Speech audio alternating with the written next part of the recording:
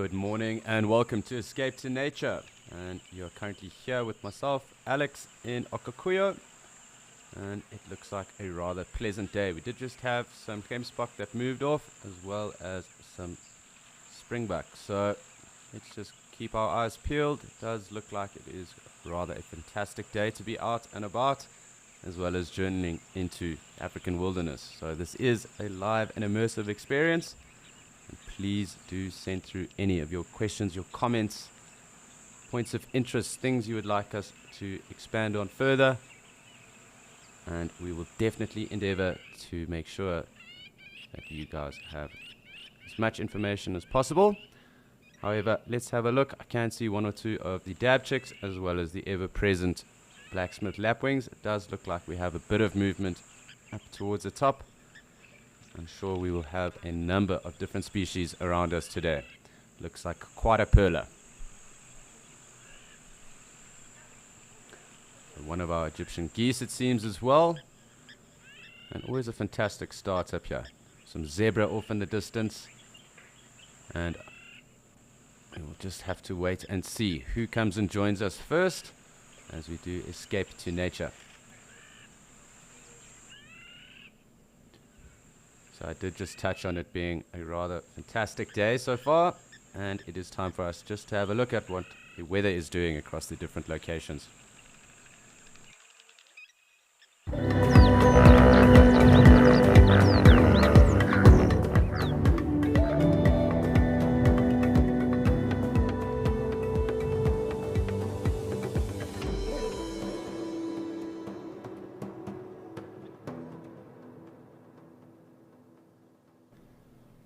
So in all likelihood, it is going to be a scorcher here today, and that does mean that we should have quite a bit of activity throughout the course of our escape to nature. So looks like the numbers of zebra are building. A couple of wildebeest, it seems 2, although it does look like that could just be a shadow playing on my eyes.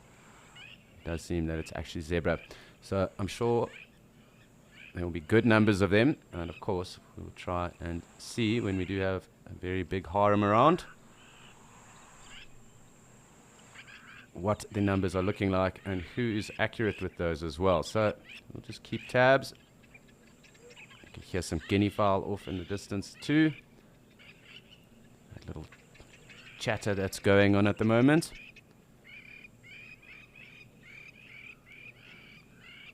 Of course, our 2 dab chicks as well, diving in and out of shot right now, and in the Makwa sandgrouse calling too. So I'm just going to have a pan around. We of course can see those zebra just off there.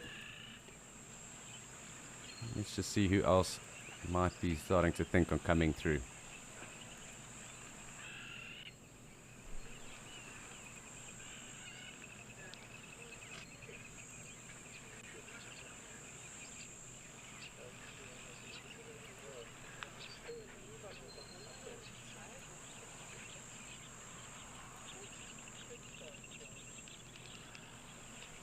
Morning, Sophia. Thank you very much.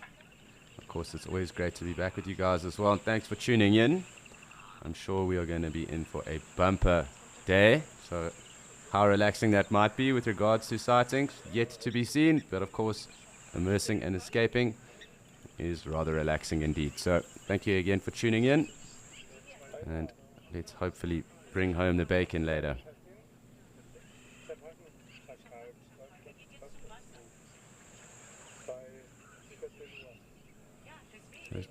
Still just having a little pan around, seeing what is around. It looks like good numbers of zebra at the moment.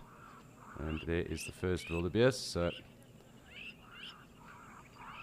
we're probably going to have quite a stripeful day. And hopefully some of our elephant friends too. So who knows what is to be expected just yet. We'll just have to wait and see. But does look like we are in for a good day.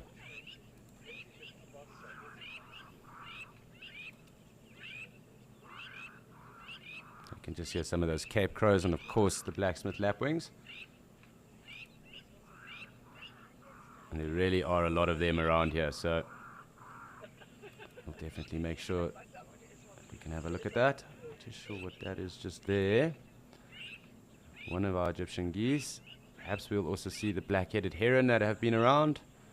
Maybe some birds of prey. And we've got a jackal. So, first little carnivore of the day. Black-backed jackal. And fantastic to kickstart with one of these. They are quite common in the area. They do hunt the doves, as well as the sandgrouse here.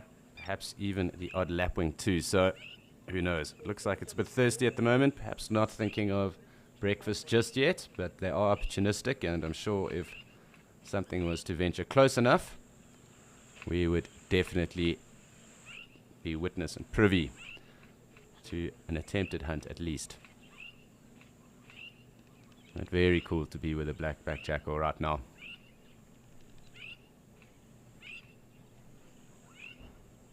So quite an opening scene.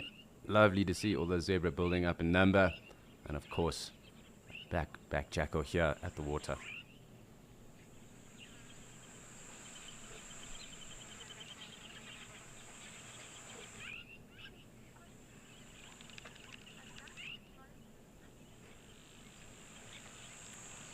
Hygiene, so they're generally found in monogamous pairs, and they then also keep younger pups around as well. So younger pups will also stay with their parents, sometimes up to 3 years. They do also have a set breeding season, which is actually currently underway, so it wouldn't be surprising if there are pups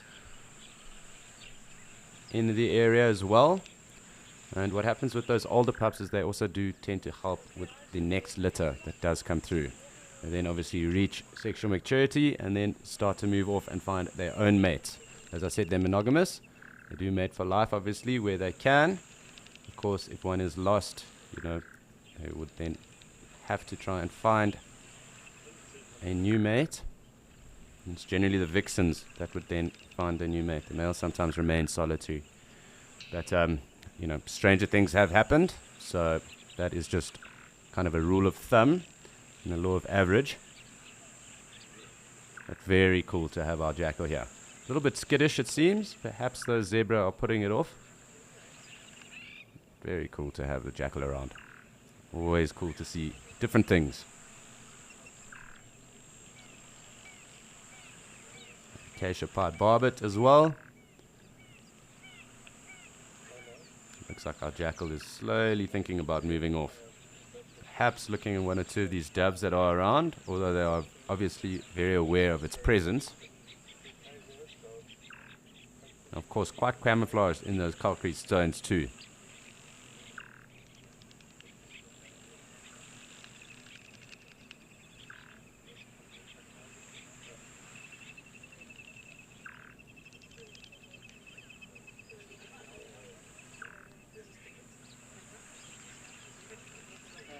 And it looks like our jackal has vacated.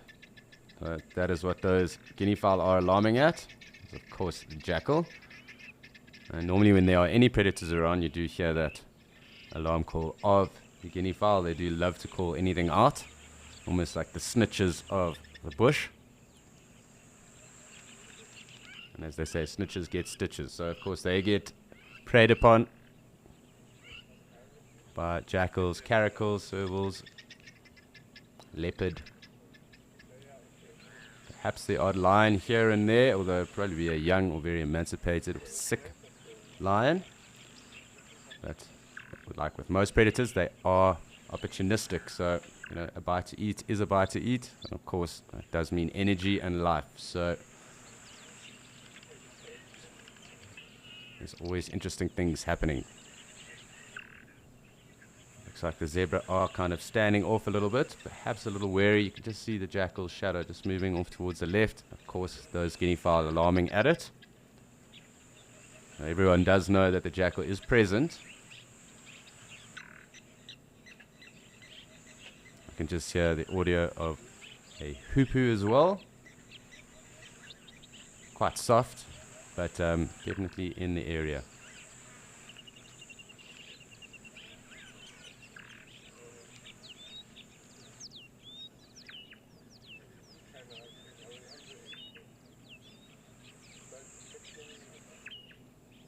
So those guinea fowl obviously will be keeping tabs on where that jackal does go off to.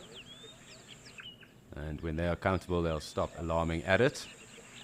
Let's just see if we can't get a little look here. It is a bit far, but there we go. So right there, present in front of the jackal, making sure that the jackal and everyone else knows that it's there, although the jackal seems pretty nonchalant at the moment, enjoying some shade. Those guinea fowls literally parking on top of the jackal, ensuring that it doesn't get up to any funny business.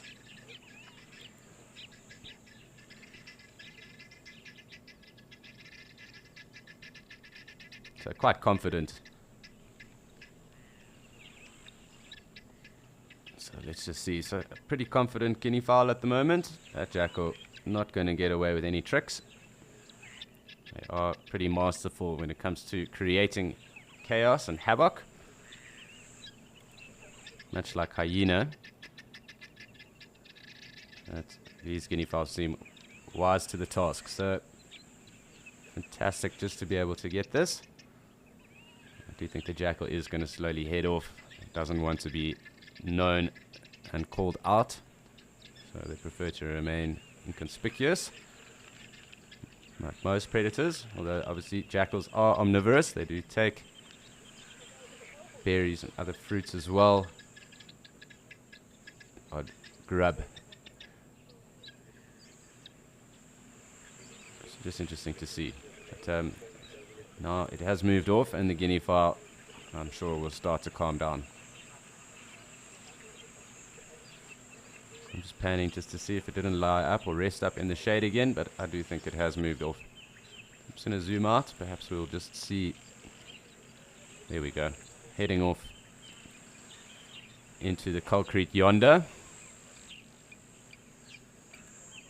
And I think that'll probably be the last of our jackal for the morning. But fantastic to see. Always awesome to spend some time.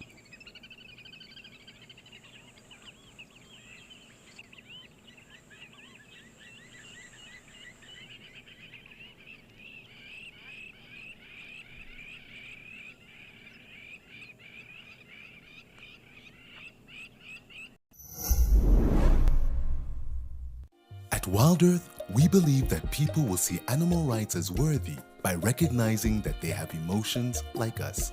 In support of Animal Rights Day, we are hosting Quiz Mania. Teams will pit against each other in 2 days of interactive fun on The Sunset Show. How cool is this? To enter, form a team of 2 or more people, fill out the form on our website, and name your team. See you there.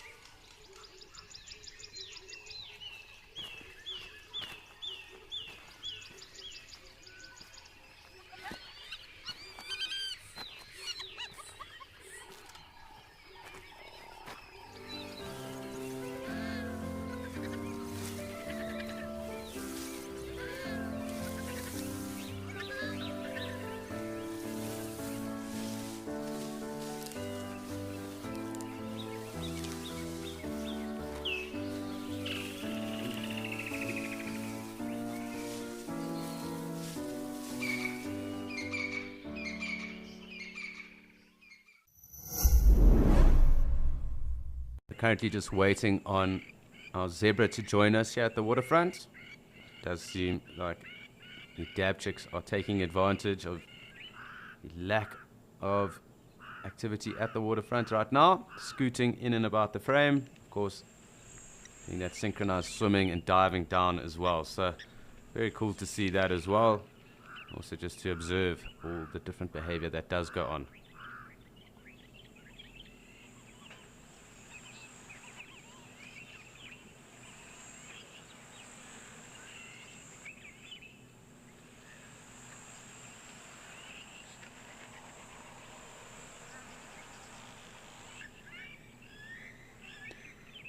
So it looks like we're going to just have to be a bit patient here. But while we are hanging around and waiting for our zebra, let us shoot over to Liam and say good morning to him in Kariega.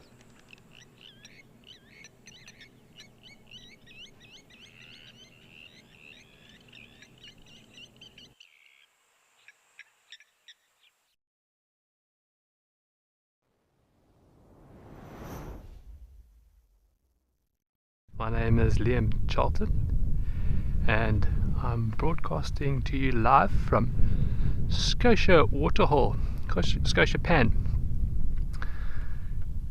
We are sitting here this morning now with a pair of herons. Now this is a very typical scene on the edge of a waterhole. You can see a couple of dabbling yellow-billed ducks in the foreground, and typical, I say, because this is a type of heron that you most often find along the edges of water.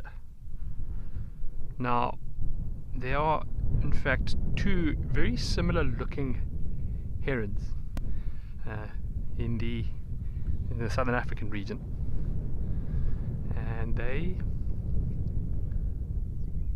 both look very similar if you look at them briefly or glance at them. However, there's a couple subtle differences between the two species that we get in Southern Africa that look very similar. If you have a look at these two individuals, you'll see there's a dark eye stripe, which is our first clue. They also have slightly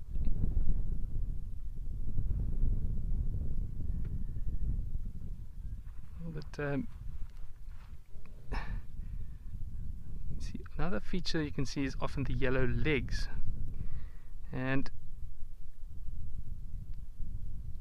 there's a nice bit of a stretch there. You can't see them particularly well, and oh, nice. This is really, really nice behavior. Really neat. So this is this type of sunbathing. Notice that they were grooming their feathers a second ago. The other one is still doing so, and the one on the left has now opened its wings up and faced it into the sun. So what that is it's kind of, it agitates the parasites that take up residence between the feathers. So what this heron is trying to do now is get those parasites to move around a little bit more, and once they get moving around a bit more, it's much easier to remove them. So that's quite a nice bit of neat behavior, fanning its wings into the sun there. The particular reason why I've actually zoomed into these two herons, a couple of Inyalas and Blesbok in the background, is because just earlier there was a black-headed heron. So these are two grey herons. If I just pan out here a little bit, have a look on the left-hand side of the screen. A very peculiar place to find a black-headed heron. alongside a grey. Now I say peculiar because as much as these two species can at first glance seem very similar, this black-headed heron has that dark eye stripe that wraps around the back of the head and down the neck. It also has dark legs and is more often found in open grassland. It's a bird that we might come across fairly frequently driving along the roads and in the highland grasslands of South Africa. You often see them on road verges where they'll be looking for mice and frogs and sometimes even snakes in the grass. So very, very interesting to be able to see the two species of heron, very similar looking, alongside each other. And the fact that this black-headed heron is hunting along the edge of the water is even more deceiving.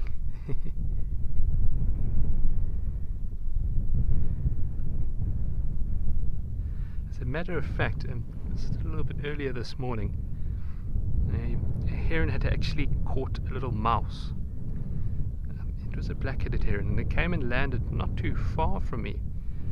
And yesterday we were broadcasting live here from Kariga, and Ralph had a jackal buzzard in the area. He was wondering if it didn't have a nest up in one of the trees nearby here. And after the black-headed heron had caught this mouse, that jackal buzzard came in and chased it off and actually managed to kleptoparasitize the mouse that was hard earned by this black-headed heron.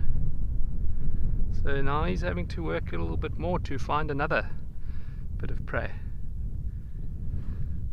It's starting to just become obscured by the vegetation, but he is certainly on the hunt. If you see how his head is shaking, or its head, I'm not too sure if it's a male or female, shaking from side to side, that little bit of behavior helps in giving it a more accurate distance reading. It's kind of like a rangefinder. Well, I'll come back to that black-headed heron once it shows face again.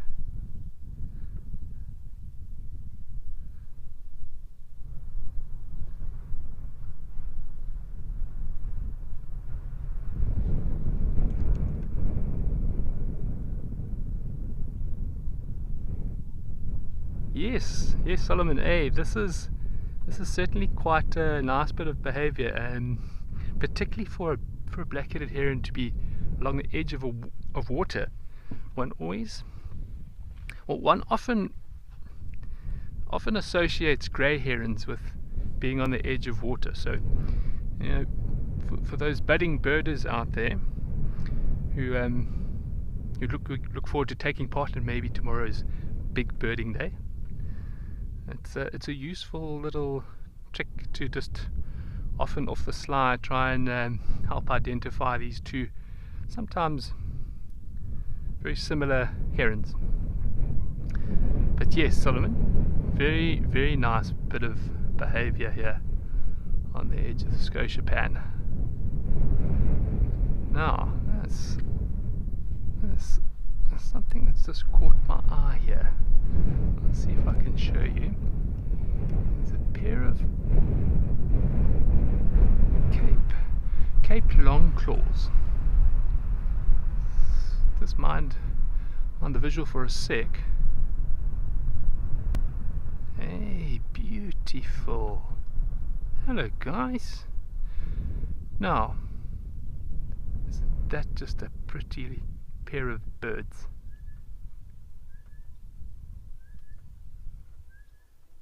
Oh, lovely. Getting you guys all geared up for tomorrow's big birding day. So with some nice Cape Longclaws. Beautiful orange throat patch. Now, just before we came on to you live, I noticed one of these pair I noticed one of these pairs actually flying in with a bit of food. So hopefully, with time, I might be able to actually find the nest for you. Whoop. Hello. There's the little call. Oh, okay. Well, let's just go back to here. Yes. So tomorrow, folks, yes, one of the most celebrated birding events of the year, Big Birding Day. Typically takes place at the end of November, but this year falling into December. We, the Wild Earth team and all the different broadcasters and hosts, and cameramen, we'll be coming to you live, and we'll be partaking in a big birding day from all of the broadcasting destinations. So it'll be a really, really nice way to get involved with collecting important information that is gathered for science and conservation. And you go out and spend a full day bird watching and collecting your list of birds that you've seen for the day, and then contributing to a better understanding of our feathered friends. It's a great way to escape to nature, really. I certainly love getting out there to bird watch whenever I get the chance. We'll also be joined by some ornithologists around the fireside chat tomorrow evening. So that'll be quite nice to get a little bit of insight from some of the people who know them best.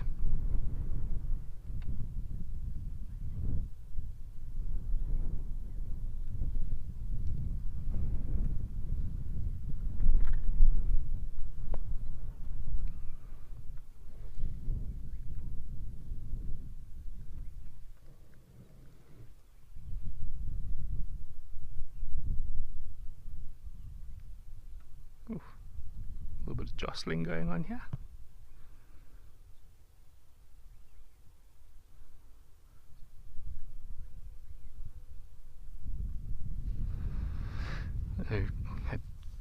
Another grey heron joined these two. It's also a little sacred ibis, trying to be big like the herons.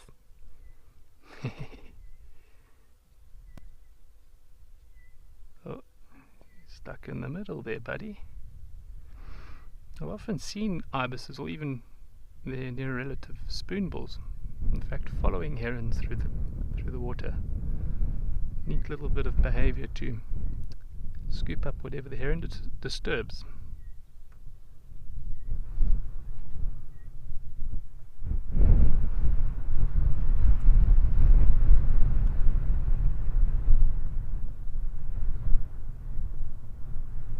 Really, really nice scene.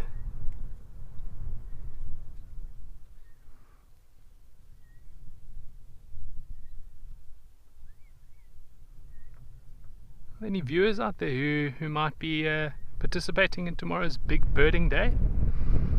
If you are, please do share. I'd love to hear about it.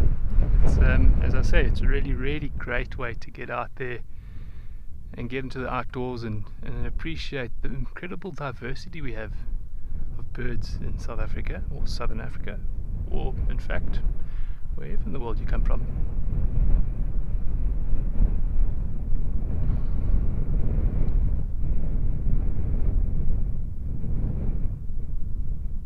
Now this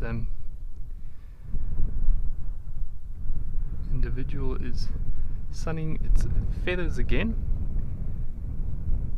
Oh, nothing like a little bit of vitamin delicious.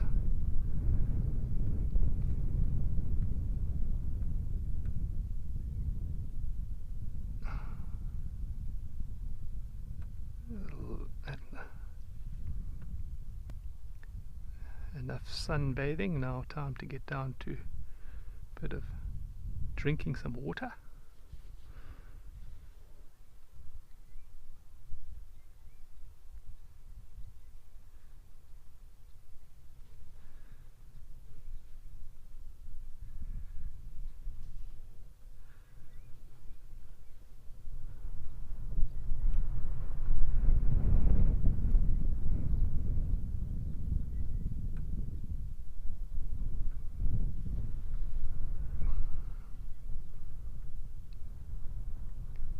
Yeah, lovely, lovely morning here at Scotia Waterhole. We had an interesting combination of grey and black-headed heron earlier. The black-headed heron seems still to be behind the bushes for now, and slowly coming around to our side of the pan. I assume it's looking for some food along the edges there. Quite different to, quite a different scene to see a black-headed heron on the edge of water. Species, as I've said, who is more often in open areas. So as the heat comes through, although it's not particularly strong today, I mean it's a nice breeze to keep this the temperature nice and cool. There are still a number of antelope coming through to the waterhole.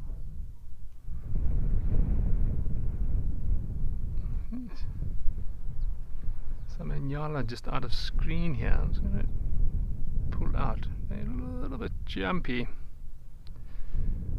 and seem to catch a little bit of a skook from something on the right. There's also some giraffe making their way down into the valley in the back.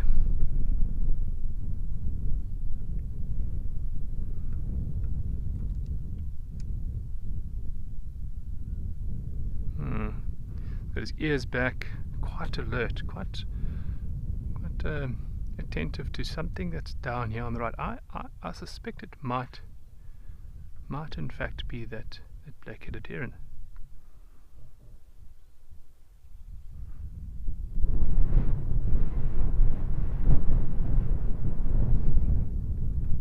Yeah, still checking it out. Still not very confident with what might that be. Very much an alert stance.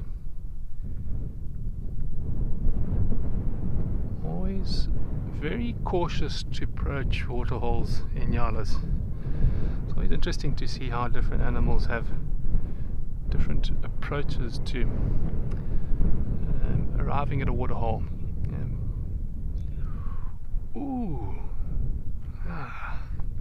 Some welcome, very welcome arrivals.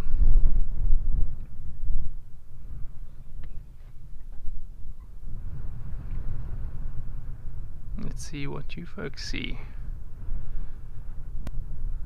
Oh,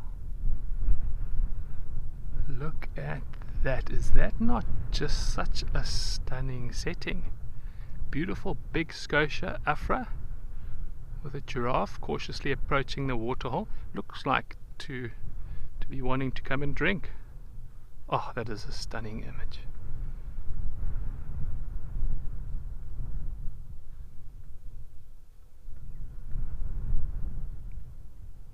Yeah, looks to be some thirsty giraffe.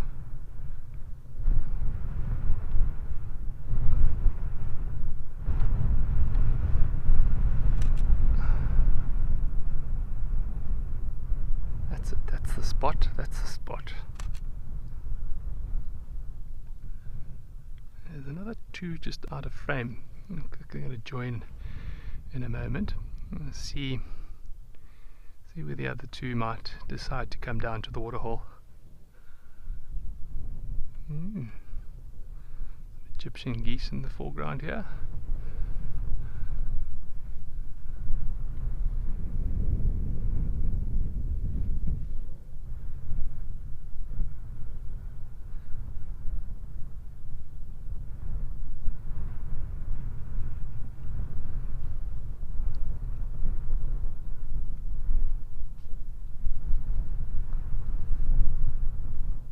Just so lovely.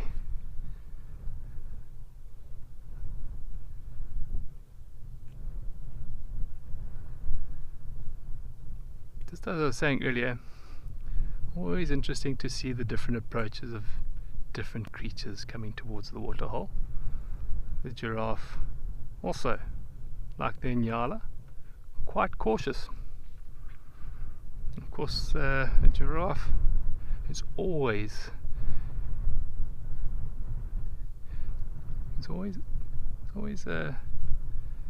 got to get into quite a precarious position to drink. Yes, Lily, it is. They are such elegant creatures, no doubt. It's almost as if they live in a different time frame. They live their lives in a completely different time frame. Just how slowly and particular they walk and move, just in general.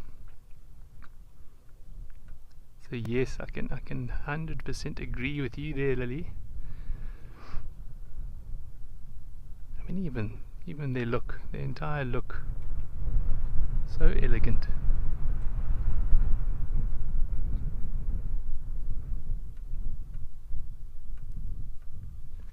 So it's good. It was interesting also to see how giraffes very interactive. They look at each other, they see how each other reacts and act on that. Just having a look at this individual now to the right. Very, very attentive, just like that Inyala earlier. Checking out what is the reaction of those other giraffe. Have they found something near the waterhole that might be a threat? Or is it maybe even a social gaze, looking at each other with a bit of a glare from across, so to speak, across the room?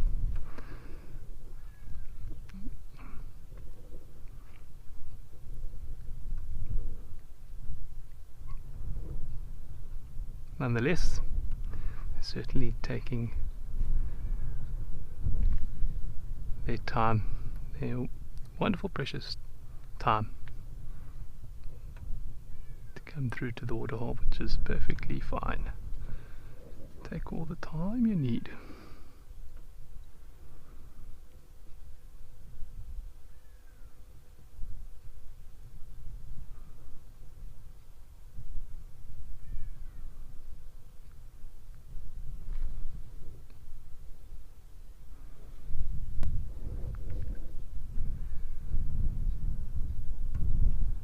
Again, showing that very attentive look.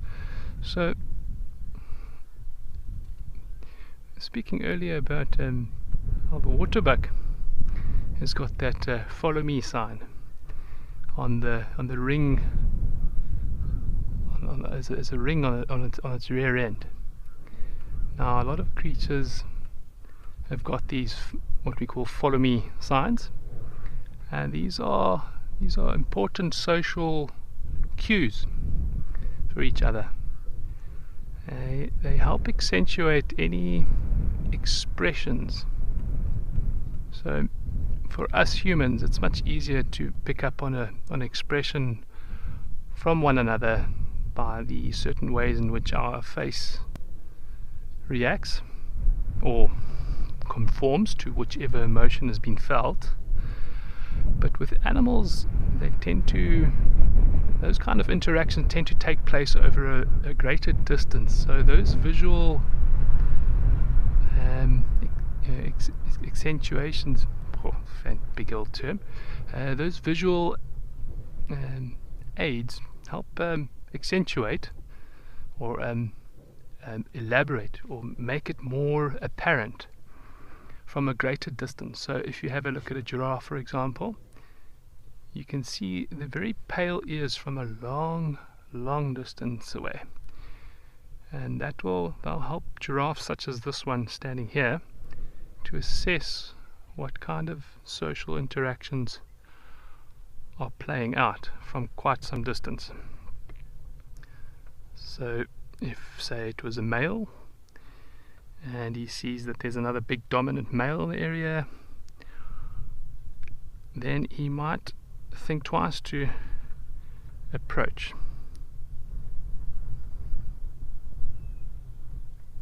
You can see very clearly those pale patches behind the ear now with this individual moving to the right. Very nice. Showing so well.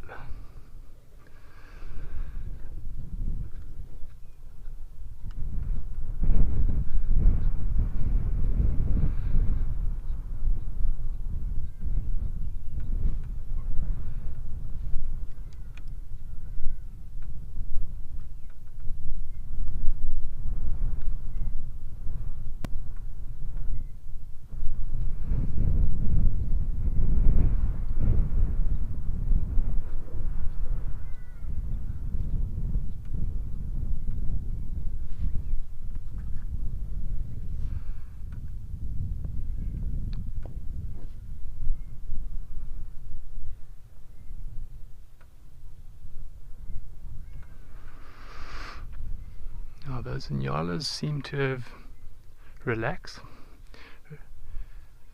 Inyala seems to have relaxed and not as worried about what they saw earlier, and have come and joined us here by the waterhole. I'll slowly, patiently sit and wait as these giraffes come through.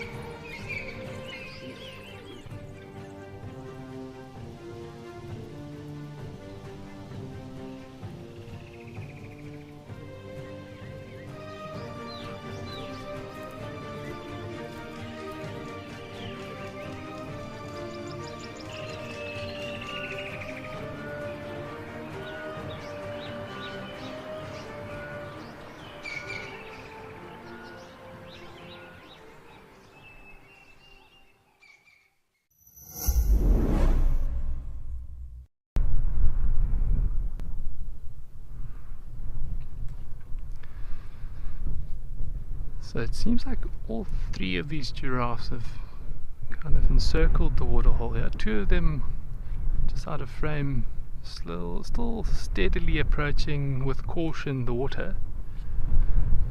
This female here seemed to want to reach down and pick up something.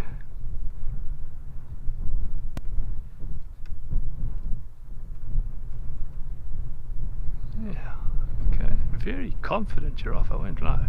For many animals it's always a very peculiar or uncomfortable position to be in between water and any other animal that might disturb them or make them feel a bit on edge. So really showing some great confidence here.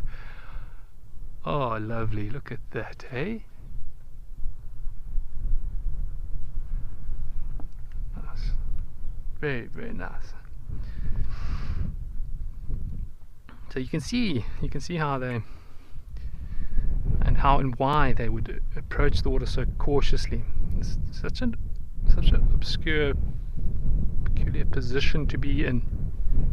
You stretch your neck all the way down to your ankles for an animal that's a good few meters tall.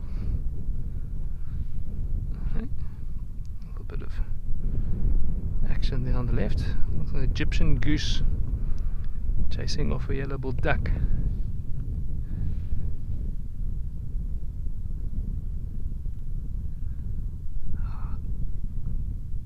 always such a treat to watch a giraffe drink.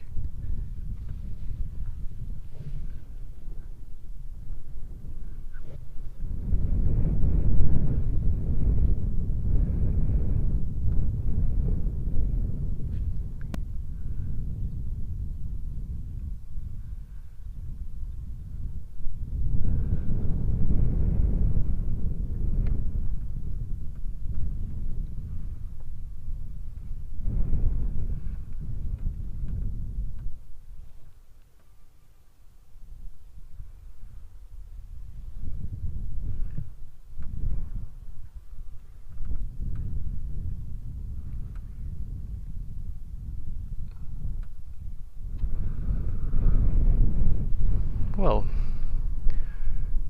whilst I waited out here with these lovely giraffe around the waterhole, we're going to link you out to Alex and Okukweo, see what's happening at the waterhole there.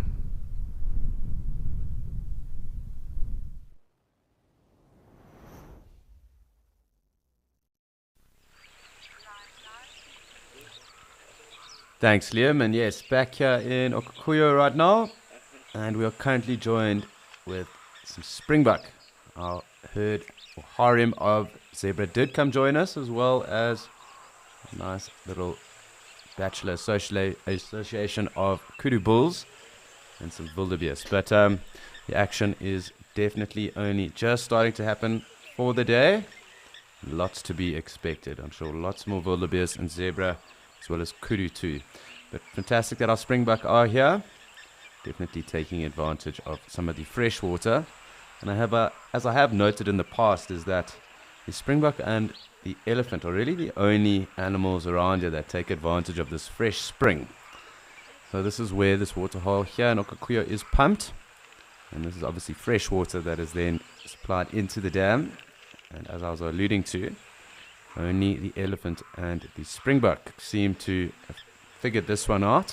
Of course, the elephant are very intelligent, and that fantastic sense of smell that they do have. They are able to sense and sniff out, smell water, and obviously fresh water from a vast distance. And even dig it up in certain areas as well. But it is these two that do take advantage of the fresh water that does get pumped through. So interesting to see.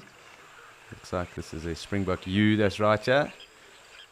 Perhaps even 2 or 3 because of that far thinner horn, and that's in terms of diameter. The width and diameter of the springbuck horns, the thicker obviously denote the rams, and when we do see a ram we'll show that. But these two right here, actually 3 of them, safe to assume that they are ewes. So just quite cool.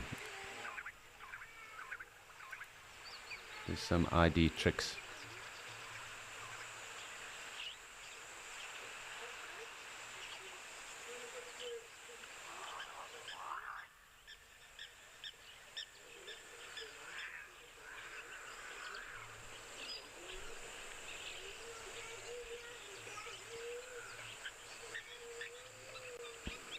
So really quite cool. Looks like a younger springbuck there. Obviously the horns just coming out.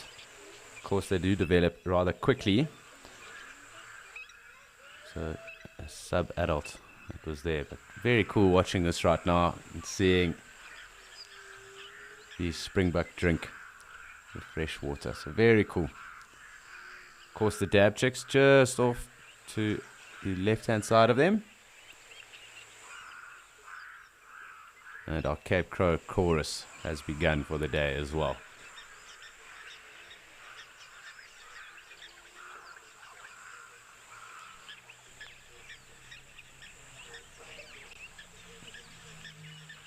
While we do take this opportunity to watch the springbuck, does look like they are going to move off. Please do be reminded that this is a live and immersive experience. It is your safari and journey into the African wilderness with us while we escape to nature. So send through any questions, comments, points of interest, things you'd like to know, if you'd like us to further expand on a point, or even if you have spotted or seen something interesting and would like to know a little bit more about that, let us know. We'd love to interact with you guys. You keep us on our toes. We make sure that we are definitely immersing ourselves along with you. So please do get any of those questions through.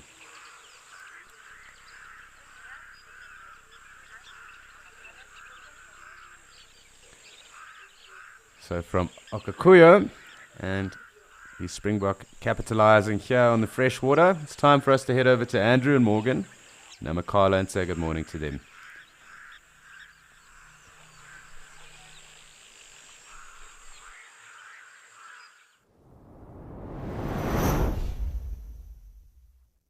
Good morning everyone. Welcome to Amakhala in the Eastern Cape. I hope you're all doing very well today. And we are just up in the eastern part of the reserve. We've managed to locate a few eland and then of course the secretary bird nest. And it does look like they are pretty relaxed in that nest. Morning again. My name is Andrew. I do have Mr. Morgan with me on camera. It seems like it's going to be a nice day. A bit cool today. We're quite grateful for that. And I'm sure today is going to be quite an awesome day for viewing. So yeah, let's look forward to that. Beautiful. Nice area, hey? It's much clearer today than it was the last few days, with a bit of a haze in the air. And then back to our secretary birds. Look at them. They're quite tucked in today. It's actually quite funny that when we first arrived here, we couldn't see them. We were wondering what's going on. Did something happen to them? And we got into our usual position and we can just see the top of their head now.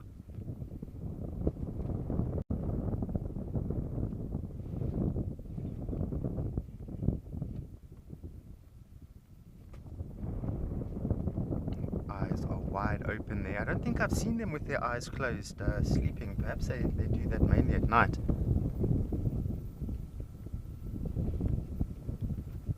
So far just visual on the one, but there is slight movement in that nest as well of a second one, and I'm sure the third one is in there as well.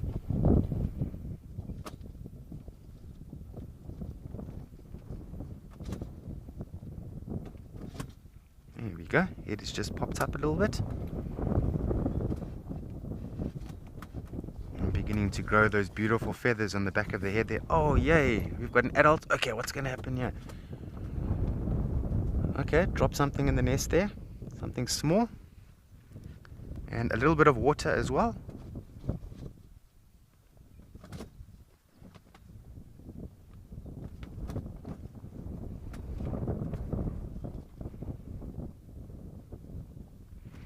I'm just trying to see if this is actually feeding or if this... Sorry about that. Or if they're actually getting water there. Because according to my research, from a certain age, these chicks will start eating whole meals. And these chicks are getting quite big now. I think that's more food than anything else.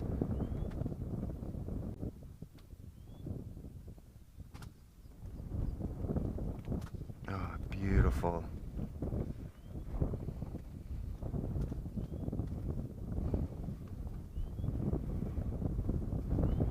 This one is quite hungry. The other one is a little bit relaxed, eh?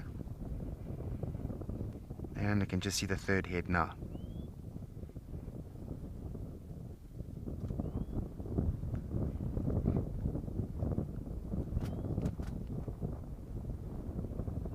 Look at this. Oh, that's beautiful.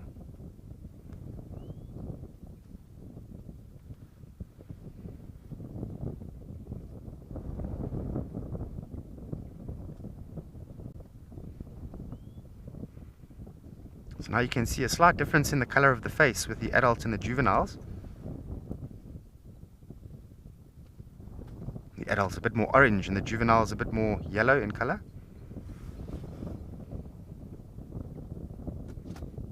Oh, shame, wants a little bit more.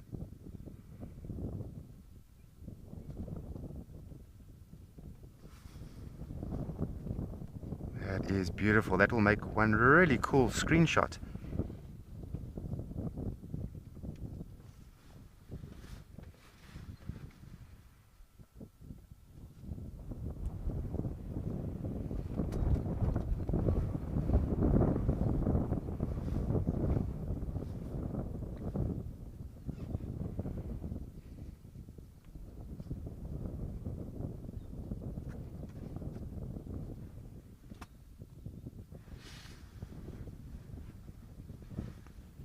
Standing very tall at the moment. The legs are a little bit bent, so you can imagine if they were straight, the secretary bird adult will be a lot taller, but they are very tall birds. Very long legs.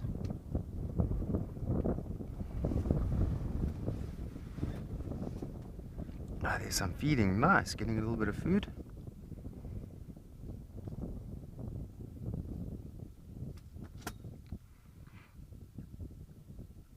There, looks like a mouse. Oh, gobbling it down full. Look at that. Okay. Gobbled down that whole mouse.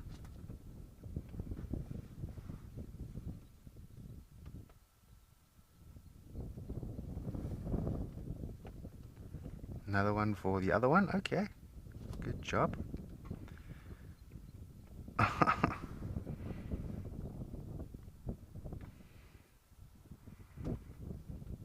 Come on, one left to feed.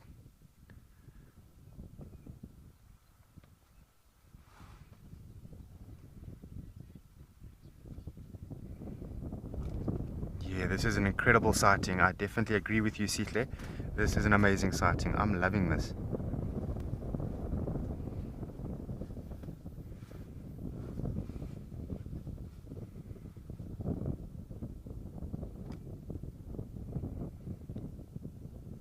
Wow, you can actually see the nice details with the adult there. Oh, sorry. You can see that grey body, and it just suddenly stops and becomes black. Choop, and off it goes. Yolanta also watching.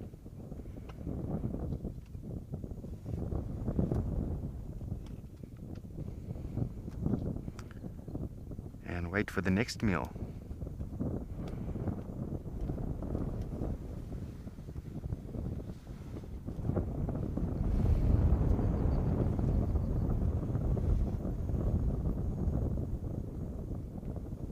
And there they're sitting quite comfortably down at the bottom of the nest now.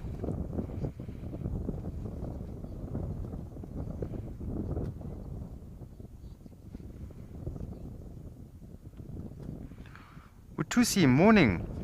Thanks for your question there. No, they do go for venomous snakes. I've seen them go for puff adder before.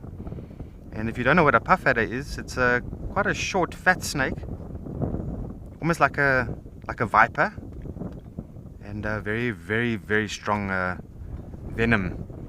And the secretary birds most definitely go for them. But secretary birds are adapted for going after snakes. If you maybe when the adult returns, then you get to have a good look at the adult's legs. They're very well scaled legs, very thick armor on the legs. So if they do get bitten on the legs, it's not really going to be a problem. But it's a very quick thing. As soon as a secretary bird does see a snake, it's all over for the snake before it even knows it. Gets kicked at a precise place on the back of the neck, where the skull and the spine join, and we'll get quite a hard kick there, and that usually stuns the snake, and then it's all over for the snake. But they will go for non-venomous snakes as well. They'll go for mice and locusts and insects. In fact, anything they can overpower, a secretary bird is going to go for.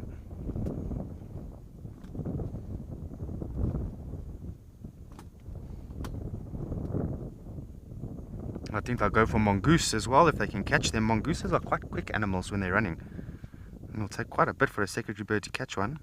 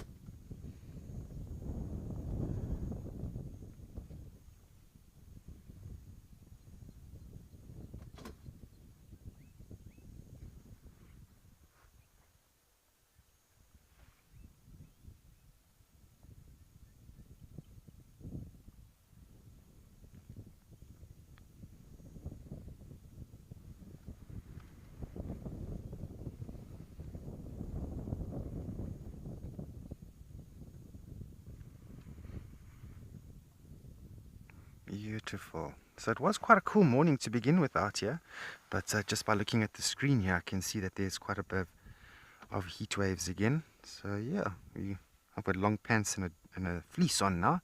I think at some point I'll take them off. Not my pants though, just my fleece.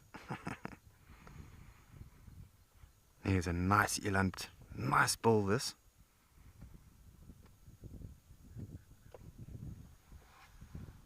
Wow, that's interesting. Just the shake of the head there even caused that dewlap to also flap quite a bit there. That little flap or big flap on their chest area. It's called a dewlap. And definitely full of good condition, this eland, as that dewlap is quite well pronounced. Massive antelope.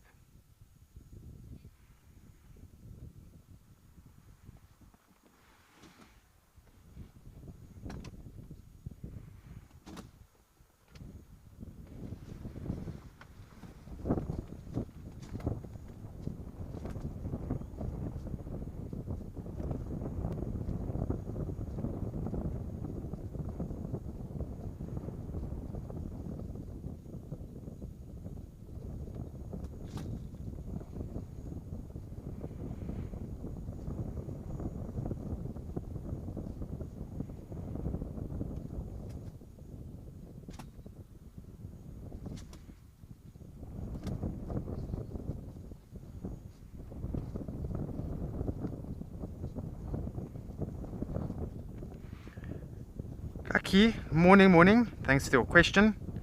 I saw 2 chicks being fed there. One got quite a bit more than the other, but that third chick, I never saw the third chick get anything there. But you do find that even in the nest, from the moment that the secretary birds hatch out the eggs, competition starts. And you're going to get one really dominant chick within this nesting site over here, and it's going to try and gobble up most of the meals and grow quite a bit more than the rest. And if these chicks had to, say, jump out the nest now and stand next to each other, and we can see them clearly, you'll find that maybe one of them is a bit bigger than the others. And it's just amazing. From the moment that they hatch, competition starts.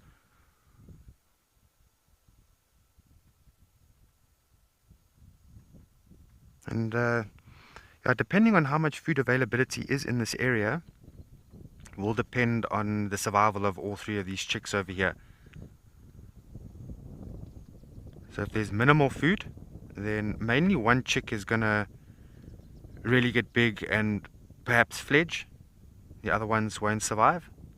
And if there's a lot of food availability, then there's generally enough to go around for everyone. But who knows, when they do fledge, if all 3 of them are going to fledge, if they do, it's going to be a nice recording, a bit of data to be submitted to the Birding Society of South Africa, because they have a low fledgling rate. Most of the time it's only one chick that fledges, but as I say, that's all got to do with how much food is available in the area.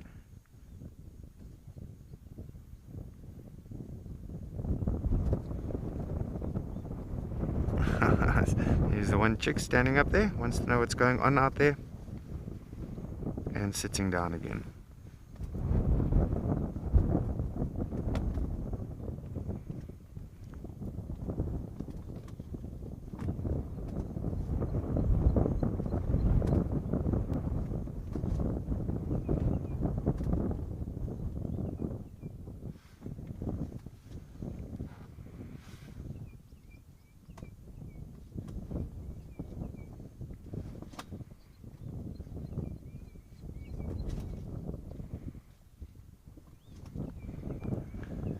Tyler, hi there. Most definitely they would, hey? They definitely would. If the food was scarce, you would find that they would fight amongst themselves and squabble a bit. Most definitely. We haven't really seen that with regards to the chicks fighting or, the chicks pecking at each other. We haven't seen that. But what we have seen with the adult is that the adult is bringing a fair amount of food back to these chicks here. A lot of rodents and a good few snakes we have seen as well. More rodents than snakes, but a snake is quite a good meal for them. A lot of meat, high in protein as well, and that's going to fill them up very, very nicely. But who knows, maybe as they get a bit older and the fledgling process starts to begin, maybe we'll see a bit of different behavior. Maybe they'll start to squabble a bit more or less.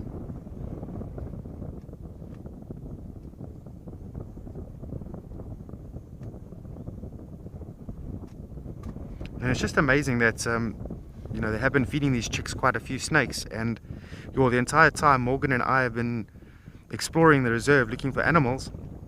I think we've only seen 2 or 3 snakes. I think I saw most of them because they darted across the road so quickly.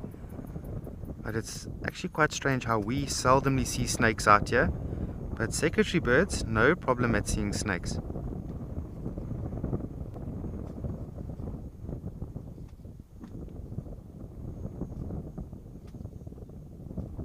And it's interesting, the Latin name or scientific name is the, oh, I forget it now, Secretaris serpentis, I think, if that's correct, meaning the archer of snakes. Sagittarius serpentis, directly translated to the archer of snakes. But they're not the only ones that are well adapted for snakes.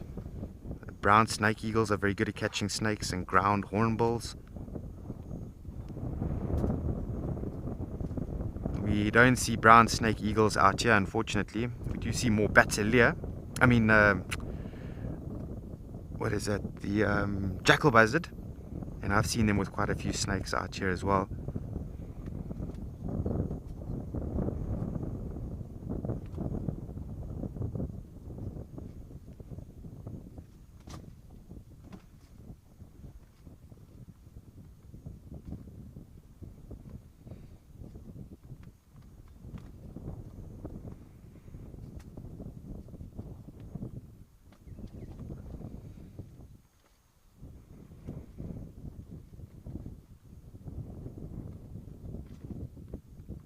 So I'd love to know how old these chicks are, because according to the books they fledge at around about 8 weeks old. Sometimes it can be a little bit longer than that.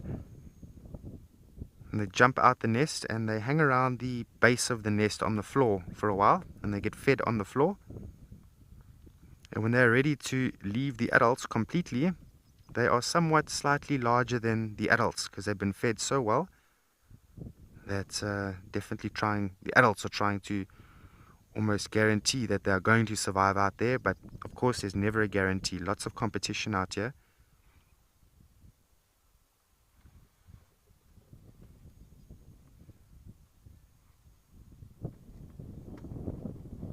And I think their main competitors would be animals like the crows. We get all 3 species of crows out here, or 2. There's the pied crow, Cape crow, and then if you're quite lucky, the white-necked raven as well.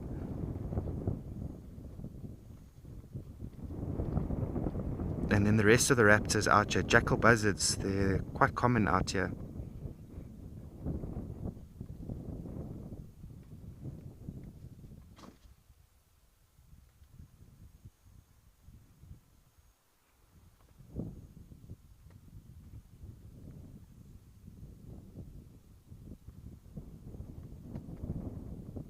They are really beautiful, aren't they?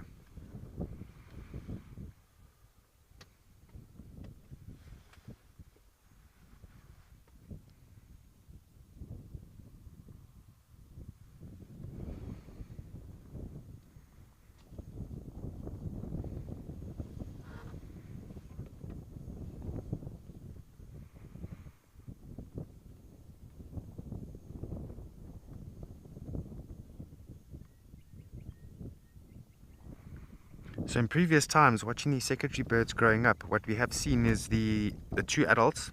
Usually one was in the nest with the chicks, making sure that they're safe and that bonding is being done.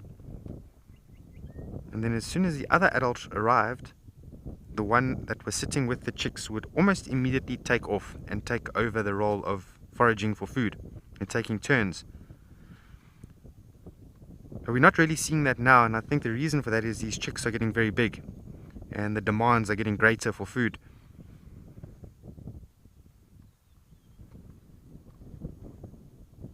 Oh, there's also a potter wasp busy flying around there.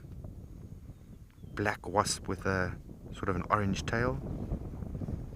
Oh, shame that secretary bird is really looking at it.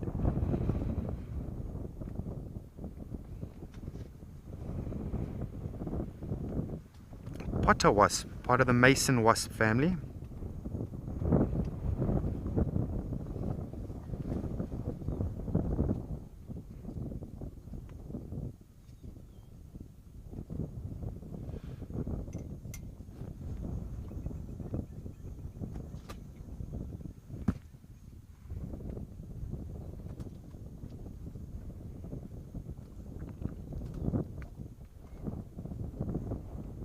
Susie Miller, I hope you're well today. Thanks so much for your question. I'm just wondering if there's any relation to Darcy Miller.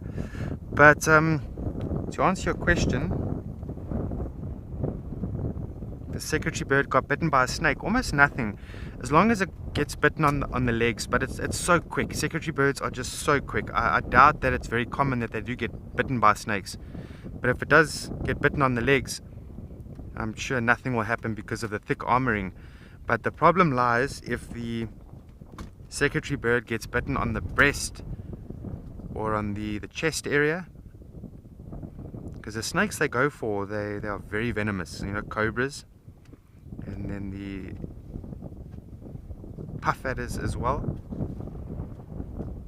They're mainly going for the terrestrial snakes because they are in areas of open vastness, and you know, the secretary birds are pretty much terrestrial themselves, although they do fly, as you've seen now. Mainly terrestrial.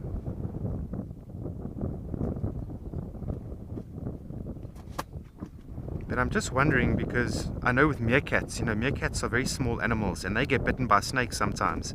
And the only defense that they really have is a very high metabolism, which helps to break down the venom, because venom ultimately is protein. And eventually will get broken down and absorbed as a nutrient, as a protein. I'm wondering if that's the same sort of thing with secretary birds. Perhaps they also have a high metabolism,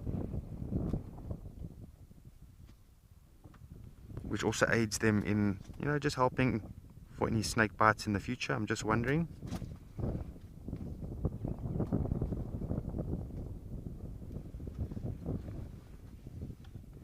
I find it very respectful how, you know, some of these animals are able to survive being bitten by snakes, because I'll tell you a story. How long ago was it? No, about 8 years ago. I got bitten by a venomous snake as well, a stiletto, or a side-winding burrowing asp. And the minute I got bitten by that snake, I could feel the venom in my veins. It was burning. I had to go straight to hospital, spend 4 days there. And you think of some of these small animals such as meerkats and things like that, they survive.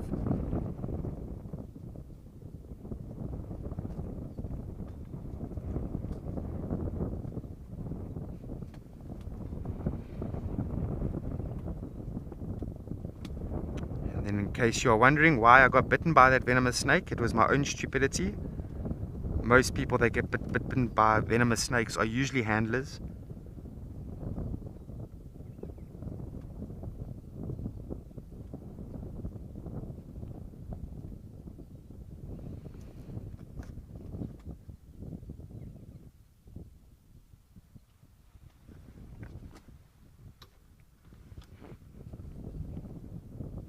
And since that time, I don't handle snakes at all. I love them still, I just don't handle them.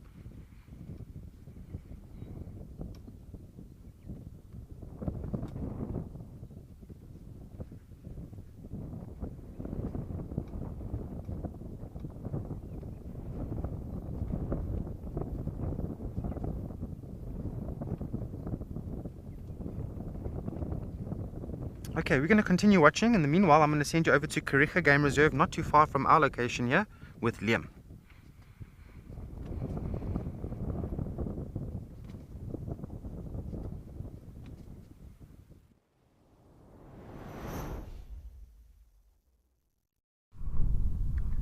Hello there folks, and welcome back to Kariega.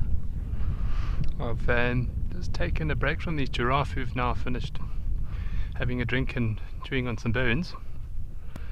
There's a not black-headed, a grey heron. Seems to have caught something. I can't quite fully make it out from here. It looks like a platana, but he seems to have got it all tangled in a bunch of vegetation. At the moment it's trying to just clean its food, because that's, you know, good table manners. And there you are. Great. Managed to free it from the vegetation. So most of the frogs that are in this waterhole seem to be platanas. And platanas have got a very well known characteristic of secreting this viscous kind of fluid around it. It acts as a repellent really to predators such as a heron or anything else that decides to take it as prey. So what this grey heron here is doing is really just cleaning all that viscous fluid that, you know, that might not be as tasty, or it might have ill effects on the predator, which is a heron in this case, before feeding on it, swallowing it, setting it down the hatch. There it is. There it goes.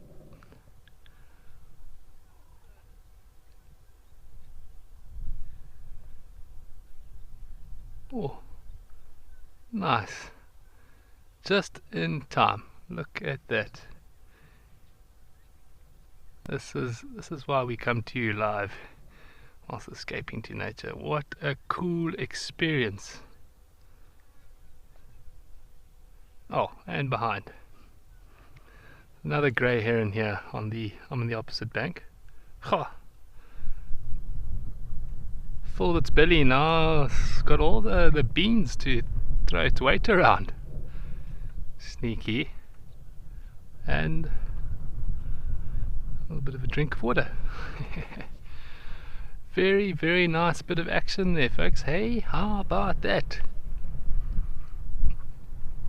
Sure. Now, whilst this bird's at rest, you can see quite nicely how its neck naturally conforms into an S shape. Now, both the grey and the black-headed heron, as well as a number of other heron species, have this very distinct S shape in their neck, which helps separate them from their much bigger ground-dwelling birds like cranes. And that S bend in the neck is a very useful contraption for catching things like platanas.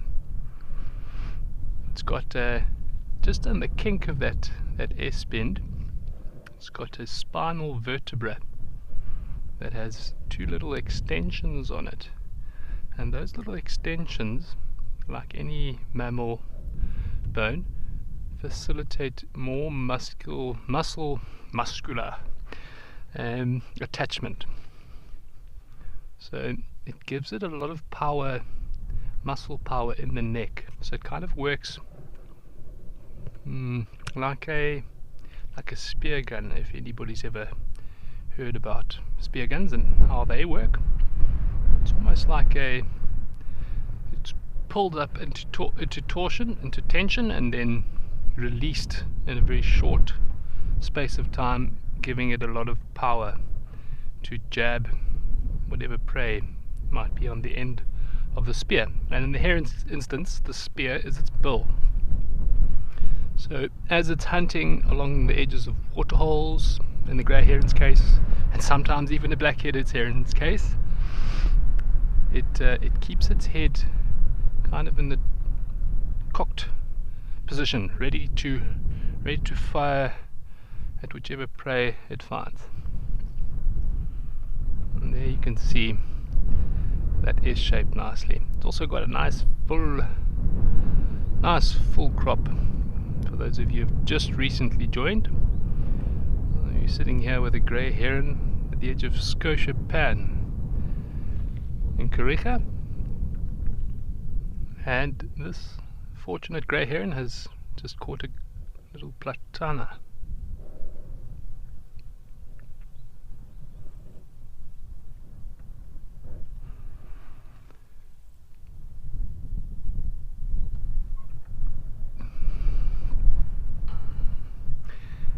Yes, all about the birds today. Very nice story hearing about that secretary bird with the chicks.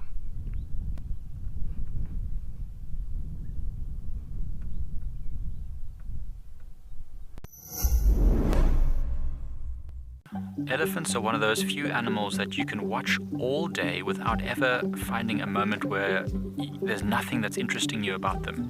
Register for free on our website or on our app and get stuck into all the excitement of live wildlife viewing. Ask our expert guides your questions, learn more, and enjoy this community of animal-loving people, all in real time. Wild Earth, connecting you naturally.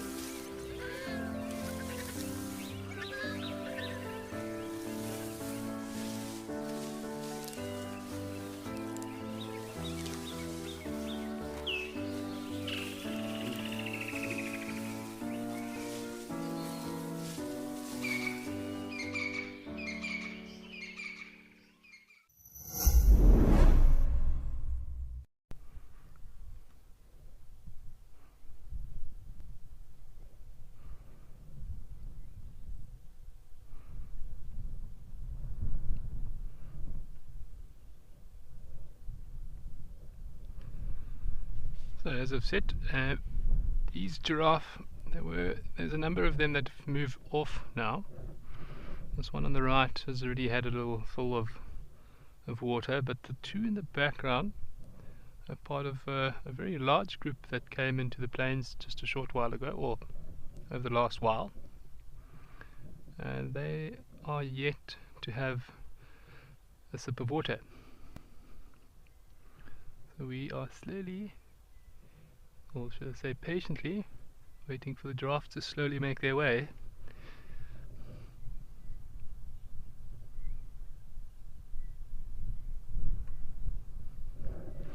Ah, Amy, nice one.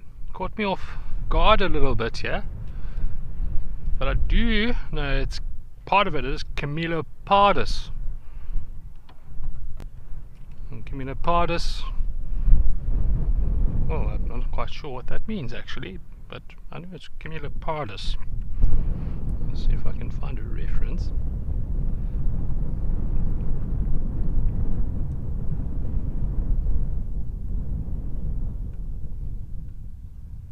Yeah, historically I believe it was Camelopardus, but Some references just use giraffa.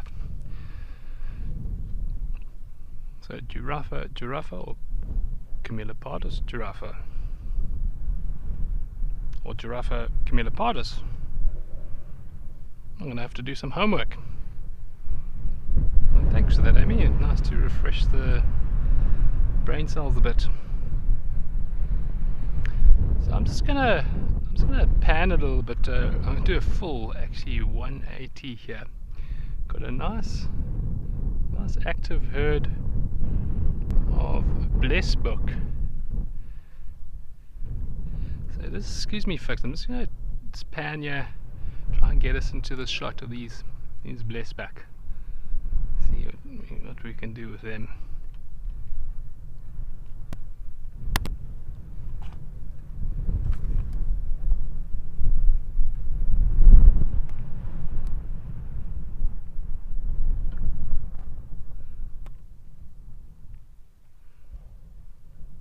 Now it's a little bit more harsh light, so do forgive me, but there are some lovely little blesboks that would love to show themselves to you.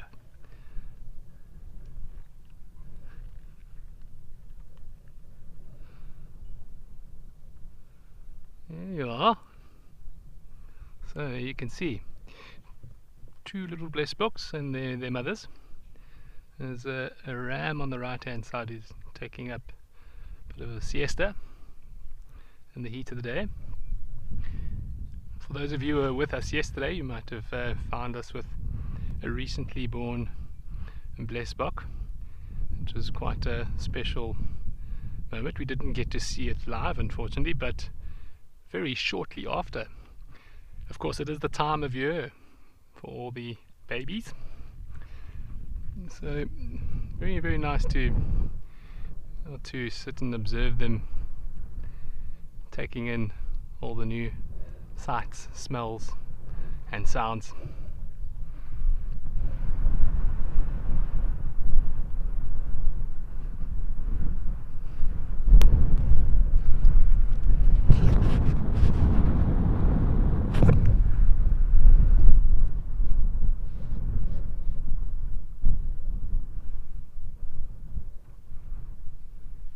Well, Joe, that's a great question.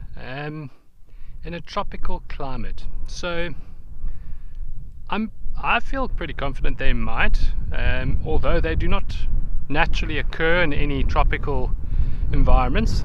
Blesbok is a grassland endemic to southern Africa, so they're quite particular to grassland. The bontebok is a subspecies which is also found in the fynbos, so quite particular to southern Africa. But there's always thresholds, there's always exceptions. Animals always change distributions over time as environment changes, and so I'm sure given enough time and the right kind of natural selection, I'm sure a blesbok might take to the tropics.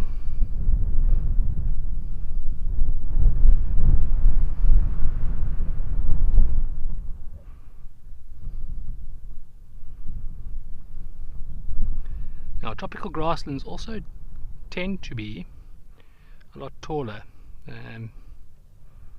So if these are short grazing specialists, which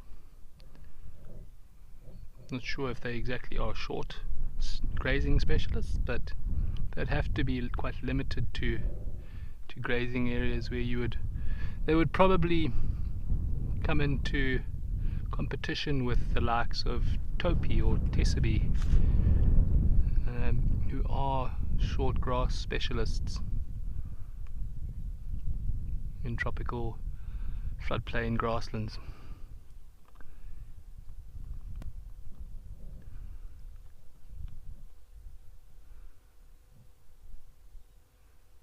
Sure.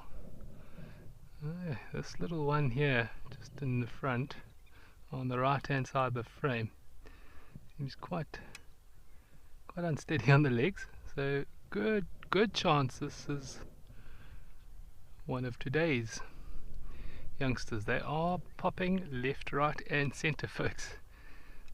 So most of these are at most a few days, maybe a week or two, hardly that. Old, yeah. Oh, cutie little things.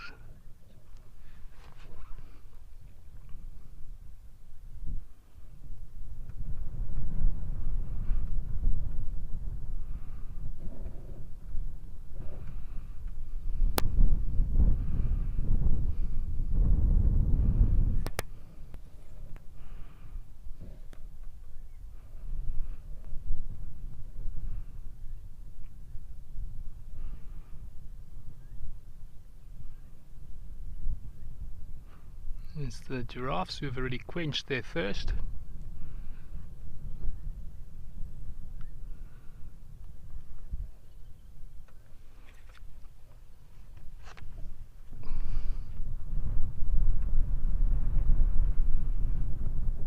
Looks like the mums might be quite thirsty for a bit of water.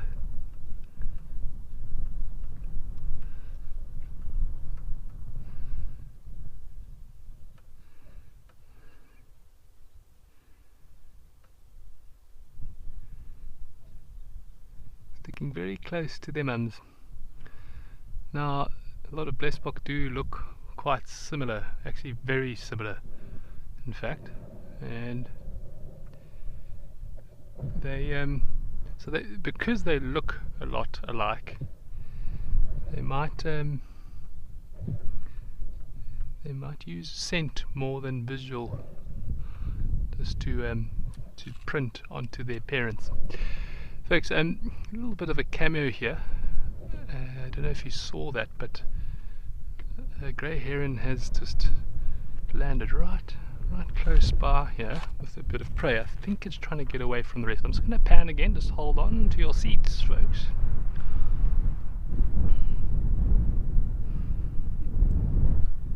Hey. Just bear with me.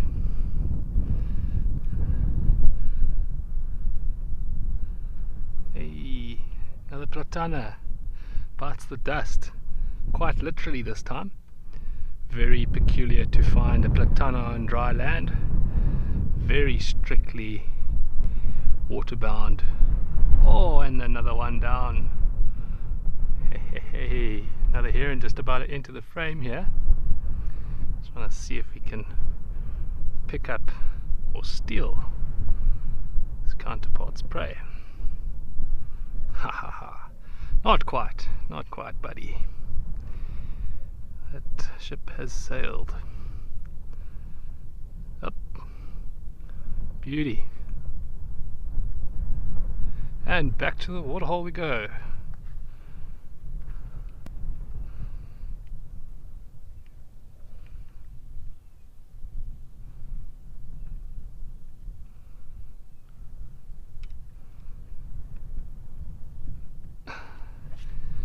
Yo, lots of action today. Lots and lots of action today. So it looks like our mother blesboks have come down to the waterhole.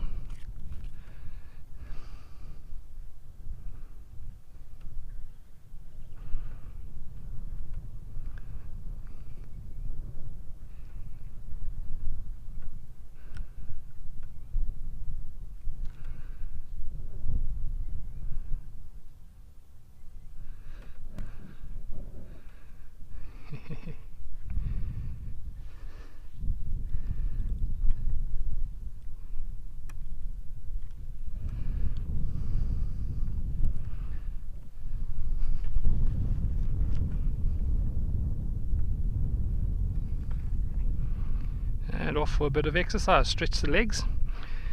Always good to get a bit of those endorphins running through your veins and capillaries. Yeah, especially being a youngster. I mean, it doesn't take them very long to be able to get into a full gallop. A matter of minutes, really. But Practice makes perfect.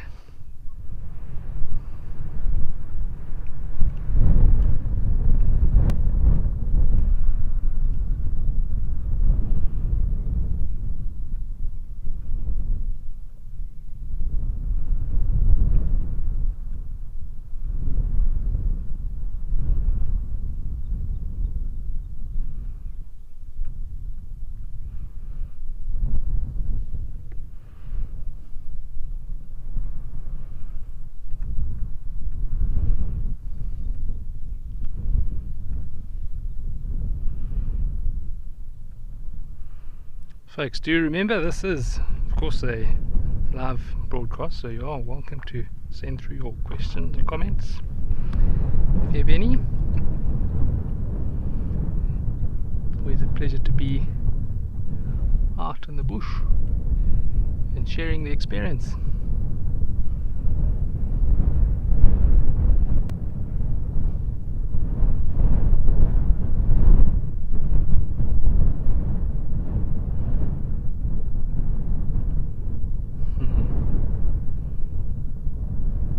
Youngsters knowing very well how to save energy when needed.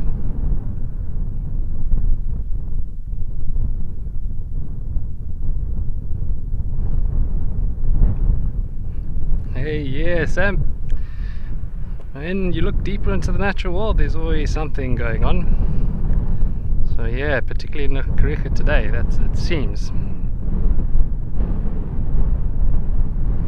Yes. Yeah. Lots of birds, lots of antelope. We had a couple of rhinos wandering through the plain earlier this morning. That was nice. A couple of drinking giraffes. Hey, in fact, some more drinking giraffes have just arrived. So the action doesn't stop. So we go have a look at them.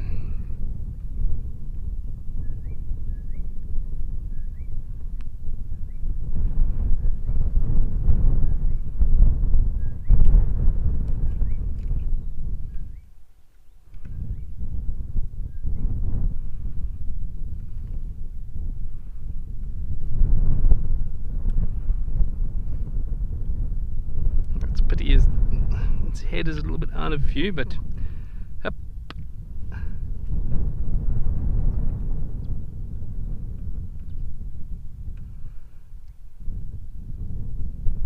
Nice. Well, it certainly is getting a little bit more busy here at Scotiapan. But I'm going to link you out to Alex, who's got lots going on at Scotiapan, lots of general game. So go and have a look and see what's going on in Namibia.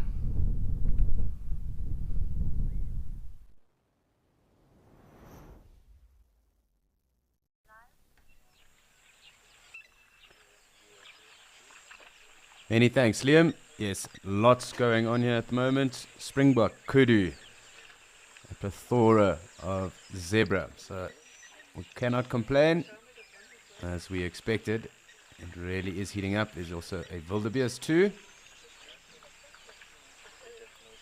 And I don't know why it just shot off like that, but it looks like more zebra in the distance anyway. Just trying to zoom us back out. Sorry, I wanted to have a look here. On this left side of the pan and dam. Of course, it's always good to see kudu. And I'm sure we are going to be seeing quite a bit of the zebra today as well. Did say around 37 degrees, so it is rather warm. And of course, going to be a little bit humid as well. There is a little bit, or there has been a little bit of moisture around in the air at least. Moving forward and moving towards the rainy season here.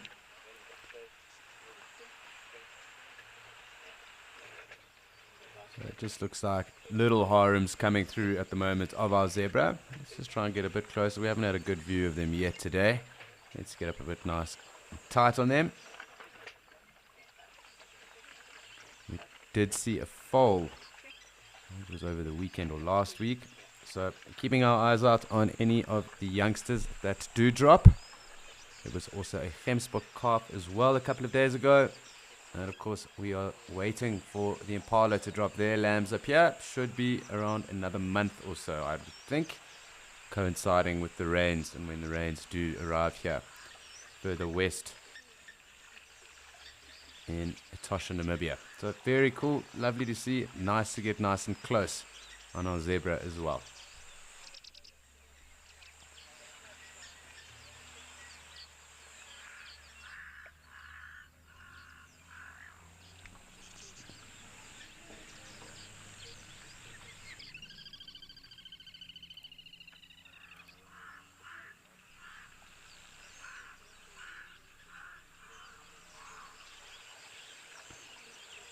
So just enjoying being nice and close to our zebra at the moment. Of course, they do thoroughly enjoy water and they do need a lot of it.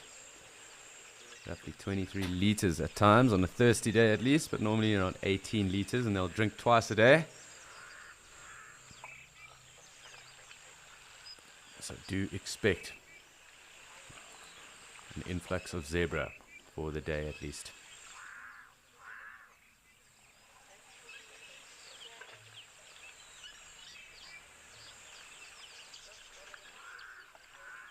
Lovely to have these ones joining us now as well.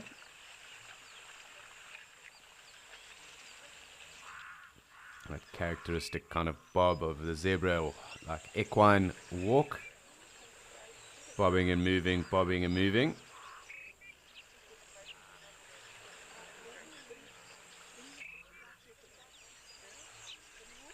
Let's see if I can't get all of them in frame.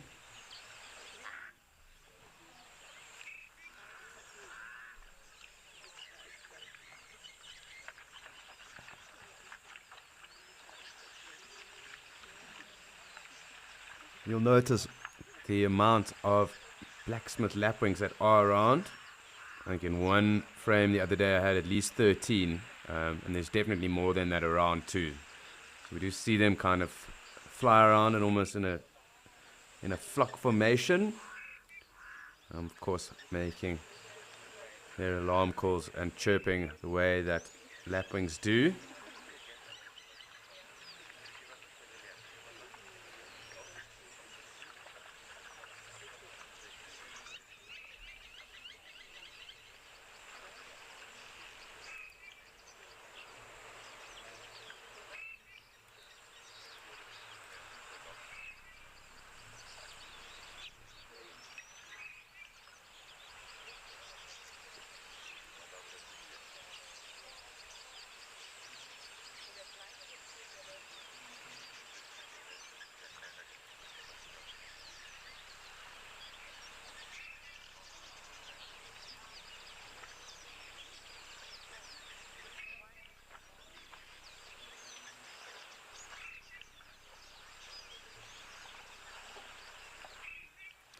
So really a precious moment being shared here with our zebra. The first we've had so far today. As I did allude to, I'm sure we are going to have good numbers, and when we do get a rather large herd, we'll definitely try and do a live count. See who is on the money with regards to the numbers of zebra around then. But just nice to be able to warm up, get your eyes in if you are going to be hanging around for that. Because it can get quite confusing when there are large numbers of zebra around and they are milling about. That dazzle does create confusion with the eyes. It's very easy to think or see an extra one or two.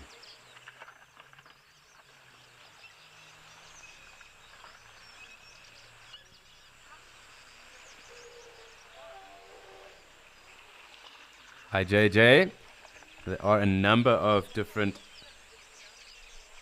subspecies. These of course are the plain, so effectively there are two species of mountain zebra, the Hartmans and the Cape. And we have these plain zebra. These are the Damara. You get the Birchells as well. And I'm just going to rattle off the different plain species now for you. So, as I said, the Birchells, the Damara,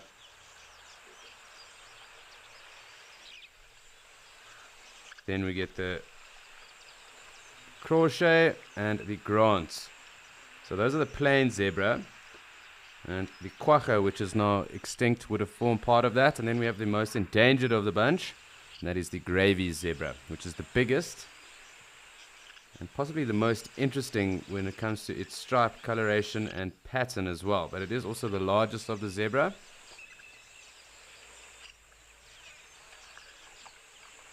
So effectively there's 8. It would have been 9 obviously if the quagga was still alive. Of course that quagga is extinct.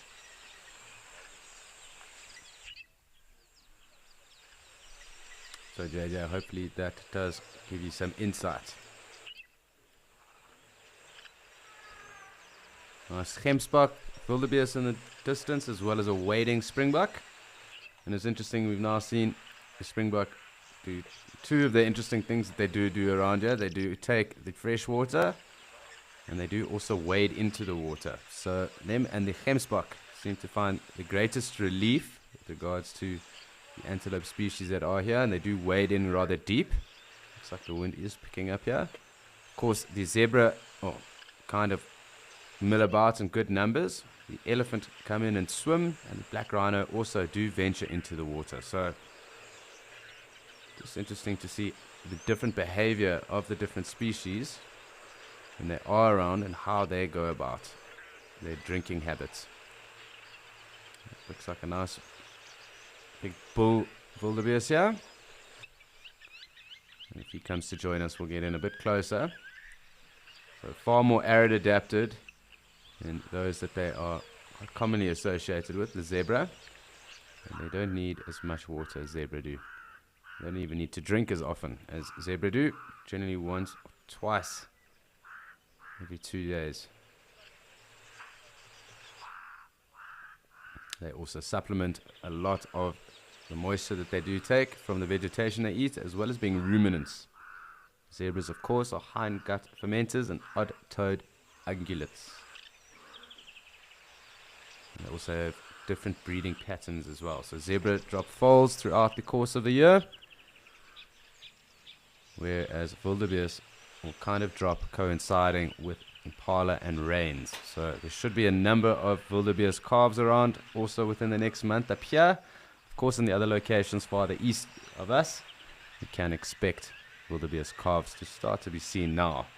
And they are quite interesting because they are tawny, and in most of the areas right now, grass has started to get rather tall, so they do blend in because they do almost form little creches as well, little groups of them. Always cool to see them. They are very cute. A lovely bull over here. Nice long tail too. Of course, our Cape Crows. Looks like a pie crow too, and blacksmith lapwings. It's just a Cape Crow with a white spot on it. Actually, it's just the head of a blacksmith lapwing that's just in front of it on one of the concrete stones. And a lovely sized bull there.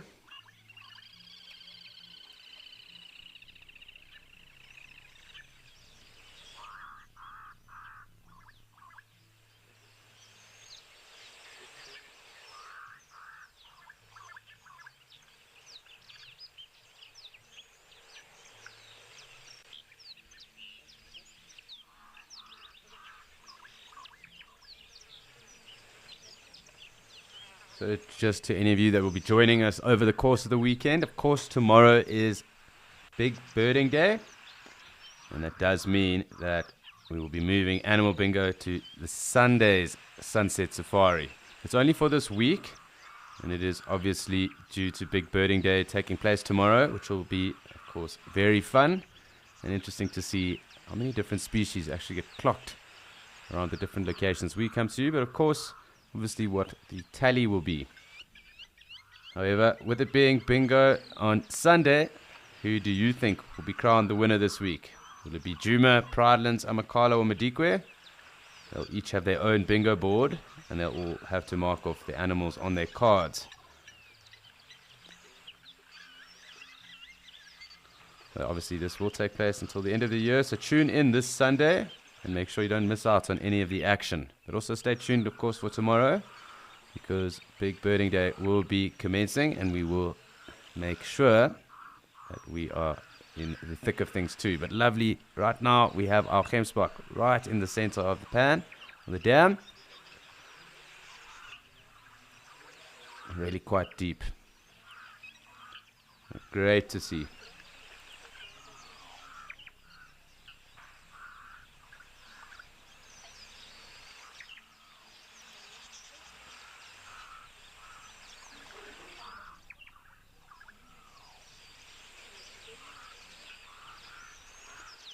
Hi Tatum, and that's a very good question. So the gemsbok itself, obviously native here to southwestern Africa, into South Africa, and of course into Botswana, and into the northern and eastern parts of Angola, and they are separate species. So the eastern oryx, they do look rather similar. They are obviously separated by quite some distance, so geographically there is that as well. It is obviously very arid in the areas that the gemsbok is found, but it is quite arid also where those Eastern African gemsbok or oryx are found. So they are, oryx themselves as a subspecies are known as arid specialists. Also get a number of others, so even the Arabian and the scimitar-horned oryxes as well. And if memory serves correct, the gemsbok is actually the biggest of them. I just want to double check that.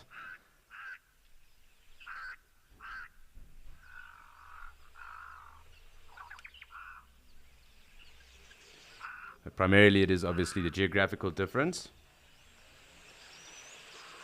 But as I said, they are all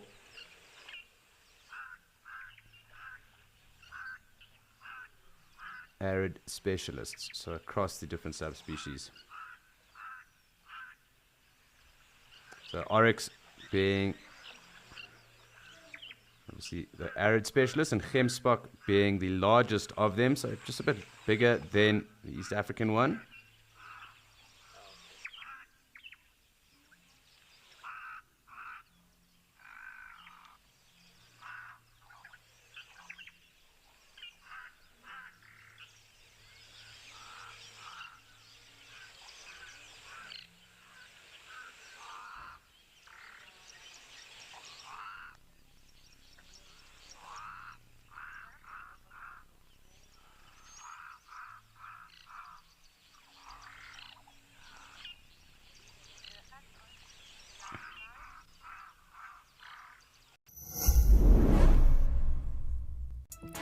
Have you ever wondered what happens behind the safari?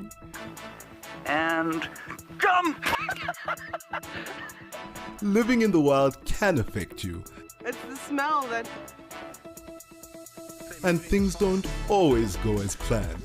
I'm gonna start coming down. Whoa! Download the Wild Earth app and join the crew behind the scenes.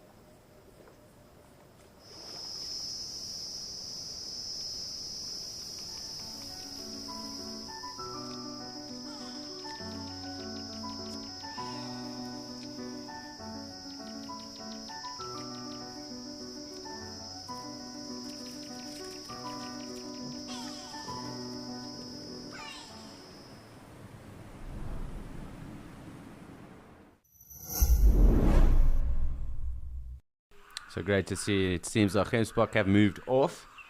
Of course, our springbuck have kind of taken over for now, wading in pretty deep, which is rather interesting to see anyway. So very cool things. Just want to have a look here on the left-hand side of us, make sure we haven't left anyone else out. Of course, the springbuck there taking that fresh water source.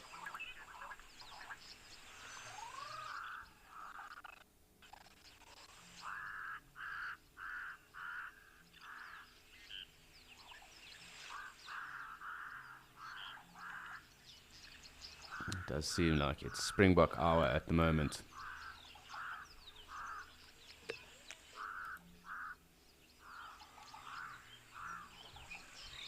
One more gemsbok coming to join.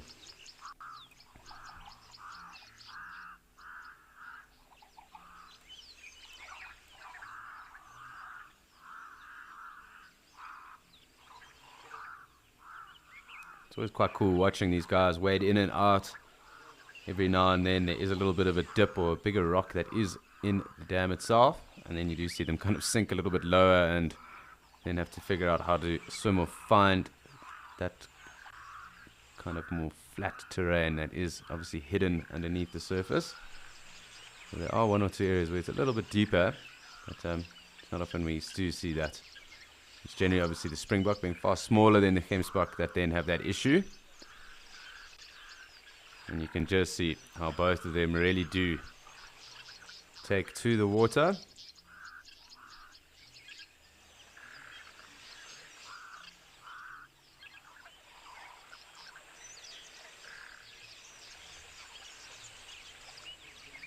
Some pied crows as well now at the back.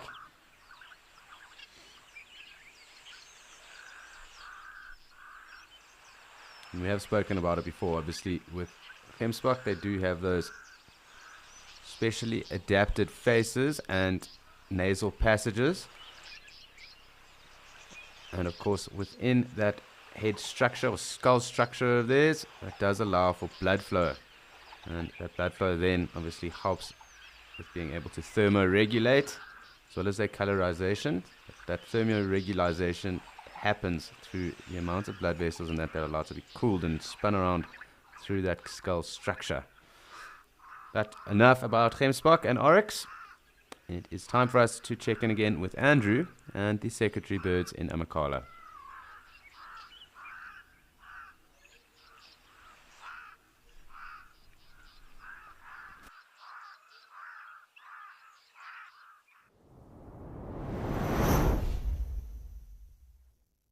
Bird nest, and hasn't been too much activity in the last half an hour, except one adult did come back and fed them a little bit and then quickly moved off again. So I think whatever the meal item was quite small.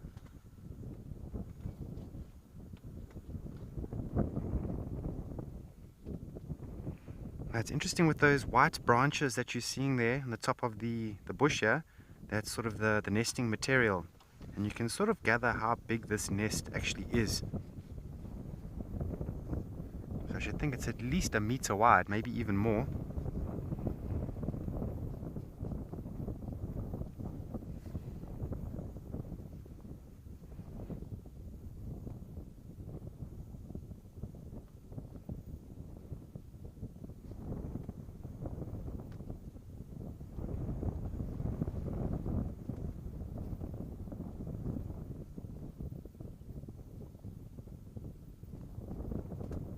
They are very much, eyes are open, just waiting for the adult to come back again. But it's interesting, you know, the whole time during the day we are seeing that their eyes are open.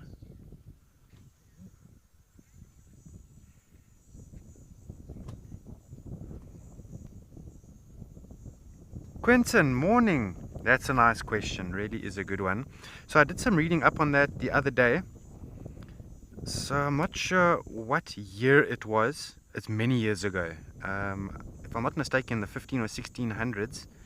But sort of the secretary birds were said to look like what was the word that they used? I forget the exact word that they used, but it looked like those people with that wear those wigs and with the pens in the back of their wigs. With I don't know if you've seen the secretary bird with the crest or the back of the feathers on the head there. When the wind blows it, sometimes those feathers stick up like little spikes on the head there. So it's said to represent the people back in the day who used to walk around with wigs and with pens in the back of their wigs. But I have also read another translation as well, but I just briefly read up on that. But this is not a new name. This is quite an old name. But for many years they were actually considering to change the name of the secretary bird, and the name that was on standby was going to be a ground snake eagle. But I do believe there was a bit of an uproar, and people didn't really fancy that idea. And the Birding Society decided to put that on hold, or completely, throw that out the window, which I'm actually quite glad about. But I remember hearing a story from another guide, and the way that they used to translate it was, when you have secretaries in an office, sometimes they also put their pens on the back of their hair, and then became known as secretary bird. But it actually goes way back, way before that.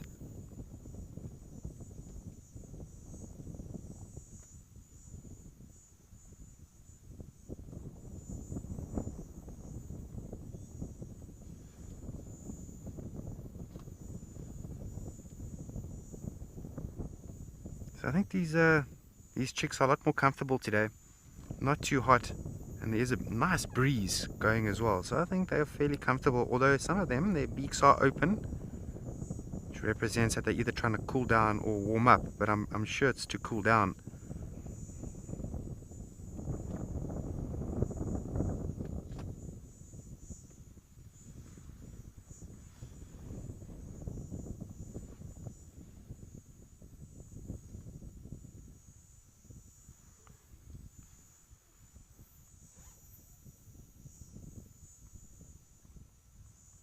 Nice little white butterfly just flew past there. Not sure what that was. It's a bit quick. But this area is well known for the brown veined whites.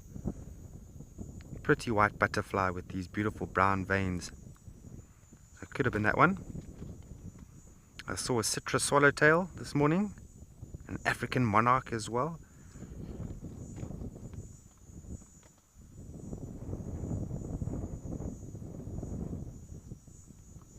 And I can hear the cicada beetles in the background making quite a bit of vocalizations.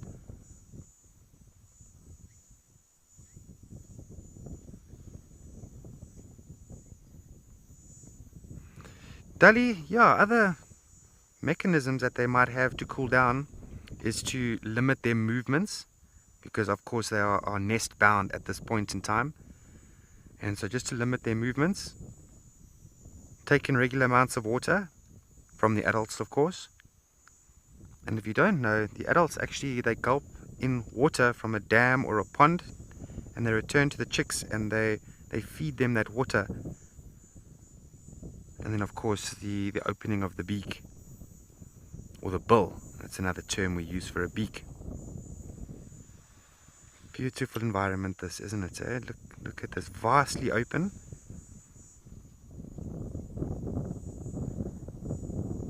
I just love the way Morgan slowly pans the camera, and you can have a good look at this beautiful environment out here.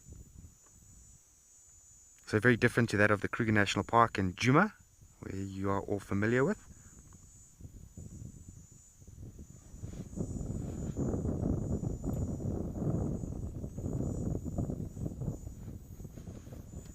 And of course the sweet thorn right in front of your view. That's a bush with the nice beautiful white thorns.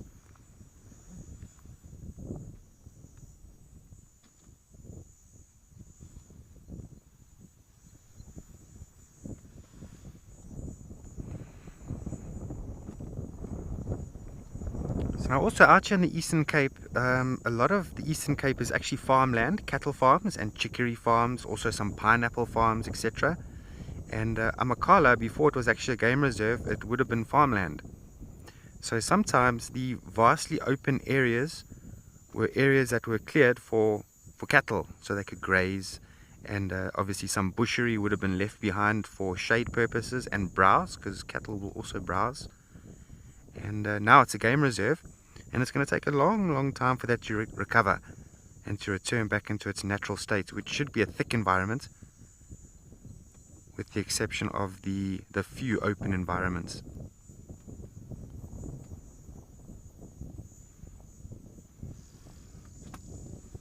Most of the trees that are growing out here in the Eastern Cape are in fact very slow growing trees. Not so much with the Vachellias, but if we look at the Karoo boerbean, milkwood trees, wild olive trees, and yellowwoods. I don't know if there are any yellowwoods on Amakhala, but the Eastern Cape is famous for yellowwood, the Outeniqua yellowwood. Oh, they take a long time, 1500 years to grow up. They are known as living fossils.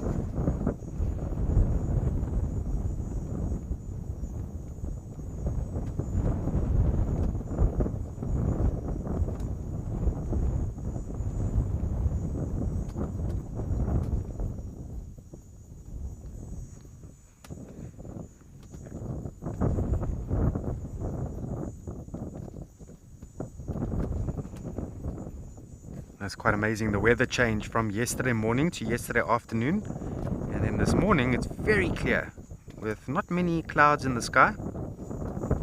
And I hope to see you all in the sunset safari, and you'll notice the weather will be totally different again, just over a span of a few hours.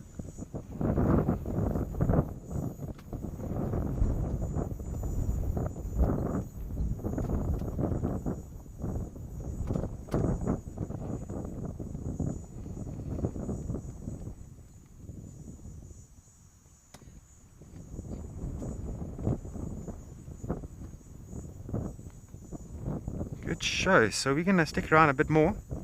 In the meanwhile, I'm going to send you back to Liam in Kariega, who has some giraffes at the moment.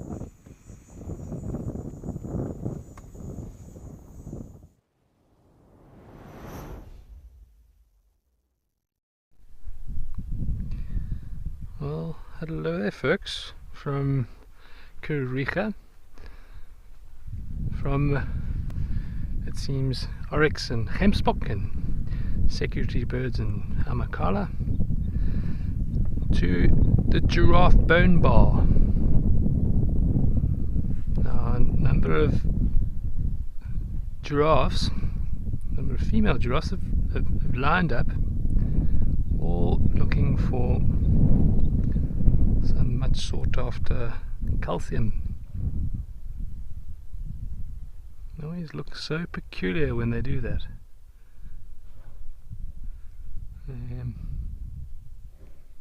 Yeah, it's nice and get nice and close to this one coming in. Well, hello here.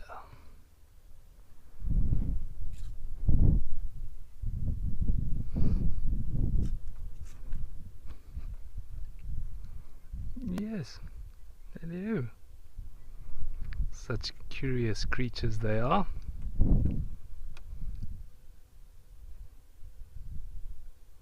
And this is quite a tight frame here. This individual has come quite close to us. It seems like it's also looking for some bones.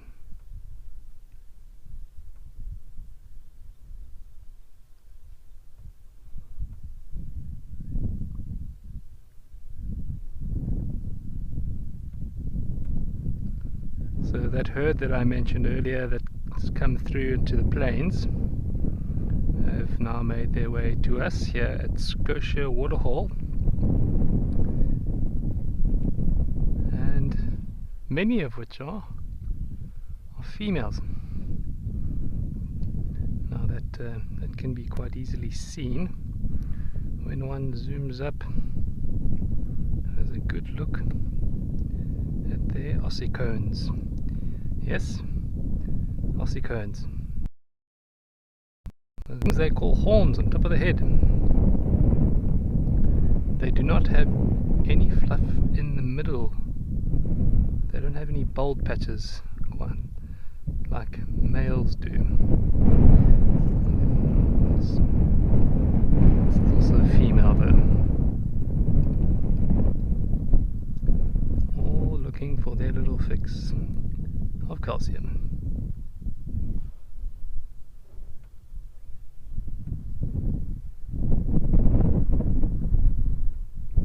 Now folks, quite a bit windy this morning here. Nice strong southerly wind. Do you mind the audio?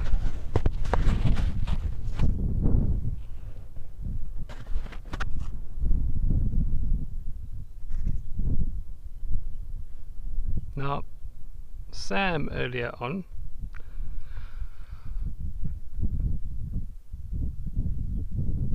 asked earlier, what is the scientific name of a giraffe?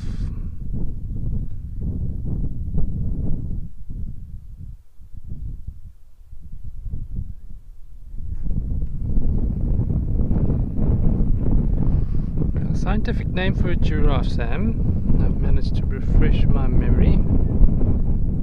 One tends to forget these things when the information is not in use.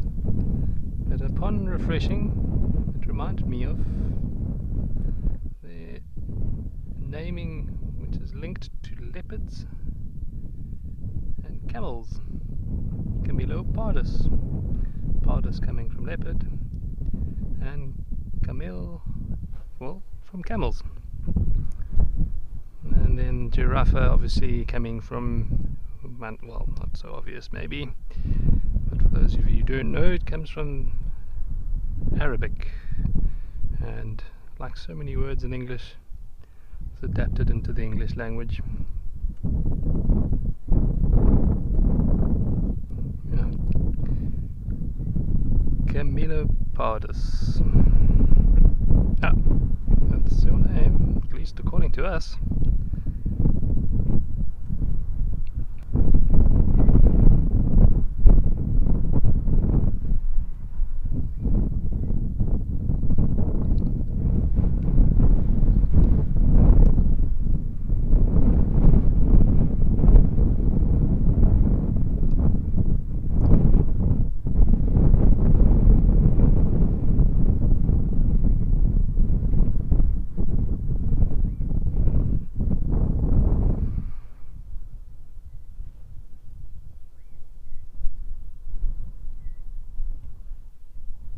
So peculiar when they're chewing on bones. It just seems so out of character.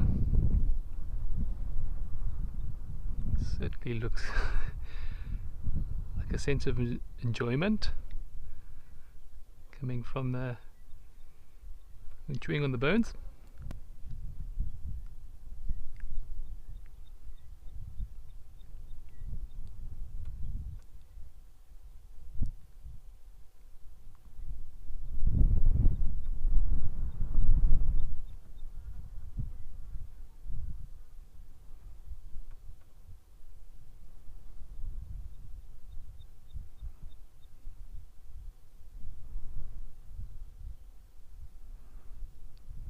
X marks the spot. That seems to be here at Scotia Waterhole this morning with all these lovely giraffe.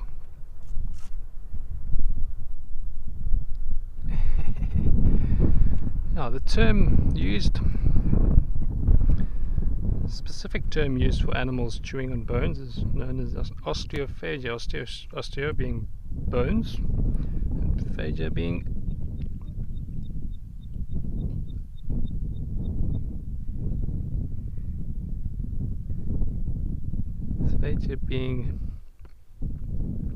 eating.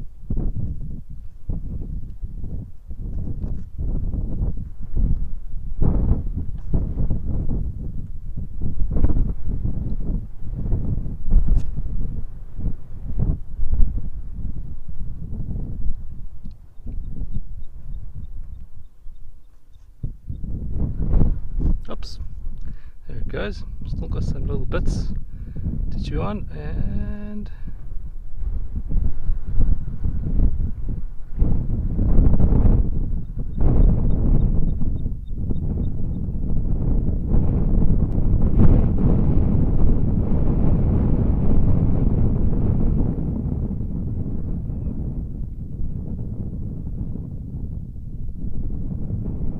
well, these nice leopard-like camel pad or spots will link you out to Okokweyu. There's a couple of stripes.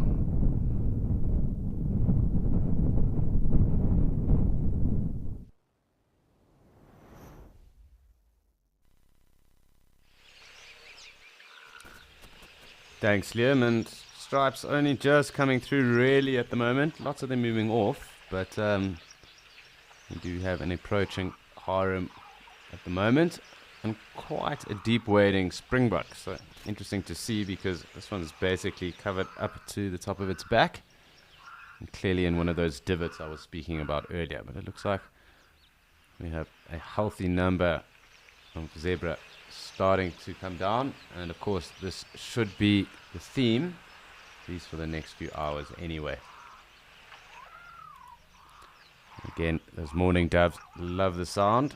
They really are special to listen to. Let's just zoom back out again. I just want to get an idea as to how many zebra are coming down. There are a number of them moving off. Of course, we also have the gemsbuck. So we have 3 species with us at the moment, and really no complaints about that. It's fantastic having the diversity that we do get here. Of course, the gemsbuck wading right in there, and our springbuck that was rather deep has decided that it is probably better on dry land.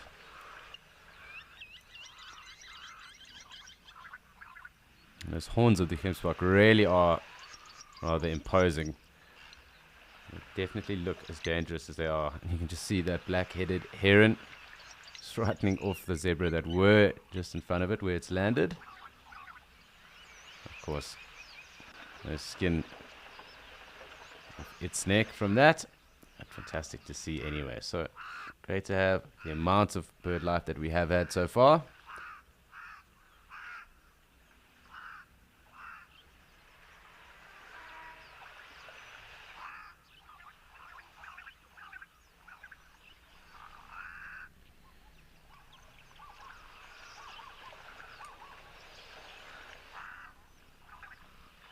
Aviana, so it isn't necessarily a set breeding season. The females will obviously go into ostrus, and with that then the males then compete, and then obviously the strongest and most dominant male then will win the right to cover those cows.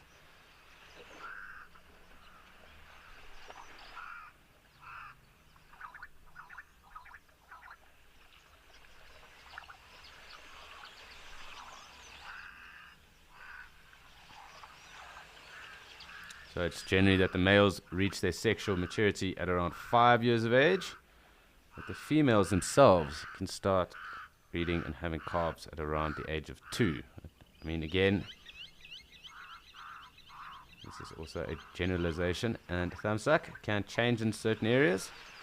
But what's also interesting to note is that those calves, though, once they are born at least, then suckled for around 3 to 6 weeks. Again, that'll also be area and vegetation dependent. They're also normally hidden amongst grass or other foliage and vegetation that might be present in that area for that 3 to 6 weeks, and then they only start to then join the herds.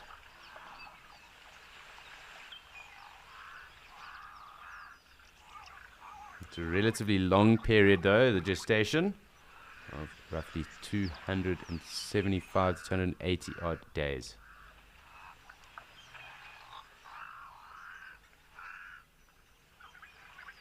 So it's around 9 months or so.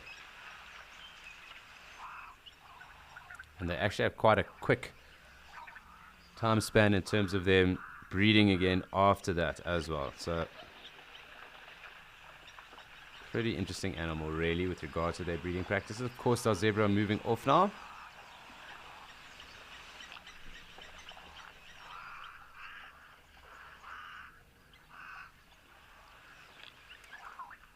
For those of you that didn't know, that gemsbok were actually introduced into areas of Mexico and also southwestern USA.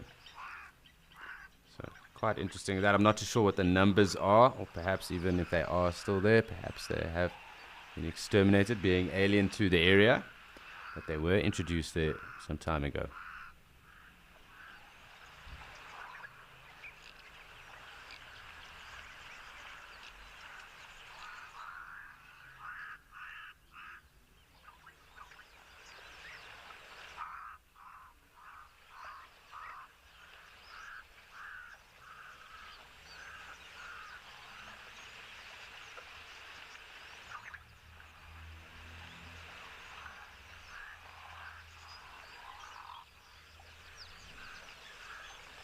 This is also going back to the breeding habits of these gemsbok anyway. So, as I did allude to, they don't have a set breeding period, but it is rather quick that they do have that turnover then obviously from calf to estrus, and then obviously falling pregnant and being in gestation again. And that gestation period is roughly around 9 months.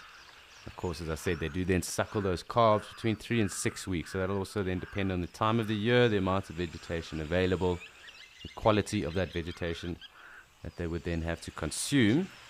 But it is also noted that there is some form of breeding synchronicity between the cows as well. So they will also, try and synchronize breeding and obviously having calves, and that also is a survival technique because there are higher chances then of calves making it through to maturity.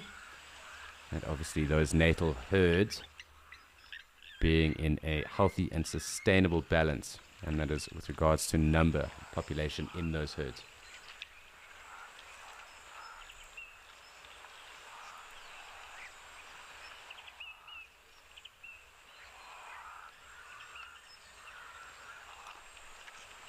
When they are calves, like the calf we did see the other day, they are almost quite bland, almost like the wildebeest calves that are present. They're like this normal uniform kind of tawny color, and they only start to pick up these almost typical quintessential gemsbok colors around 3.5 months of age.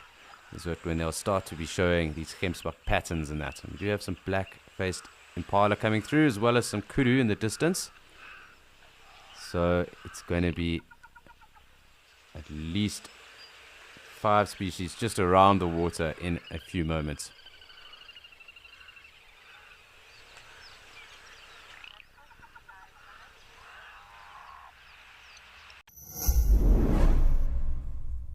Did you see that incredible sighting with Lauren and the wild dogs? Oh, and on the sunset show yesterday, Tessa saw ribs. Are you someone who only has time for the best bits?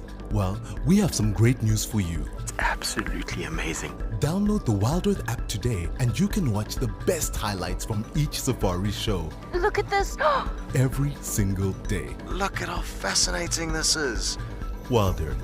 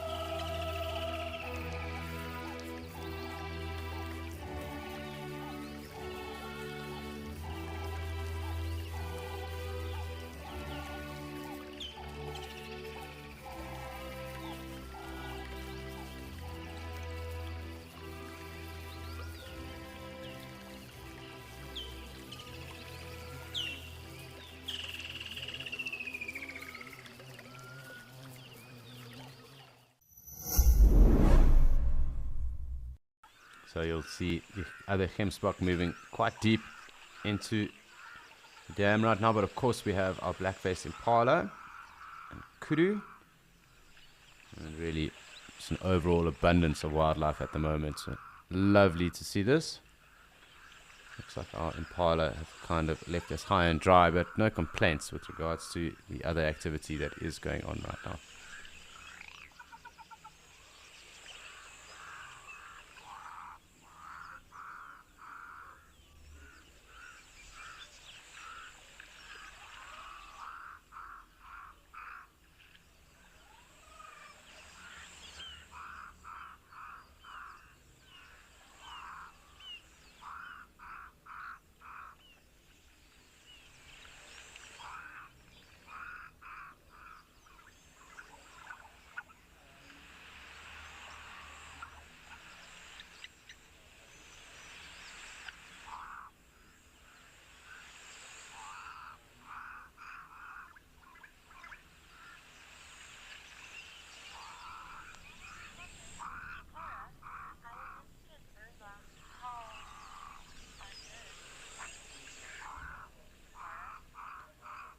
Adhikari, yes, you are so correct. And it's also so awesome to see the number of the general game that does come and join us. You can see a large number of zebra approaching just off in the distance.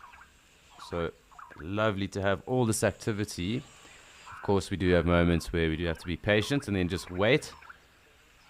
Kind of like waves that do come through and break. Almost like waiting on sets of animals. But really a massive amount of zebra pushing their way down. Fantastic. Also the bird life here, very awesome. Do have a European bee-eater flying about and calling too at the moment. Just nice to call that out as well.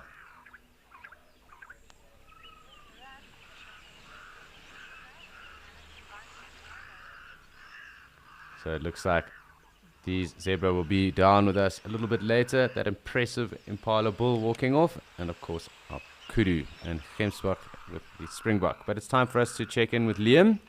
So he has another species to show us.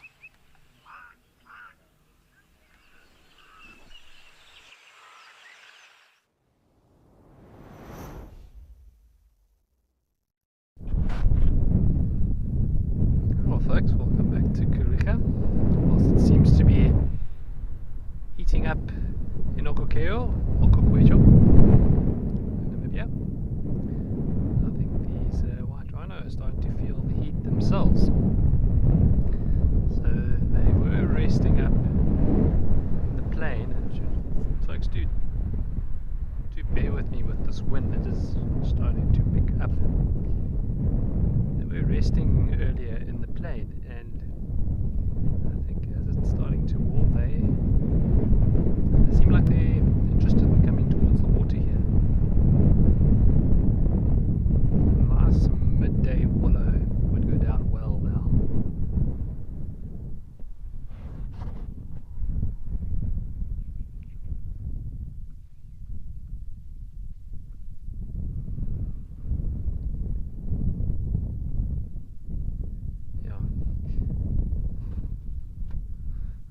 They're taking quite a bit of time to come down to the waterhole here, so let me just keep with them.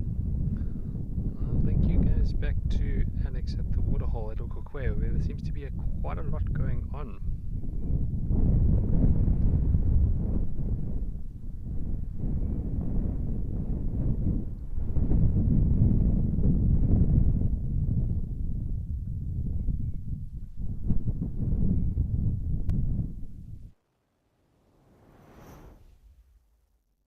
Do get closer, we will obviously join him again, but we are going to be joined here with that impressive number of zebra, and this is going to be quite something, I can assure you that, because there are a number of them that are descending upon us.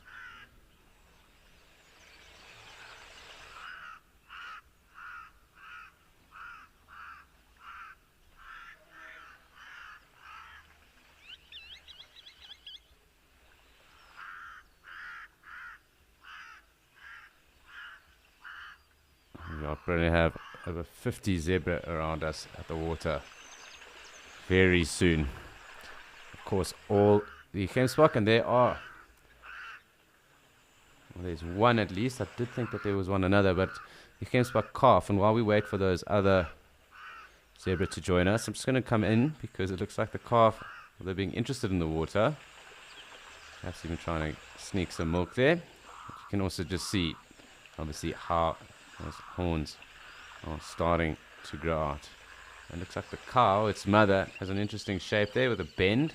Not that typical straight horn. Of course, there are obviously differences and I suppose anomalies within the different species as well. So interesting to note, and you'll be able to see the colorization. So this one obviously a little bit over 3.5 months, starting to develop the typical gemsbok colorization and patterning on its coat. Very cool to be able to note that.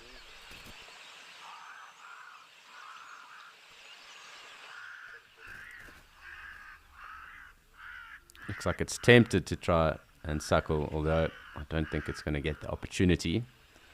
But fantastic to see.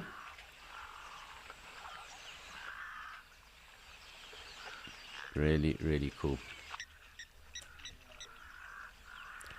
So I'm just going to zoom out. I do want to see the approach of all these zebra, because they are literally going to fill the screen.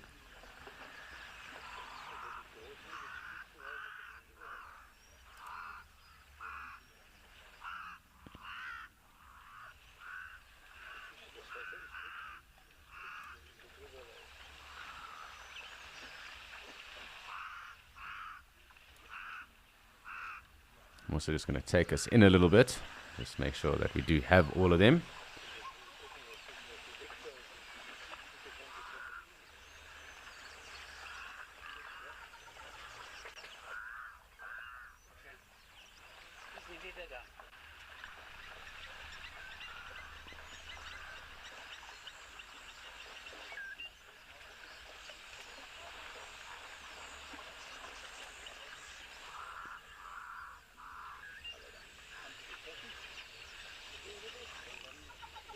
So if any of you that have joined us want to play in and get involved in a game with me, what do you estimate the number of zebra to be that are here at the waterhole currently? So at the water currently, how many zebra do you think are here?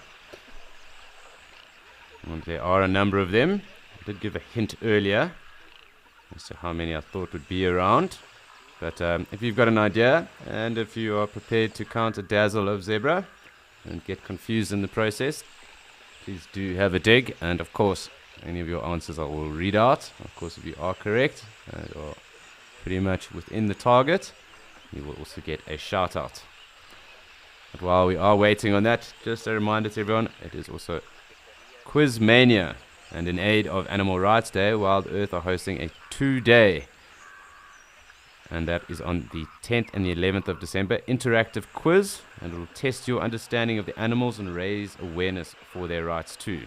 So get your team together and be sure to enter to take part in generating awareness around animal rights as this becomes a more important focus globally. So the entries are now open, and they are on the website, and the entries are open until the 6th of December. So get your teams together, brush up on your knowledge, and enter to get involved and play in the interactive quiz. That's on the 10th and the 11th of December, so next weekend.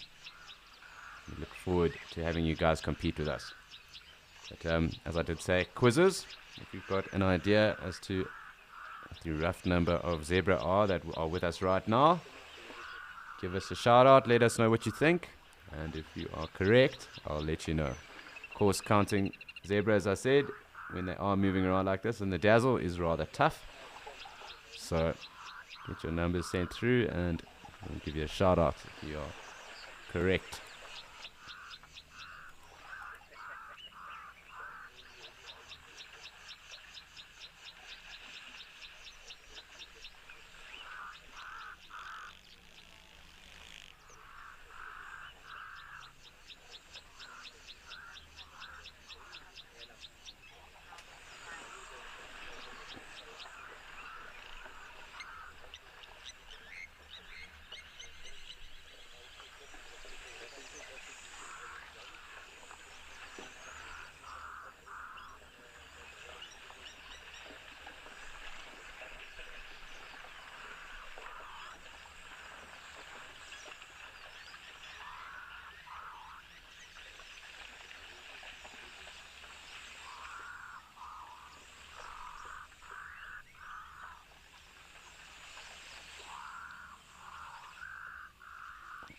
is truly amazing at the dynamics and how quickly the dynamics change and mix up,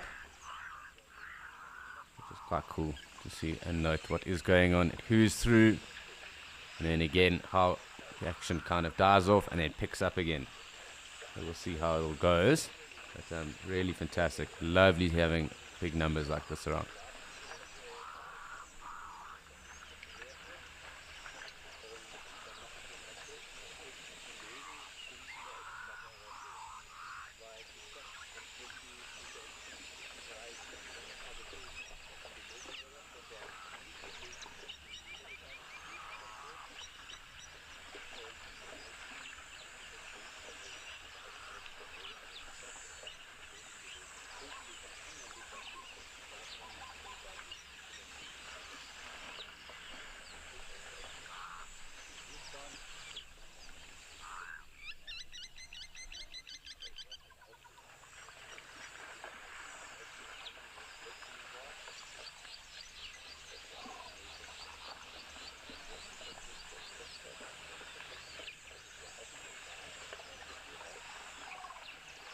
It's really just a peaceful scene and awesome just to see this congregation come through, as well as all the springbok that are here. Of course, something just spooking them now. They'll come back though.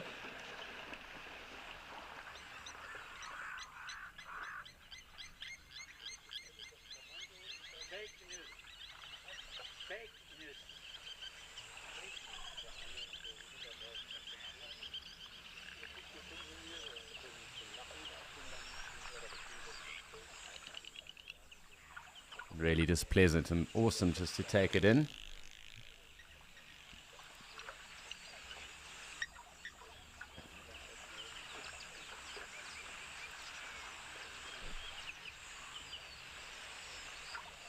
Sometimes there's nothing better than just switching off and watching the scenes unfold in front of us, particularly around waterholes, because behavior can change and mix up, although it is pretty generic most often or not.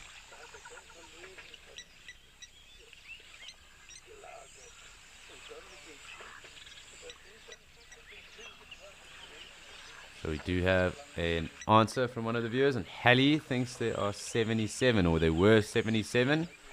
Hallie, that was a good attempt, although you're a few off. A couple too many zebras in your tally and observation, but good attempt, because it can be rather confusing anyway, watching and seeing them move about. So thanks for sending through, Hallie.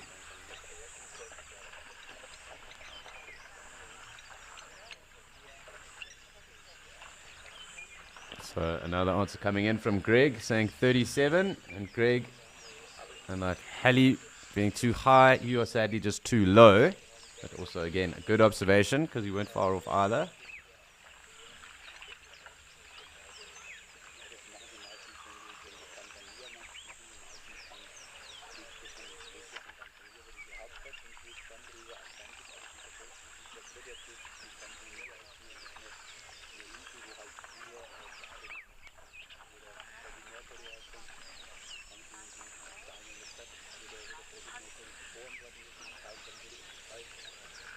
Hi Benny, who's 9, another good dig, and you are also just higher than Hallie, and Hallie was also just too high on that.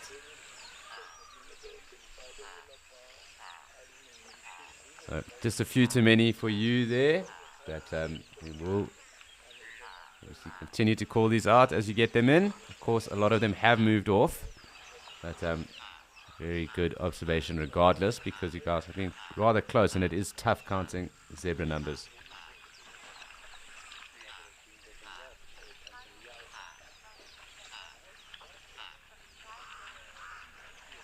And Lisa M coming in with the best answer so far with 55.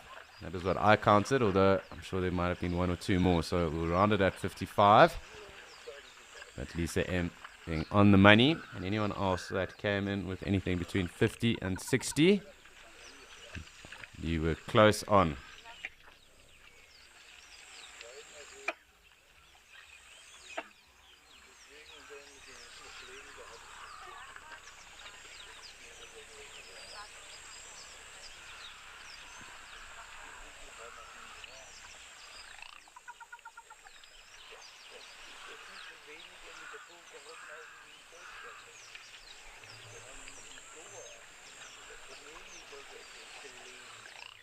So lots of springbok around at the moment, and they definitely have taken over from the zebra.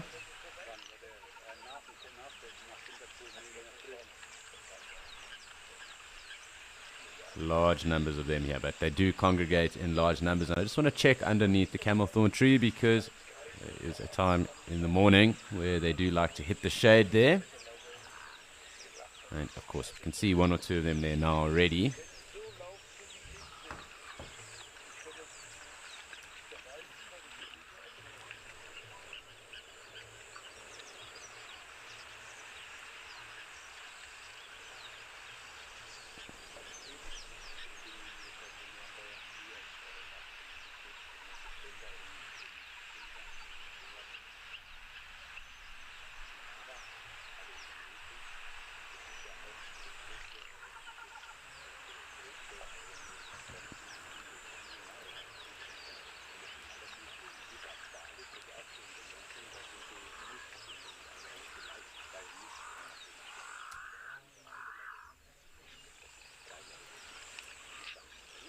So awesome just being able to watch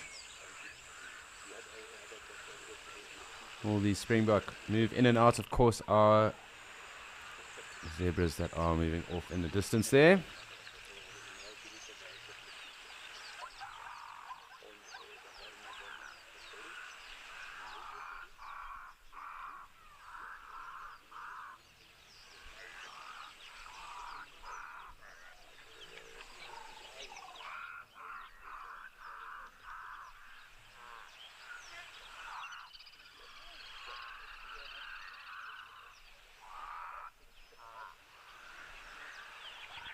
Okay, so we'll continue just panning around here, but great to see all the springbok under the shade now as well. It's been an interesting day so far here in Okakuya. I mean, we did kickstart our escape to nature with the jackal.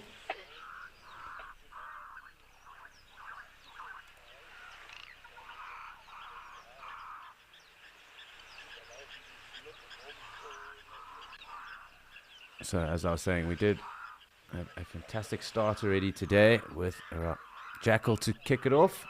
Lots of springbok. Of course, we've had many zebra through, to kudu, impala, wildebeest as well. So who else will come and join us? That remains to be seen. But looks like with it being quite a scorcher across here, it is going to definitely be an interesting day of sightings.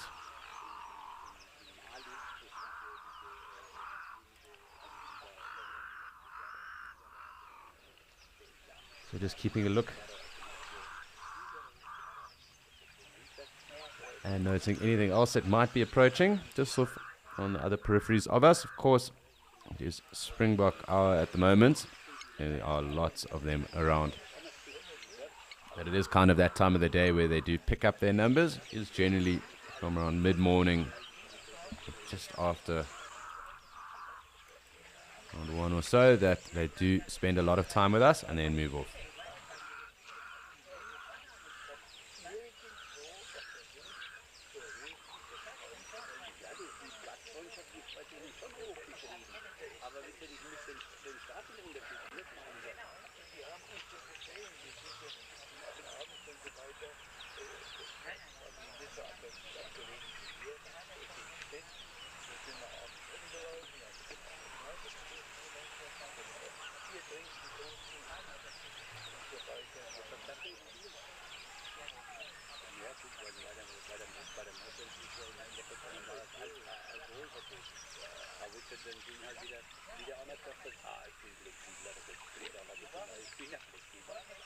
So just having a look around, of course, the pied crows, zebra moving off. But we're just going to spend some time watching our lapwing and the large numbers of them.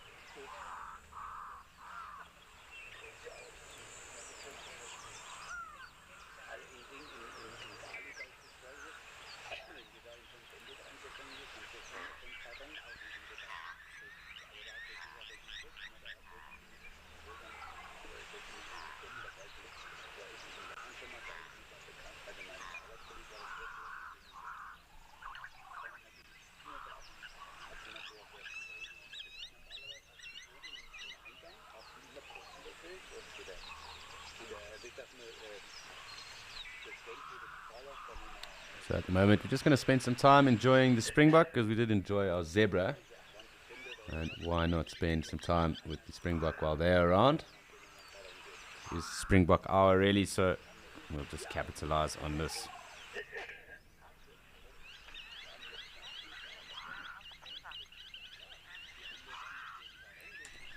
That is a very good question, Kellyanne. Of course, the herd is obviously the plural.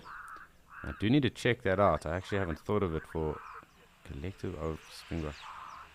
Let me just have a think.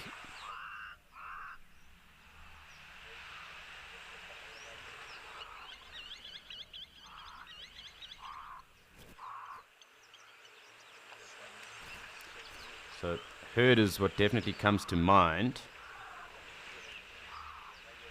And I think because they are antelope, I do think that it would be just a herd. I haven't heard of anything interesting. And definitely hasn't been anything funny like a scrum. Yep, there's another one that just came through from MC, a champion. And of course, these both allude to the Springbok rugby team, the South African national rugby team. A champion or a scrum, perhaps. This may be a good collective noun for them. And I just want to double check here, because I do think that it is commonly just known as a herd, which is pretty basic. So perhaps a champion of Springbok or a scrum of them, just because they do occur in large numbers generally.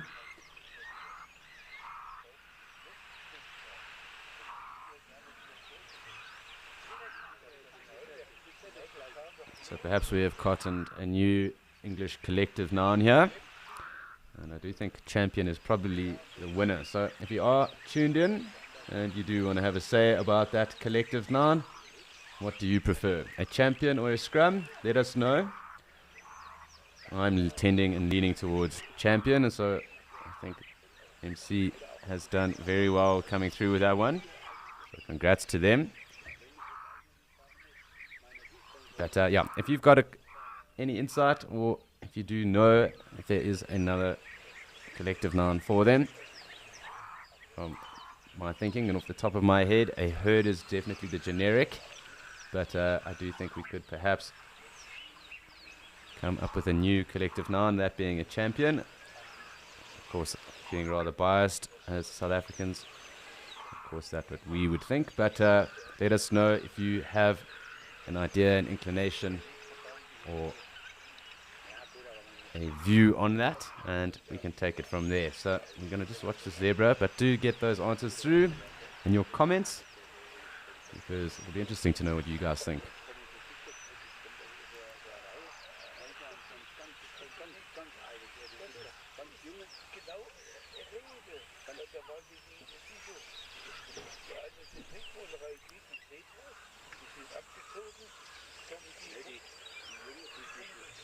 Just watching the zebra here. I don't know, I thought it did maybe have a limp, but it doesn't. It's just my feed having a bit of a lag there, but all good. Zebra is here. Of course, going to jump to the water's edge, get a bit closer. Yeah, definitely that zebra is okay.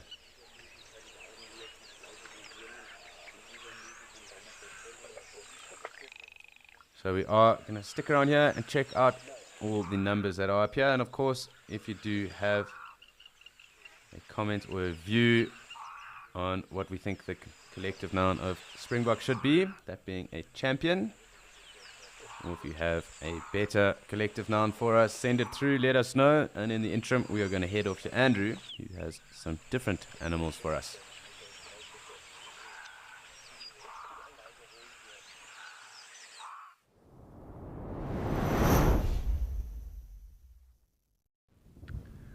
Okay, we've been quite lucky. We've managed to locate on some buffalo here on Kwagga Road.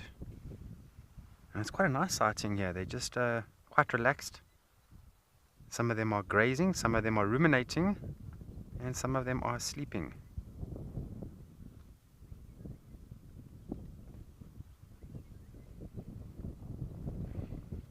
Nice. I haven't seen them in this area for a while, but over the last few days it seems like they've been hanging around here. We're not too far from Bukela Lodge, and they've been going there in the evenings. Apparently they've been drinking water and swimming, keeping the guests awake at night with their grunting sounds.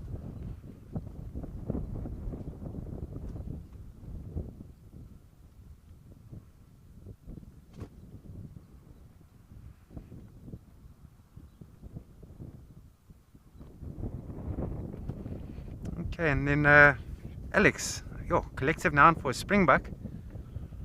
I would go with a herd of springbuck. Yeah, do some research on that and see if it's right.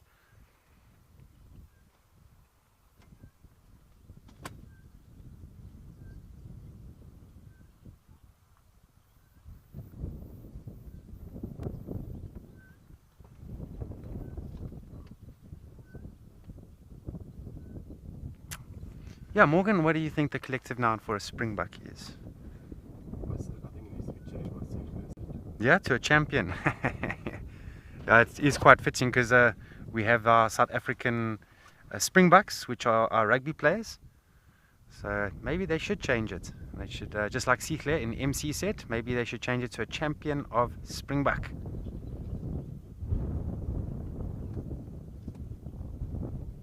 Yeah, with buffalo, it's a herd of buffalo. And there's that buffalo with the white nose there. We've seen it from time to time together. And it's going a little bit pink now. As can be expected, she's going to get a little bit sunburnt on the tip of her nose there. And unfortunately, buffaloes do not use Nivea sunscreen. See how pink it's gotten now.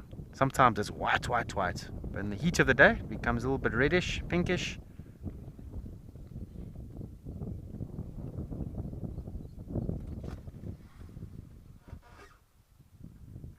She's quite a nice looking cow.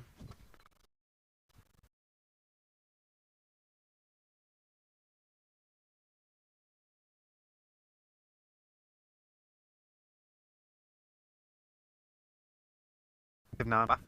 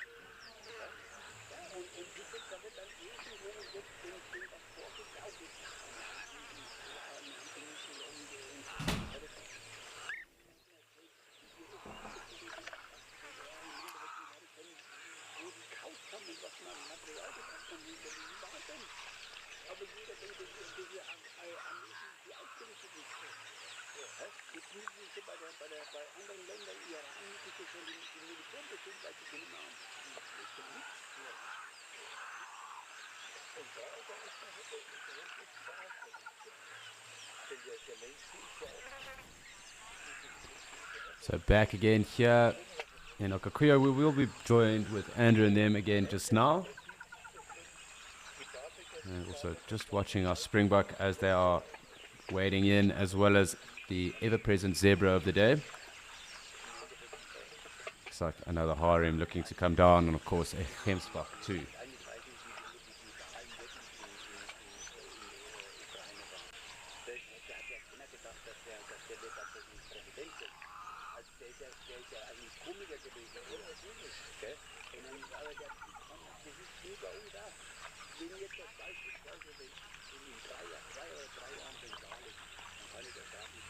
So just from Andrew and Morgan, Andrew also thinking it is a herd, and while I was out there quickly, I did check. Obviously the collective on general for antelope is a herd, but I think something with a bit more spice that Morgan agreed to, of course, a champion of springbuck.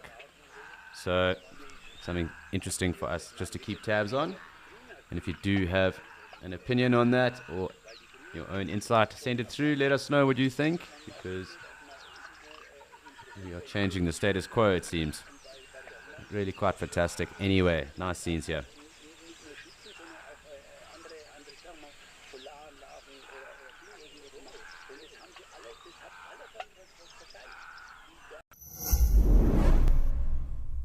If you aren't an explorer yet, here's a sneak peek at what you're missing.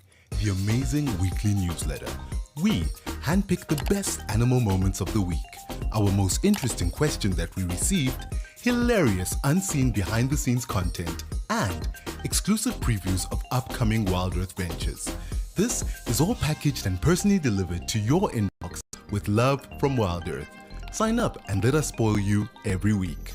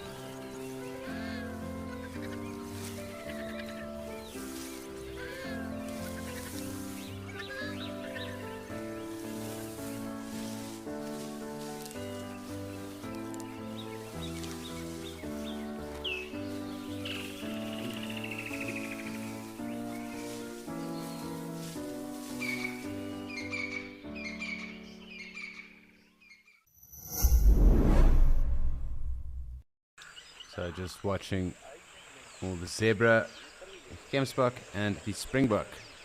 But it is time for us to go and look at another location where we've got some different antelope to look at, and of course different scenes and scenery. So we're off to Djuma to check in with what is going on there.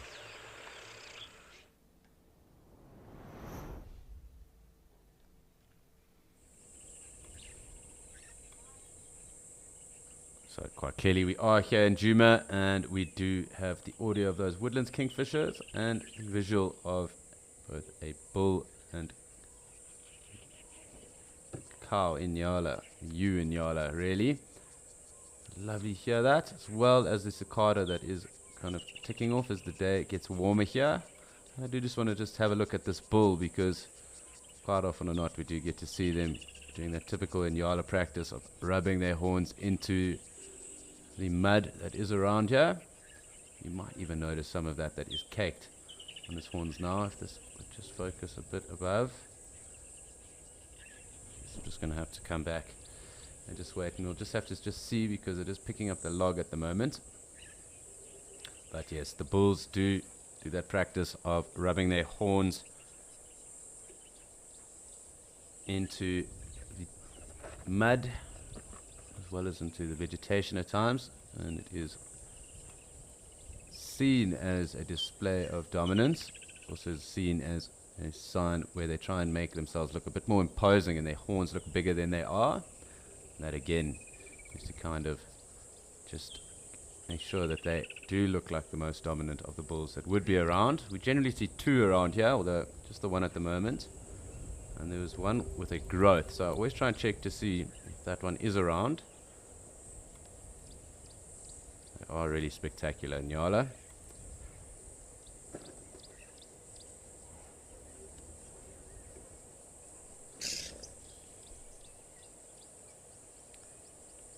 So as I was saying, they do generally rub their horns into the mud, almost is a sign of dominance, or also just to make themselves look a bit more imposing as well to other males that might be around. So kind of form loose associations, but obviously the males that are the most dominant then take the mating rights. And when they do get into a display of showing off who is most dominant, they get into that typical Inyala dance where those hackles and hairs on the back, as well as their beards as well, do stick up, and their eyes and faces, well, their face pointed right down to the ground, their eyes kind of lock into each other, and they do this very intricate dance around each other. It looks like this one's just gone off into the thicket there, so we'll follow the ewe. And they dance around each other. It's very, very awesome to see, quite a spectacular sight as well. And that is just before they do lock horns. They do obviously lock horns like other antelope, but you know, if they can avoid that, and if one male looks more imposing than the other, then you know he has won without having to engage and exert itself physically, which is obviously ideal, because if you can conserve energy and a good condition, then that puts you in good stead. So I'm just going to see if these guys pop out, as they are here in and amongst all the quarry that is here. Really getting quite thick here in Djuma.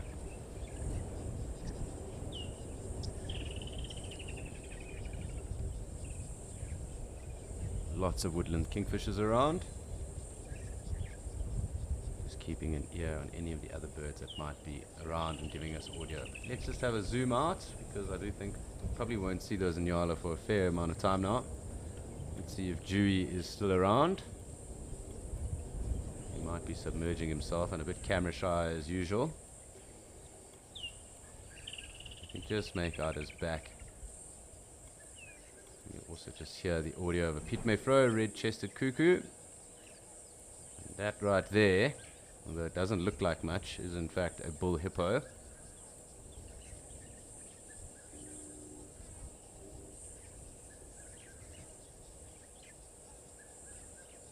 So let's just see if he does surface. I'm assuming he will. They can hold their breath for up to 5 minutes. And of course, staying submerged will help him with regards to staying out of the sun, because they do have rather sensitive skin. Although they are able to release a pigment. There we go. Just the nostrils popping on, and of course his eyes. So grabbing a breath and down periscope. There we go. Submerged hippo.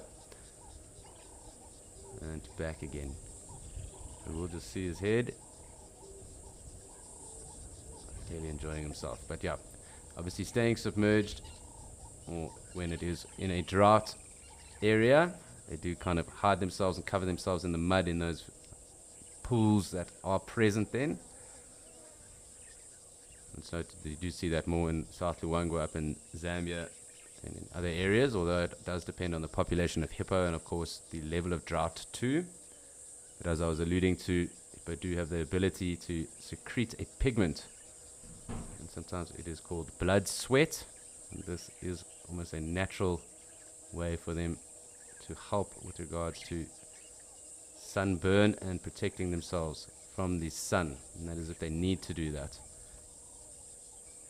as they do not have the other sebaceous glands that other animals do have. So secreting that pigment, blood sweat that they do have, and that's if you see them kind of pink and rather red, and that's outside of the water, and if they are in the sun or exposed to sun, and that secretion does come out of their pores, and that does help them to some degree with regards to protecting themselves from the sun.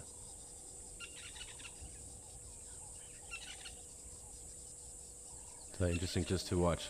He could be submerged now for a further 5 minutes, so let's just come back out. If he does pop out and decide to show himself to us, we'll have a further look. A little bit of a bank deposit being created over there. Perhaps our water monitor is also around at the moment. Just have a look. Dewey sometimes is joined by his terrapin friends as well, so we'll also just keep a look for them. Generally the water monitors hang around here. It does not look like any of them are present at the moment. It is again quite overgrown. And we'll just have a pan around. You also just hear those virtual starlings ever present here on the dam cam. Let's just have a pan around to see if we haven't missed out on anyone.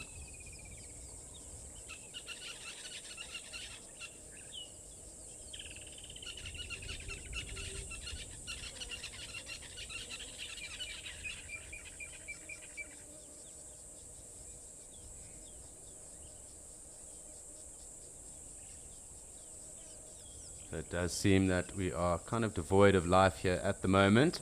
Dewey the hippo hiding himself. And let's go and check in with Liam in Kariega.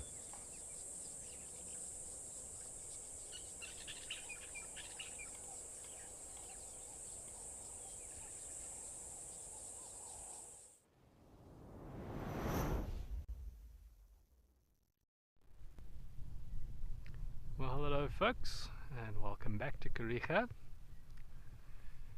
Whilst there's some camera shy hippos in other parts, here we are setting into the nice warm part of the day.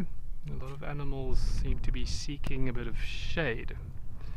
Oh, there's a bit of a scuff going on here for a platana, it seems. See if they make their way back to the waterhole and focus on them.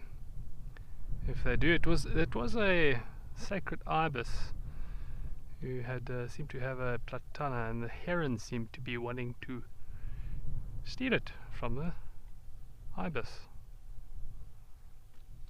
High competition for these obviously tasty morsels.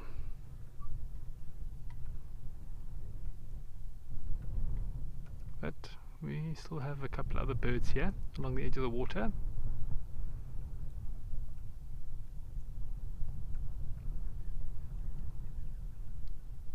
So it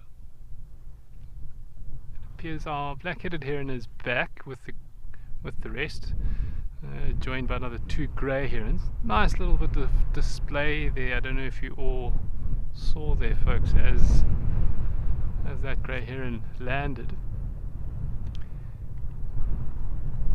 Often when you see lots and lots and lots of scuffling going on, yeah.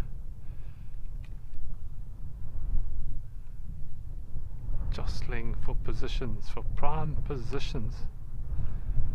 Who's going to find the right place to fish for platanas? Okay. Oh, hard to know where to point. What have we got here? You got something. Okay, another platana. Yeah, you're on a roll today.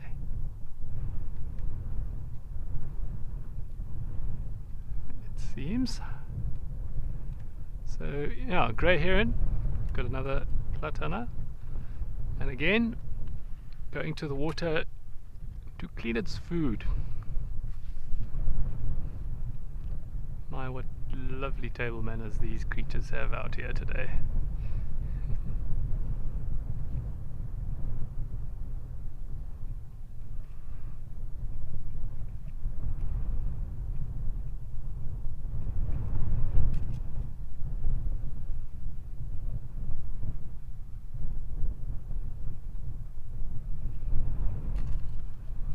You can actually see the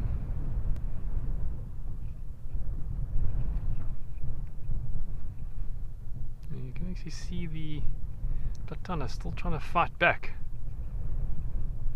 That's good on him. Can't let your species fade from the pond.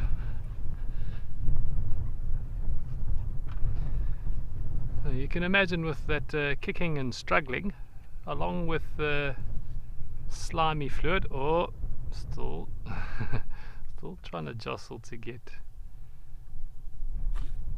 Okay, so it seems like they've now disappeared behind this embankment. Yay. Come back to view. Yeah, as I was saying, when they wriggle around in combination with that slimy secretion, I'll say secretion because not an excretion, because it's quite a useful characteristic of the platana. Oh, now they're gone. So I'll just focus on these spurwings for now, and I'll carry on with what I was telling you is yeah, the wriggling along with the slimy coating on the skin makes for quite sticky handling. Ah, and it's back. Coming this way. Oops, sorry for the viewing, folks. Just trying to keep up with the action.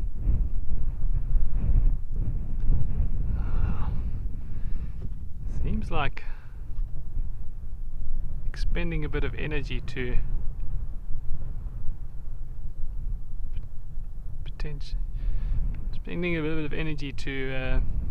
try and steal a frog away or a platana away might be worth their while.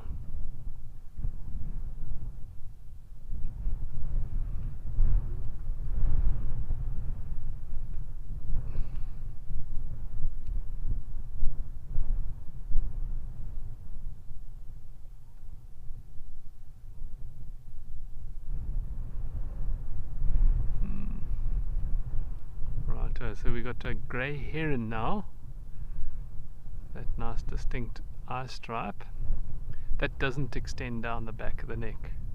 All the little tips and tricks to separate a grey and black-headed heron. So there's another grey heron just to the left, a little bit obscure viewing here, so just bear with me with this visual. They seem to be very active, flying around up and down, chasing each other, trying to steal each other's platanas. And yeah, it's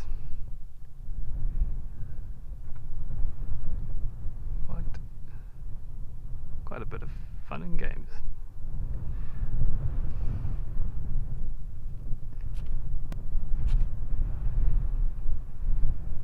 Wonderful thing about water birding, it's never really restricted by a certain time of day. There's always something going on at the waterhole. Your passerines, your songbirds always tend to the early morning and to a less degree late afternoon. There's a nice frame, got both black-headed heron and grey, so you can have a nice look here. Nice comparative view of the two herons. Well, whilst I sit here with some of these herons, why don't you guys go over to Andrew with a herd of buffalo.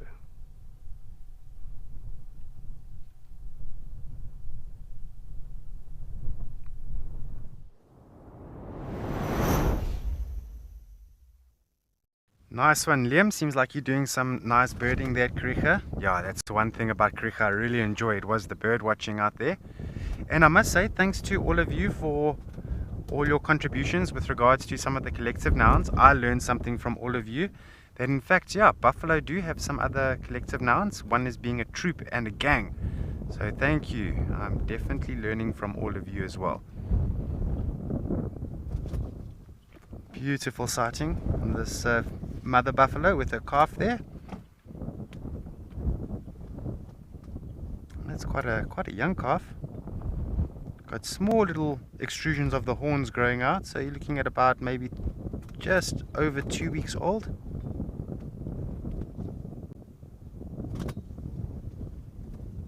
Amazing how quickly their horns start to develop from quite a young age, and they grow after they're born, or shortly after they are born. After a few weeks they grow dead straight. Makes for very good defense horns when they're young, in the event that they do get a chance to defend themselves against predators, that they've got these two sharp spikes on the head. And then later on in the animal's life, it'll start to take the true form.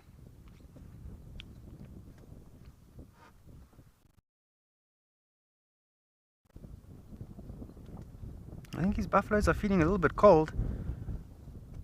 They're all sitting in the sun right now, basking.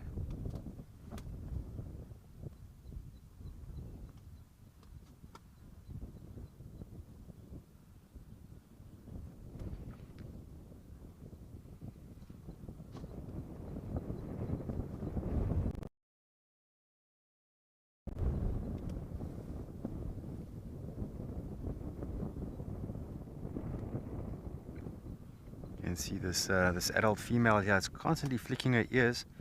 Shame. A lot of the parasites do get a hold of their ears.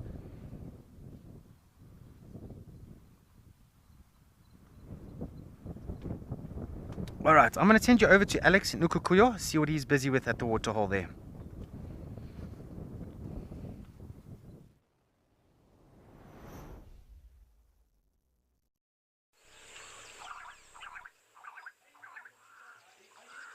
So it does seem the action is kind of petered out at the moment. We're going to be waiting for a little bit of time for everything to pick up again. It just is one of those things. You can't really plan it. However, just take the opportunity to zoom a little bit out and have a look and see what else might be going on in the distance to us. But as I said, it does look like we are just in one of those almost quiet moments before the action does heat up. So it's just going to be one of those things.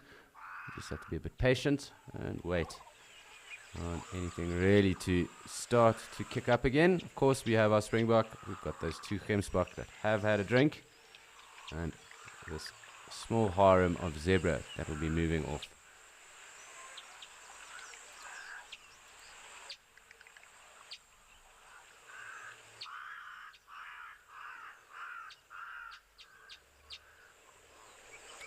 So just a moment just to listen to the bird life that is around. Of course, maybe take a closer look at our springbok.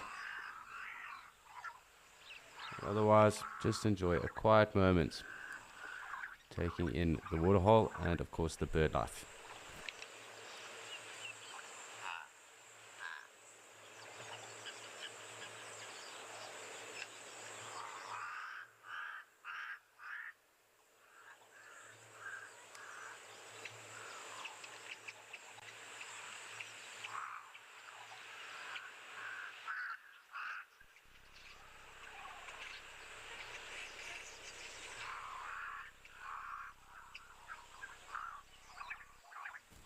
Hi Sammy, so of course you get the gemsbok here in southwestern southern Africa, so Namibia, southern Angola, Botswana, and of course South Africa,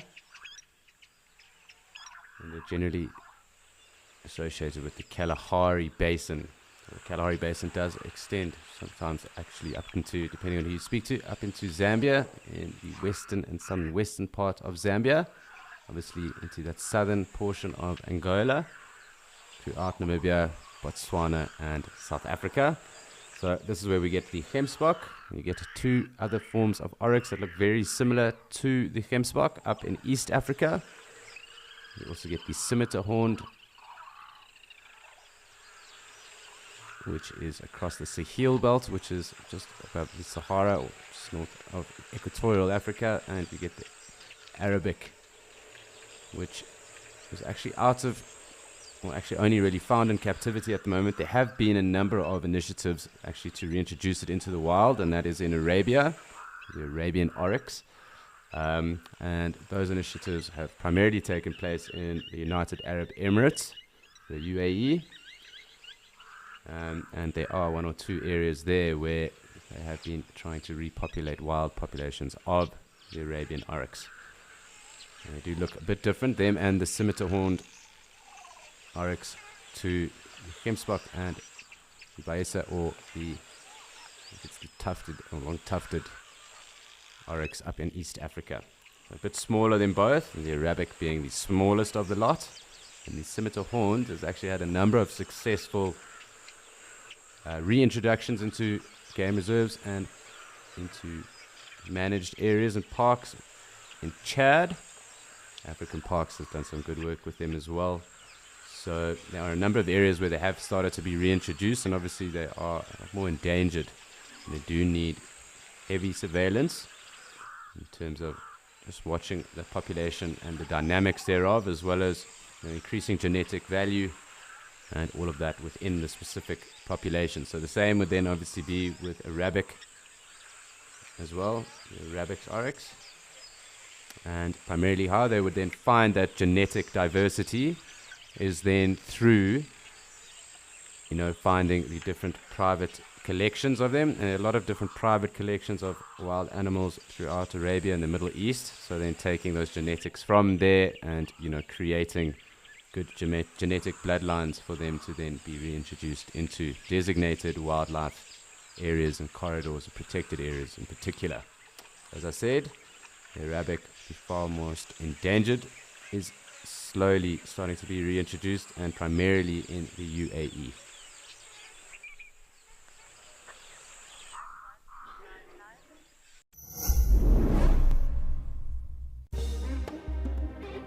To sit down around a fire in conversation is a practice as old as mankind.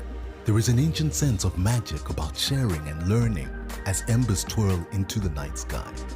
Here at Wild Earth, we see the value of this practice and want to retain it in an age where so much divides us. If you sign up to be an explorer, you can join in this gathering and return to the ritual of connection with Wild Earth.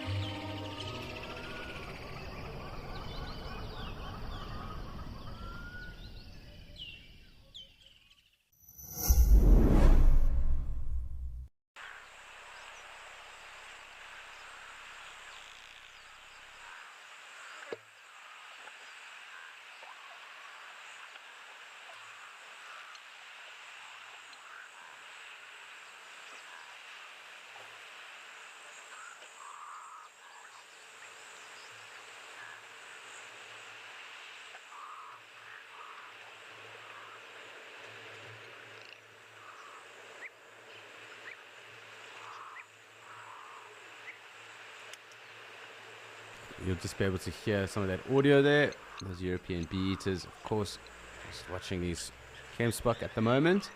It's been quite an interesting day actually with the oryx and Gemsbok that's been going on at least. It looks like the wind is definitely picking up here. That might change activity around the waterhole at least. But looks like quite a strong wind. You can even hear it rustling through, but you can just note the surface of the water changing. Of course, being affected by what is happening there.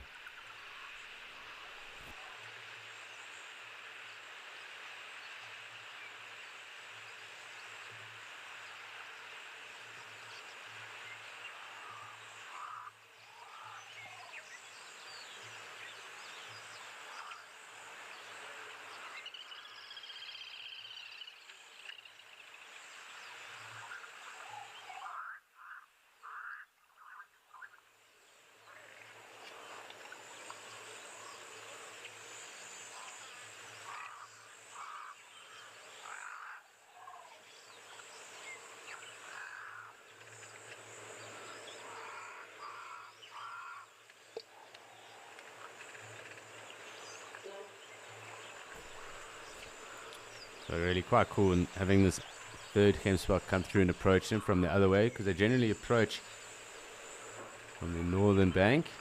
We'll go into the water at least from there. And the other game spot join us on the other side. And quite interesting.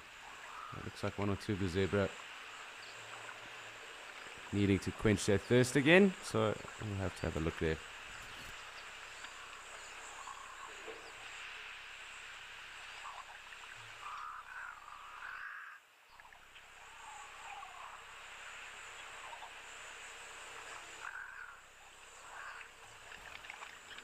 Our wings, so all oryx have horns, and of course if one is broken, then that does put that oryx at a disadvantage, in particular if they are bulls, because there's a hierarchy in amongst those herds or associations as well. You know, it's not uncommon for there to be other bulls within large herds, as well as there to kind of be like a secondary dominant bull within those herds as well. So it would mean that they would then lack the opportunity to then compete on those levels, just because, you know, having a broken or a missing horn does mean that you really aren't set up to fight bulls that are in their prime with both their horns intact. So it would definitely put you at a disadvantage. But all oryx have horns, so both females and males, so bulls and cows, and there really isn't much sexual dimorphism between them.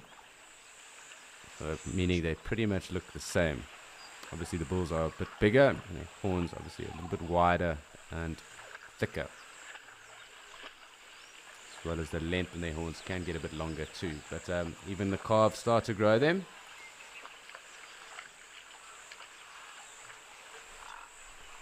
So hopefully that does answer your question.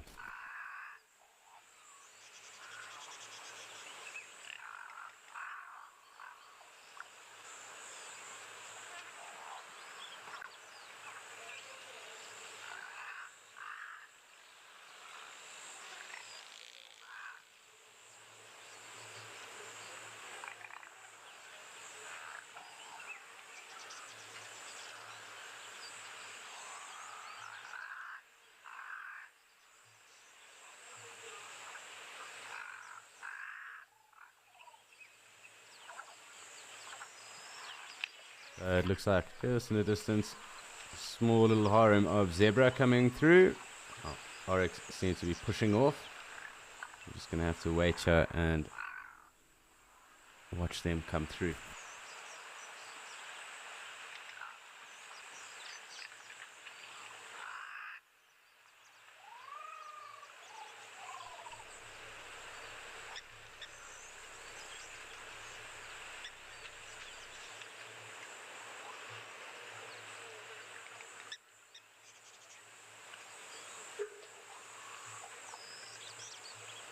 So as we do wait on the zebra to come down, please do remember it is a live and immersive experience, and it is your journey with us into the African wilderness. So if you do have anything you wish to know, ask, points of interest, things you might notice, things you want us to expand on, let us know. Send those things through, and of course we will get to them as best we can. It is fantastic being able to interact with you guys as well. It is awesome that this is a live experience. So anything that we do see and you want us to touch on a little further or anything else, let us know. Of course, we will get through and back to you.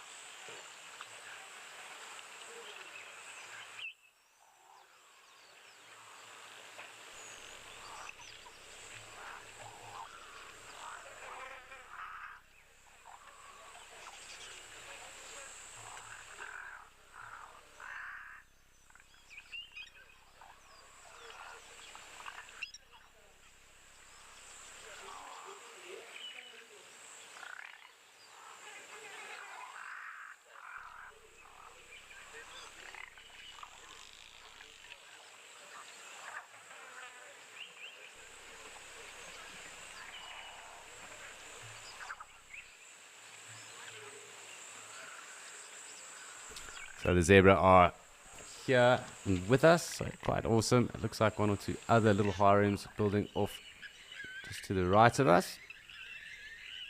And of course that Egyptian goose also feeding right where the zebra, I'm sure, are going to come and drink.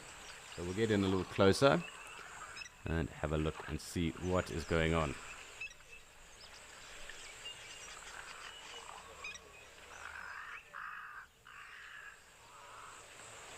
Yeah, we did pose the question to you viewers earlier, of course, around the collective of Springbok while they are here.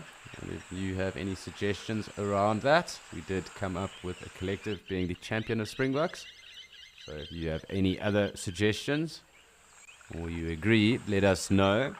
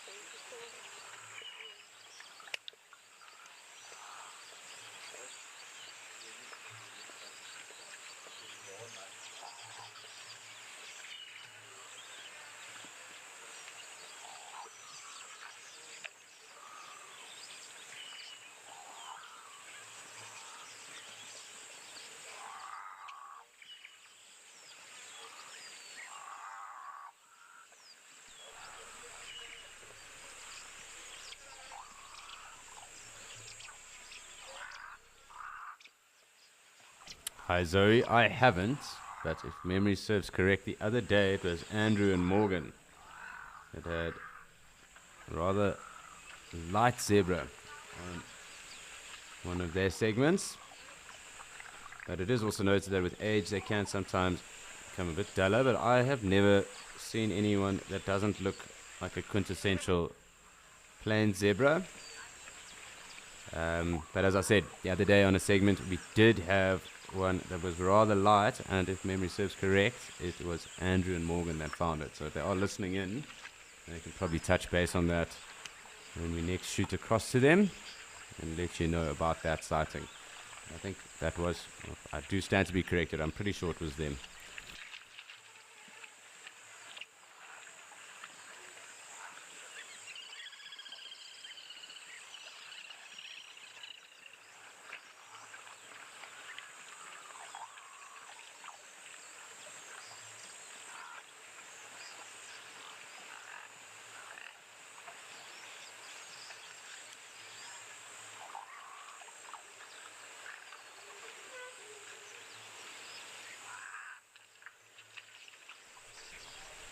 It was quite cool watching what's going on here at the moment.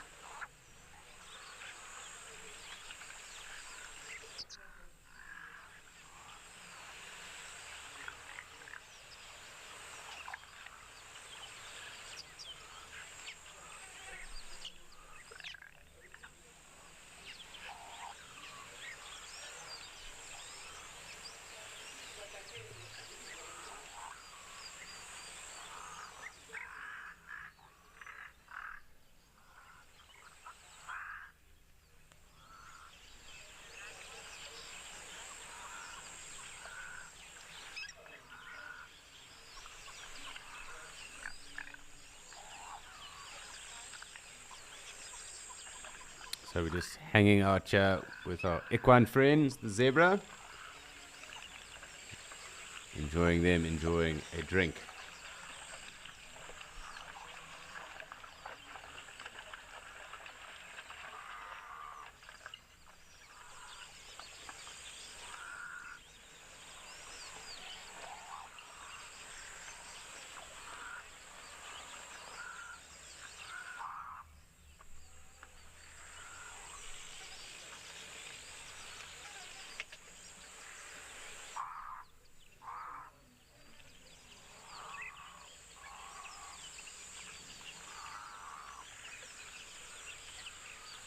looks like they've kind of completed that enjoyment at the moment and starting to head away.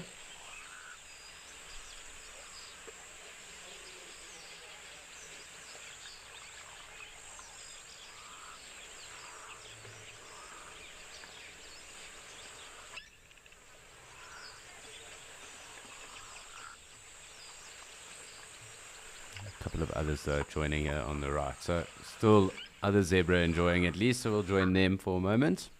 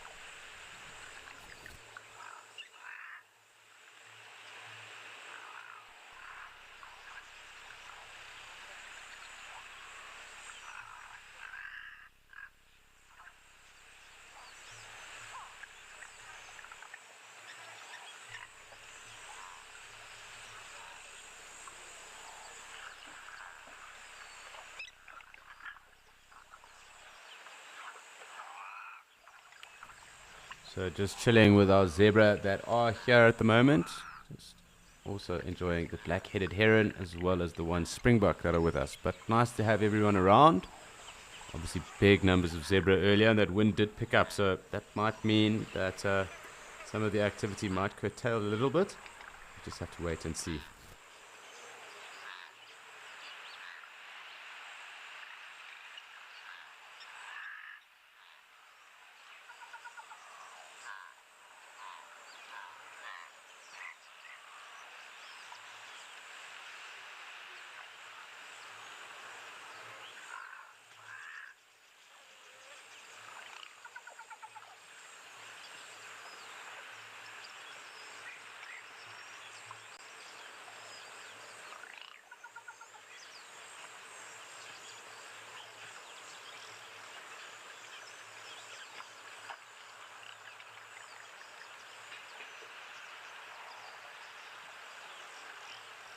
So cool to have this Gemsbok kind of video bombing, or live feed bombing the zebra right now. Egyptian goose, sorry, I did think it was the black-headed heron. Just kind of shaded a bit there. And enjoying just sitting on that one concrete little stone there.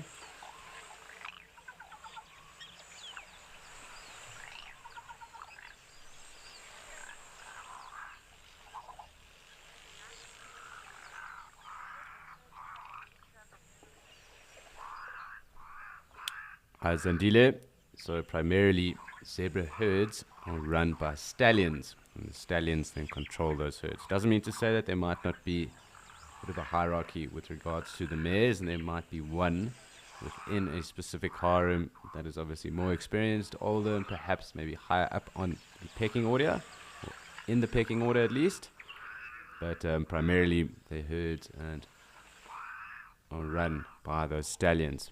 They are the leaders of the herds.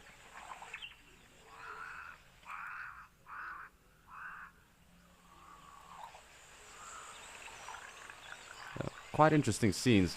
Our springbok numbers have curtailed. Obviously still a bunch here getting some shade. It looks like we've got some kudu coming through. But I'm enjoying the shade here of the camel thorn. I just want to zoom out just so that we can still keep track of our zebra. I'll come back in now once these kudu get to the water. The zebra are slowly starting to move off. The springbok numbers kind of in an ebb and flow state. They kind of come through and then mission off again as well. Definitely capitalizing on the shade that is under that camel thorn.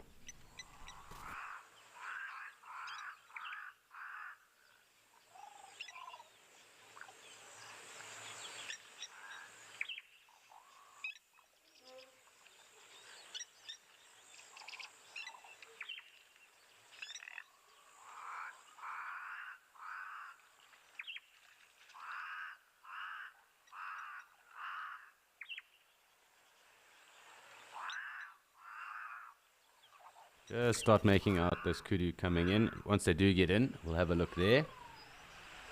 Let's just zoom in anticipation.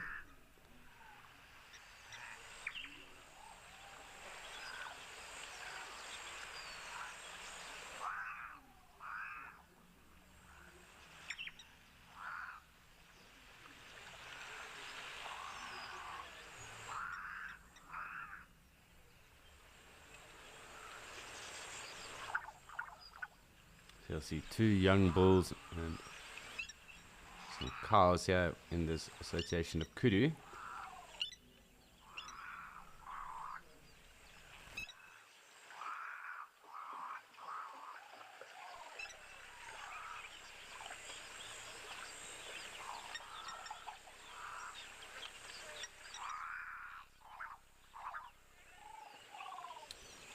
Hi, Veldwalker. And that is a rather interesting question. Which animal would I communicate with if I could communicate with any animal species? I do just need to think about it. I can think of two off the top of my head. I just want to kind of decide which one would actually be better.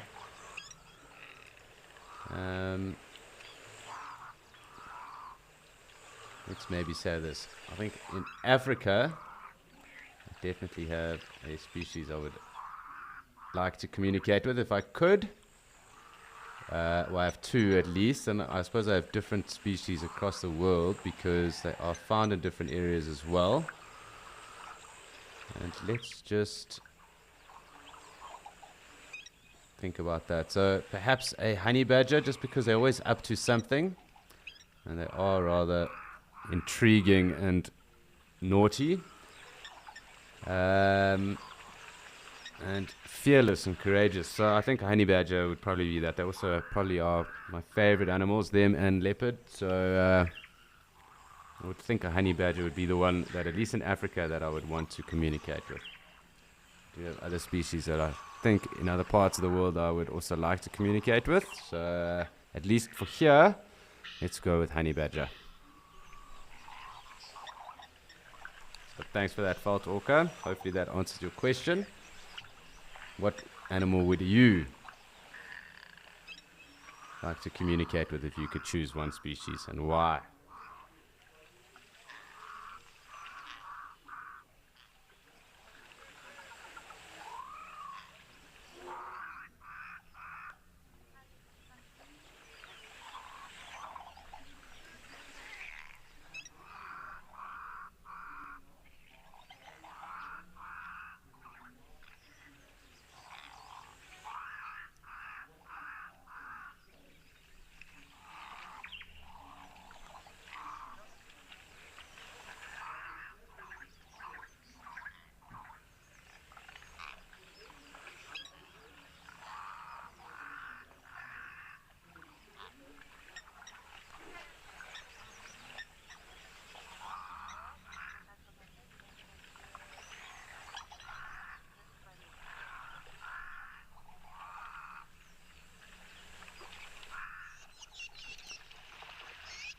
So we do have our kudu, lots of springbuck.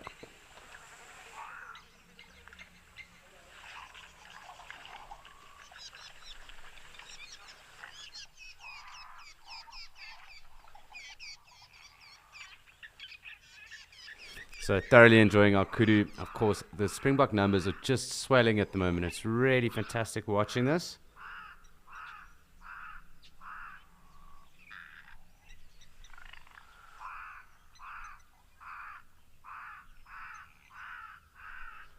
Really cool watching the numbers swell like this, coming out of the shade, and of course trying to capitalize on the shade as well. Awesome having our kudu with us. Really lots of activity going on right now. Really cool to watch all of this going on.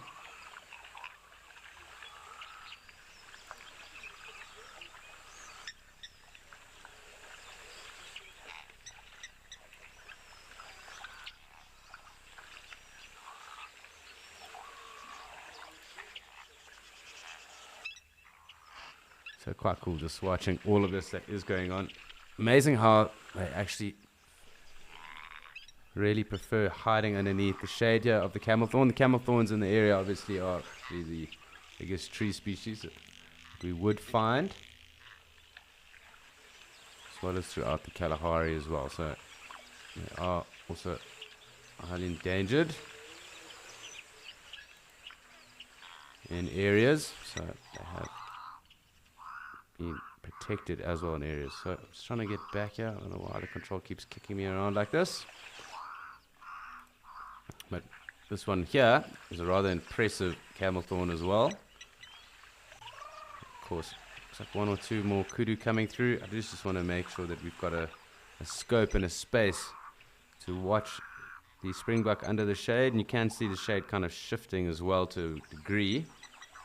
Of course, lots of springbuck milling about at the moment too.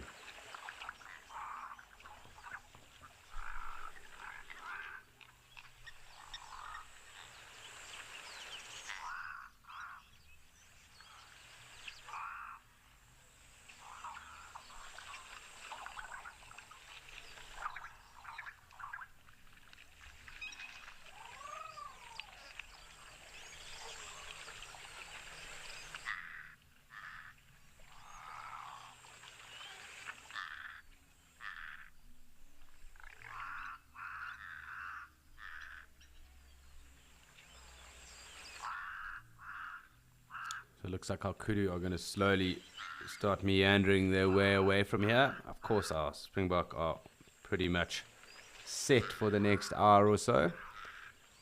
I do think they'll hang around.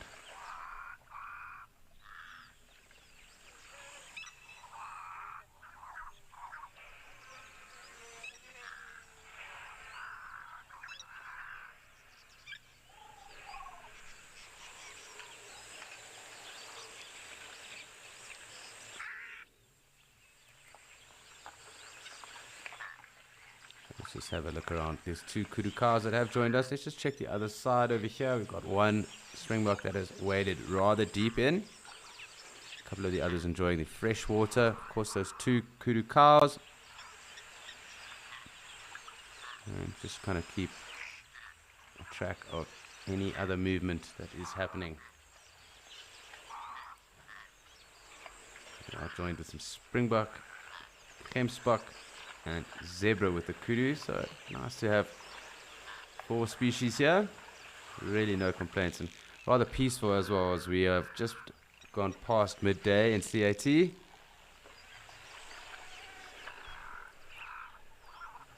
But it's been a rather eventful day here in Etosha. So with that being said, let us go and check what is happening across in Kariega with Liam.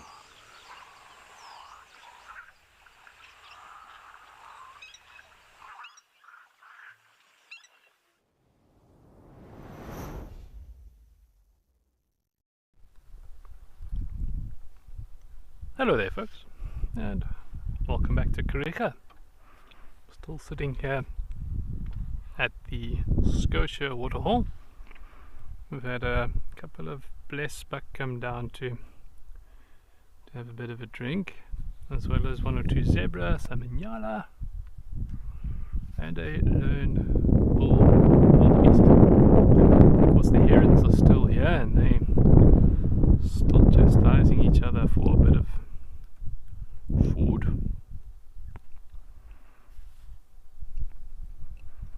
Yeah.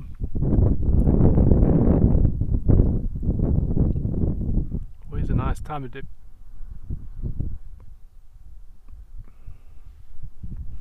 It was nice to be around a waterhole at this time of day. Good amount of activity.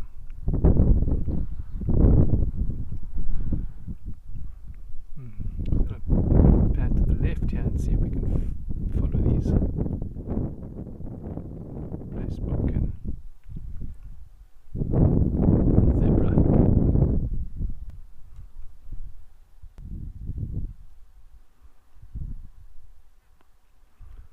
There's the wildebeest bull, this solitaire.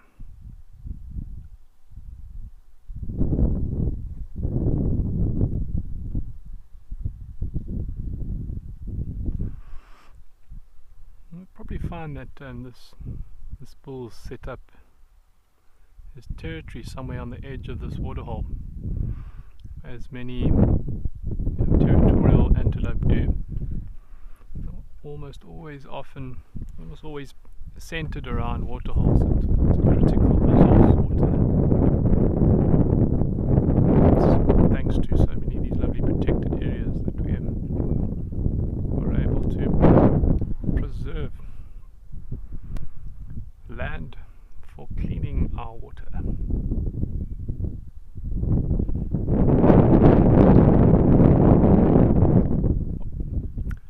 Take into a bit of shade.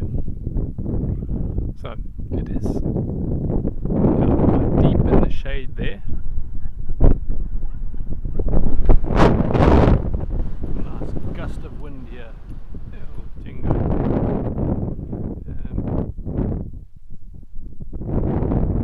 Deep in the shade there. This wildebeest enjoying that. I don't blame him. Nice and toasty out here, although there is quite a strong breeze.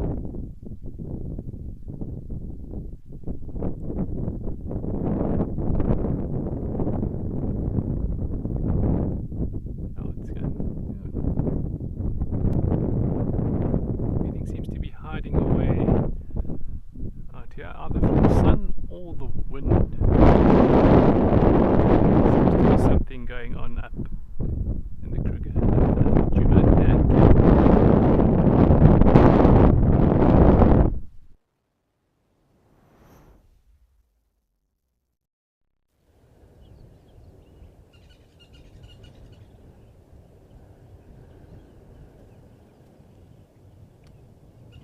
Hopefully Liam will find a seatbelt or something to tie himself down with, because there's a high chance of him getting blown away at the moment. We are currently here with a lovely herd of impala, and I'm hoping that we will also be able to show you some of the lambs that are around as well. There's one or two of them here, and interestingly enough they do develop quite fast, so literally in no time they're kind of in that almost sub-adult size, although still cute and always pretty. They are always interesting anyway, so it's fantastic just to watch these guys and then just see where they're going. But it does look like we're going to start to see them heading off into the bush, into the thickets. It is getting a bit windy here, so probably enjoying browsing along those lines and seeing what goes on in there as well.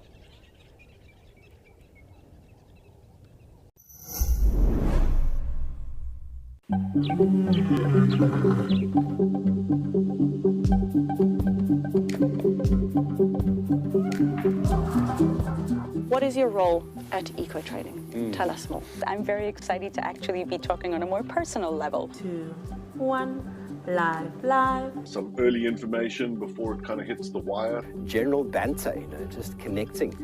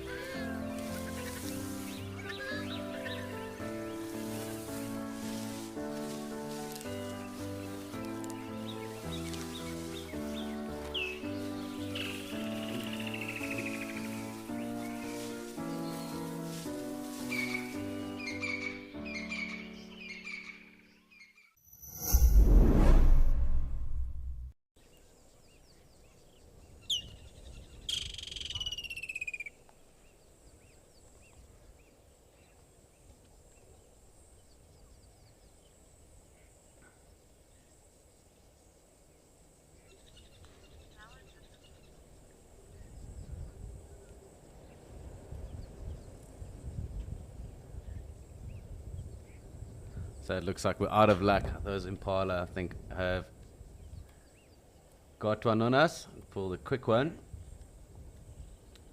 Definitely a Houdini moment for the Impala.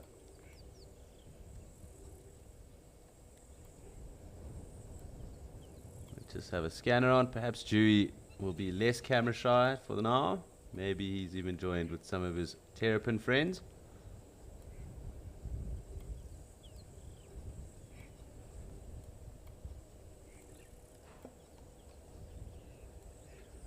He always likes to face away from us, which isn't the best, obviously, but you know, we'll take what we get.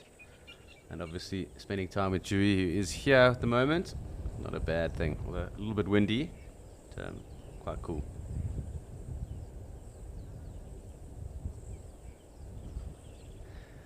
MC saying he's just camera shy. I mean, at times I think he isn't normally that camera shy. He does play with the odd stick and that too, but definitely when he's around here, he does make sure to be rather inconspicuous and then leaves us very quickly as well. But definitely having fun. Lovely little ears, and you can just watch how he's also just paying attention with those, listening out for anything too. But clearly very well adapted to aquatic life.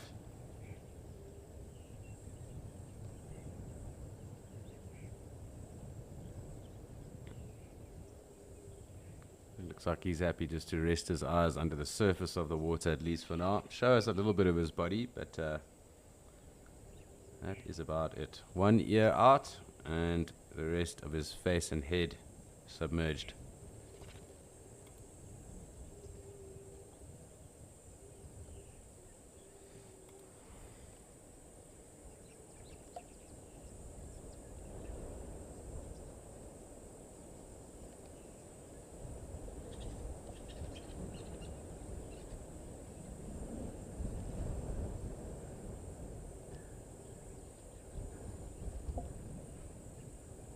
There comes his snout again. So really quite cool, and you can actually just see how big his head is as well.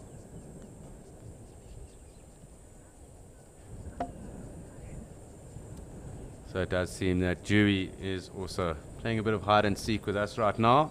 But let us head across to Andrew and Morgan again and see what they're up to.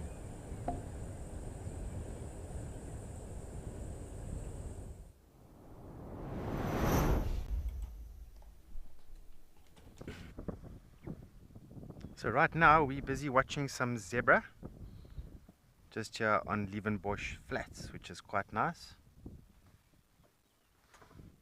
And this zebra's got quite an awesome hairstyle, just blowing around in the wind there.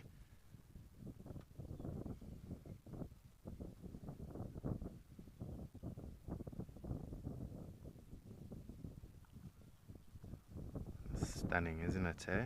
Look at that. Look how even the mane is striped, which leads to the stripes on their body, which I think is great. Everything about a zebra is just so neat and tidy.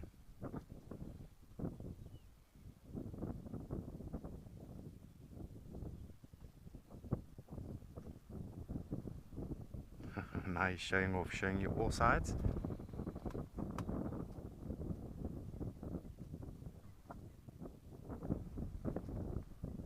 Wow, the zebra is in brilliant condition. Let's look at the overall fur on the body. It's looking good. And then that hair on the neck, the mane, we call that the mane, standing upright. That is a good condition. Sort of when they start losing condition, I haven't seen this personally, but when zebra starts to lose condition, you find that mane doesn't stand up anymore, it just lies down on the neck, lays flat on the neck.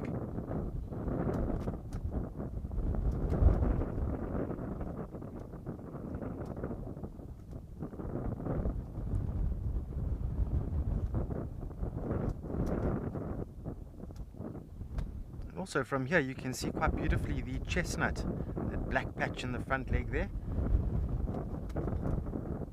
That's what they call a chestnut. Now for you, those who enjoy horses and riding horses, you all know how sharp a horse's hoof is. And with zebras, they also have very, very sharp hooves.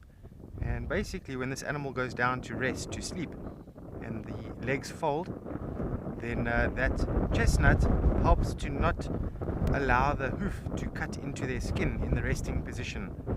So it's not a gland or anything like that, just a nice thick piece of skin, helping just to protect the inner leg from the hoof when lying down.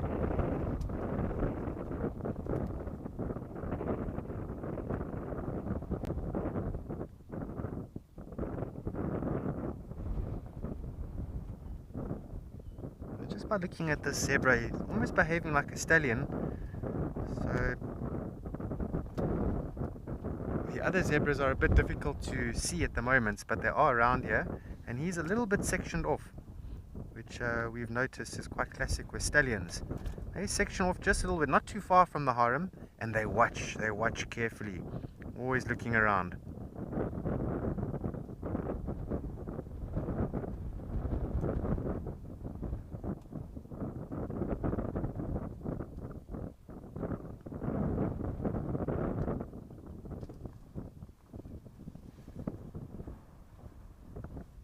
There we go, just moving a little bit there. Oh, he's got the most beautiful face. Look at those markings. Such an iconic animal of Africa.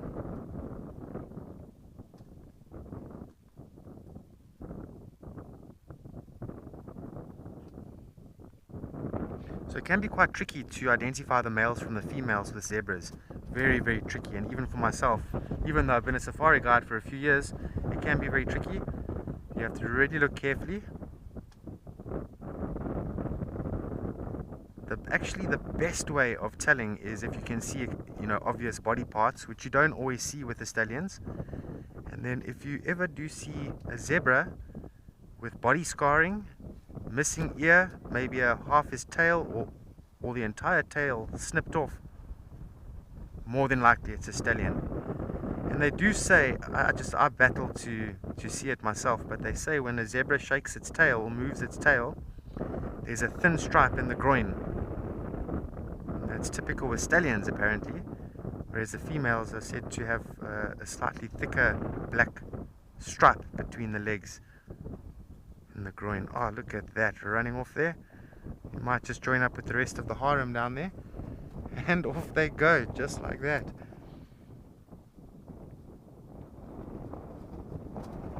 Very much like the racing stripes, that's correct.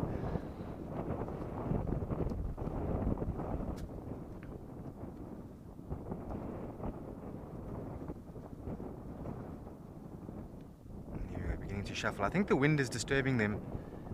So the wind does hamper their ability to hear properly. And they become a little bit nervous. This is most of the wildlife become a bit nervous in the wind. They just can't hear and smell properly.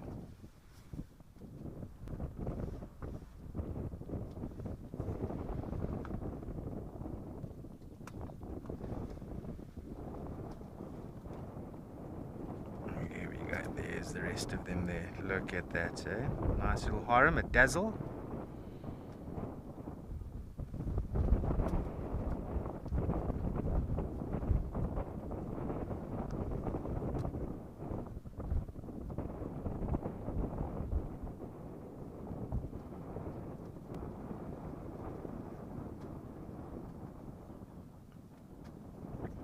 Okay, while we watch them race off like they are now, I'm going to send you back to Ukukuyo with Alex on the dam cameras.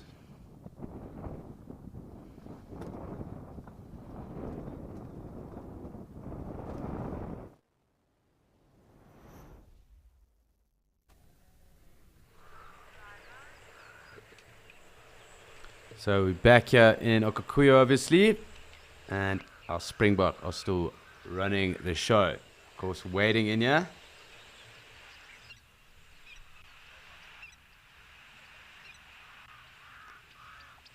And it does look like the wind has also picked up.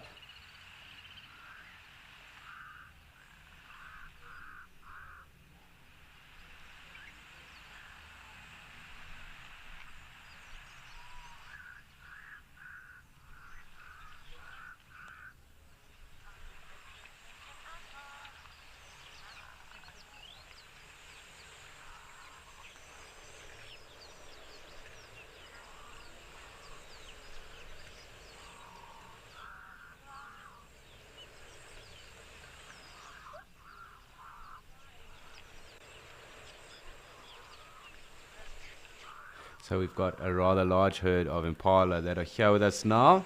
Fantastic to see them. I've been waiting for some impala action.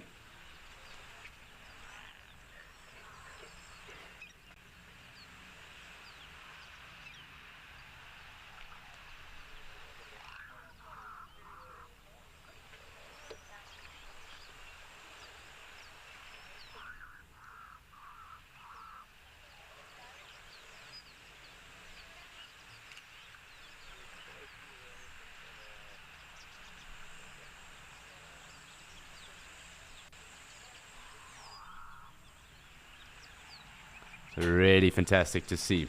And of course we did just see the other impala cross in Djuma. So lovely to see these black-faced impala, and of course in a nice big herd like this as well.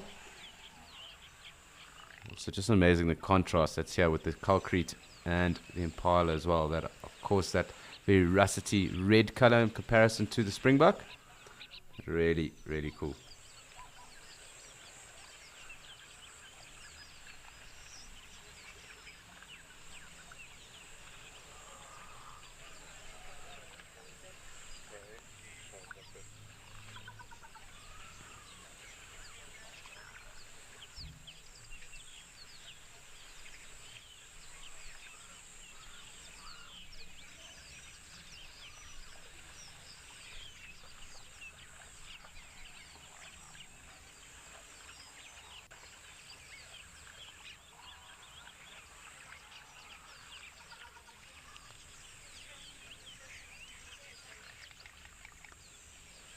And what is quite impressive is if you look at this ram, the size and the width of those horns, they really are spectacular. It does remind me of images and that I've seen of the impala up in East Africa. Really quite fantastic if you look at that.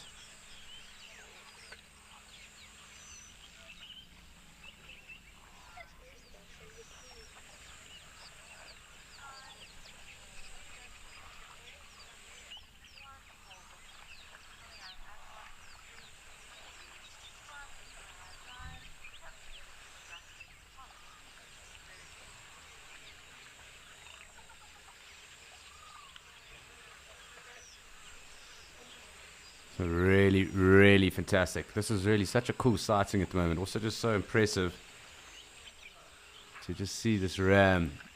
Obviously in very good condition as well. Of course with horns like that.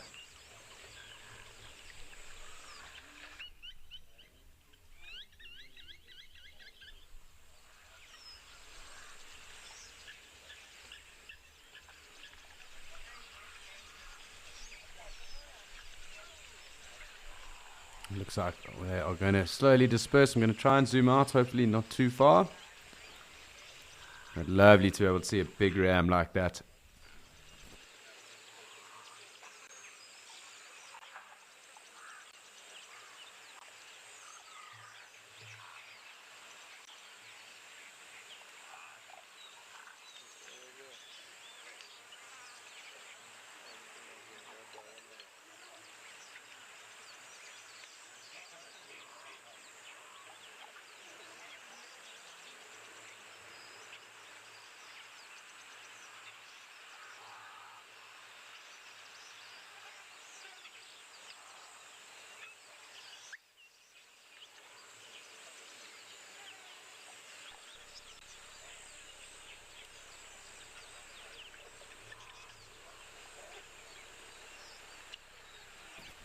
Hi Brenda, so it does depend on the area. Of course they obviously all have that very instinctual impala horn setup, but it is noted that some of the impala up in East Africa at least have that very wide set, much like that ram we just saw, very wide set, and obviously length as well. So it will depend on the area that they are found, obviously just genetics and geographic points in those areas then lead to that. So much like it is noted that the biggest lions ever recorded, or lion at least, were shot in the Lowveld, pretty much in the Greater Kruger area, and on record that is where some of the biggest records of lion have ever been, as well as some in Zambia. So just a point of reference, as well as some of the leopard across in the Lowveld as well, also noted to be really big and outliers almost for the species in terms of weight and size. Obviously in different areas they do occur, obviously in good size and that as well. So the horns of the impala are pretty much uniform throughout their entire range, although there are areas where they are noted to have larger horns, and the genetics in those impala in that area, obviously they carry that genetic to allow that to happen. And these impala being the subspecies of black-faced impala that are endemic to this area. You know, just by note and having seen some of the rams, their horns just are really quite impressive. So it's obviously a genetic trait that they carry here, and something that is then passed down.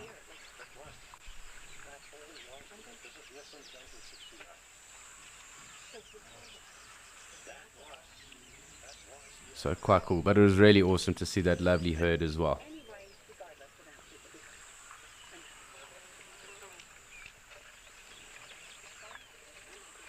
You can just see them walking back off again.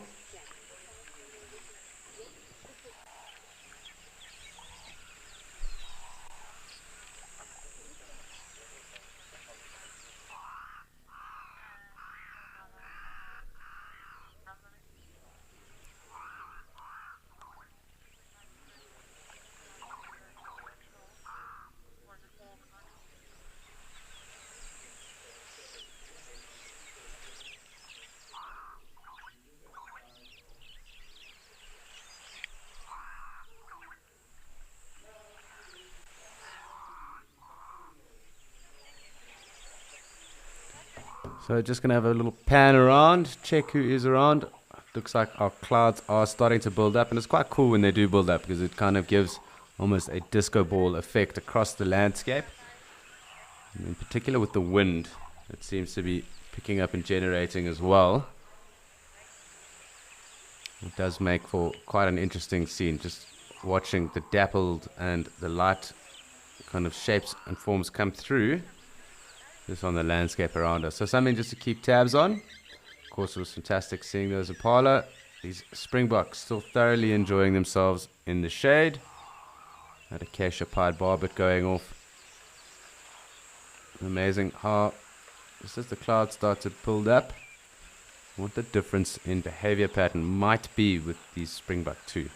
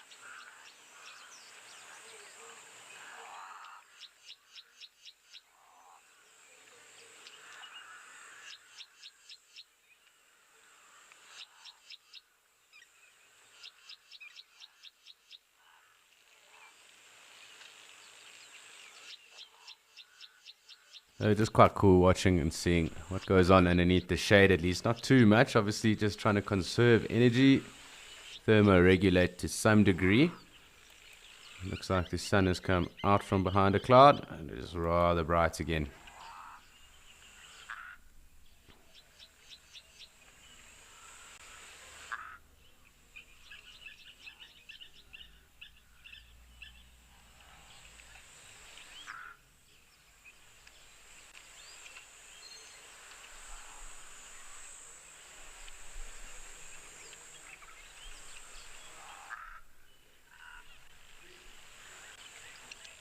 Looks like some zebras slowly starting to build up in numbers just off to the top.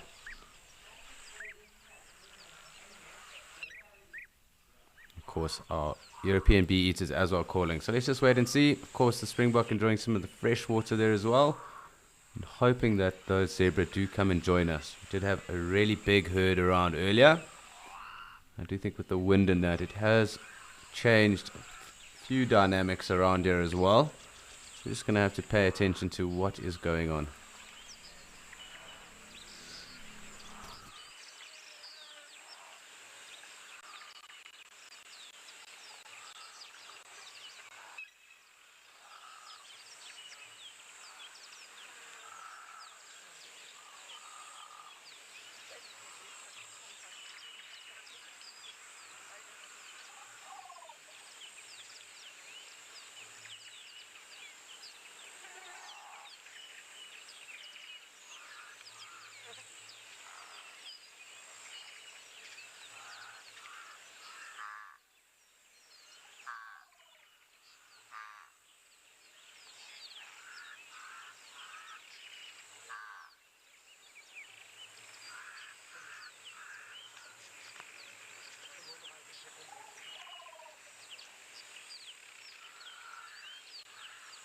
So it looks like we're going to just have to play some patience here with the zebra up top. Of course, we'll just try and make sure we do have our springbok as well in the frame. And just enjoy a quiet moment with the crows and lapwings as well. There's a number of them across the back there.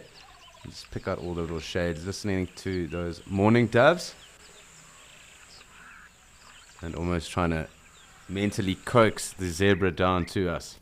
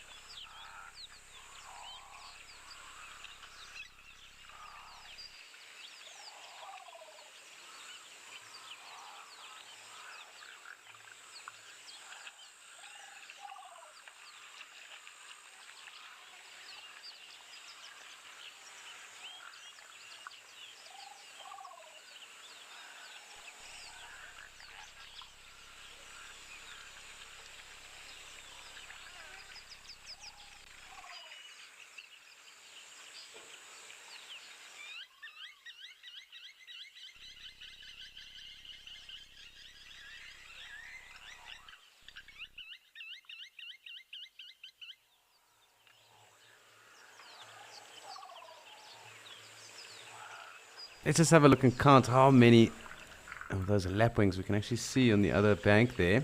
It's quite interesting to note. Of course, there are some Cape crows as well as the Egyptian goose. But with the amount of lapwings that there are, it's quite fascinating just to think that they are in such high numbers.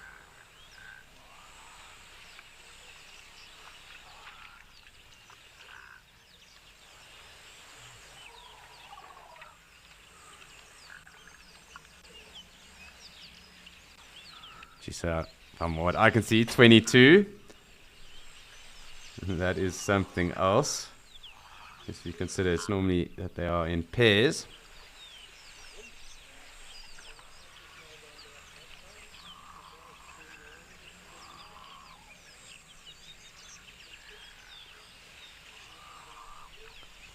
That's quite fascinating just to note.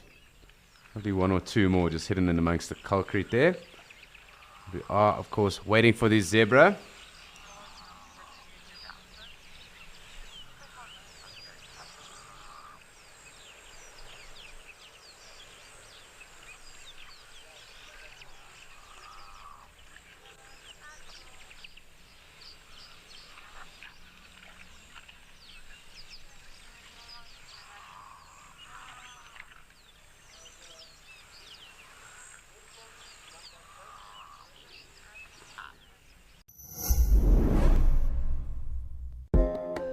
Here at Wild Earth, we know it's not always possible to watch your favorite show live. If catching up on safaris is critical to you, then download the Wild Earth app and watch the catch-ups here first. Catch-ups are available on our app before YouTube, and in addition, there are cut-downs of each show for those who only have time to watch the best bits. That was incredibly cute. Download the brand new Wild Earth app today and don't miss out.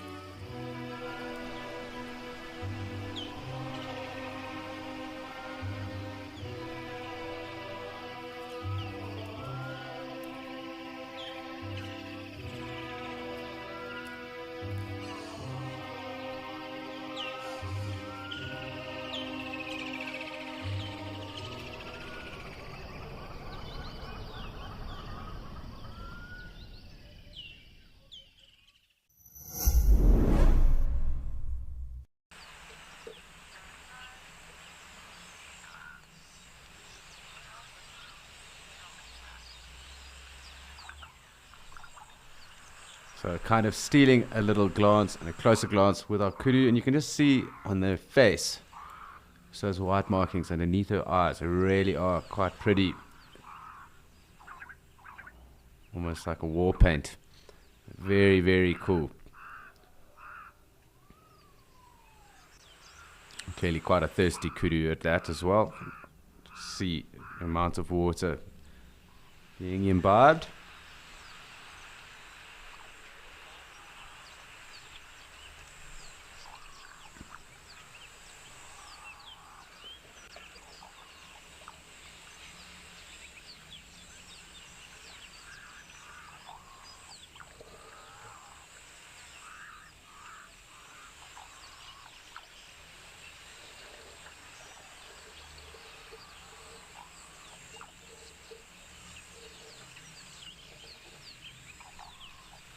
Let's just come back out a bit because I think the wind will start to maybe play some games with us.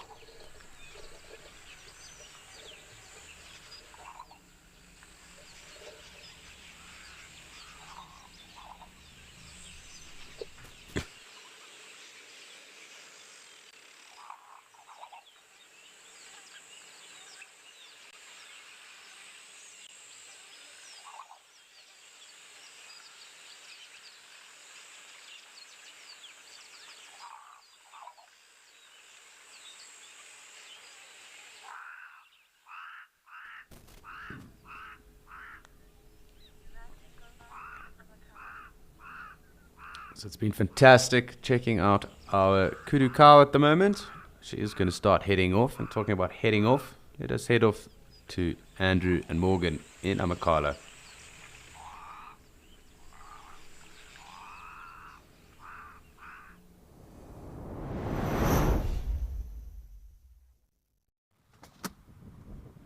So we just pop past the Jackal Den site now, see if there's any activity at the moment, but we have just arrived now. I'm just going to give it a few moments, see what's going to happen. But yeah, the weather has changed quite a bit now. The wind has picked up quite a bit, and you can actually see some of the branches are moving around there. And some of the animals have decided to just go into the thickets and hide away for now.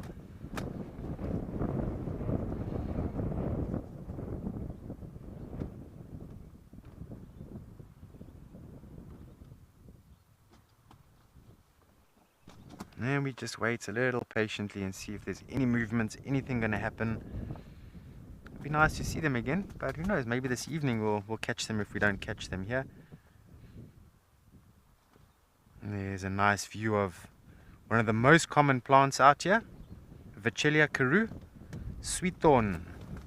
And you can actually see quite a bit of lichen on the plant as well.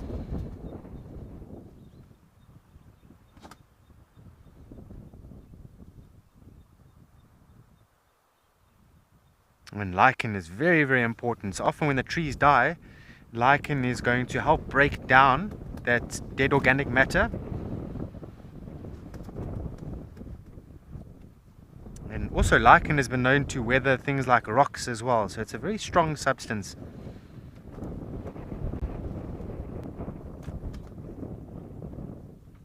And some of the birds, like paradise flycatcher, does like to pick some of the lichen, add it to the nest. And I'm sure it helps with camouflage as well.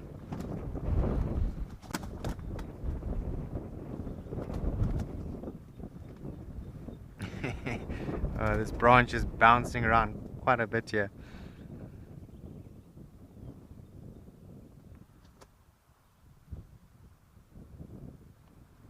There's a beautiful dune thicket in the background.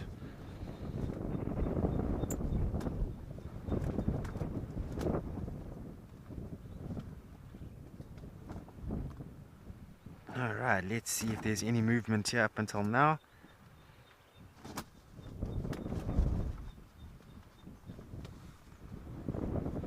You can see the clouds are starting to form, whereas just about 2 hours ago it was completely clear, and now already we are seeing quite a bit of clouds forming.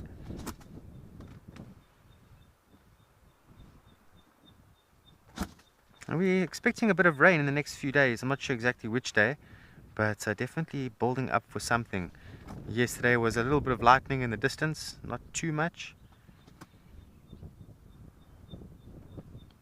But as you can see, it's quite dry at the moment. The soil is very dry. So definitely some rain is needed.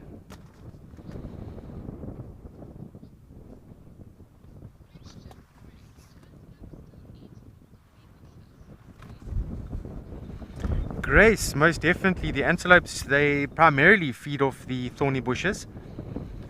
And the plants that have got thorns, basically the plant is protecting itself because the leaves do get eaten. So if you ever go on safari and you see a thorn tree, you can presume that yes, browsers, which are leaf eaters, we call a browser, that they are more than likely eating on the plant. But if you have a look at the Vachellia, one with the white thorns, can you see how visible those white thorns are? So the tree is trying to announce to the browsers that, hey, be careful here, I've got lots of protection. And the browsers, it doesn't stop them completely, it just slows them down. And through this and other mechanisms, it gives a chance for the sweet thorns to really thrive and do well in the environment. And they're actually quite important plants, actually. The sweet thorns are good at binding eroded soils. And what's nice about them is you can have sweet thorns, or any Vachellia really, growing right next to each other, and the roots don't attack each other. And they can grow right next to each other with no problem. And because of that, it does help very much with those eroded soils.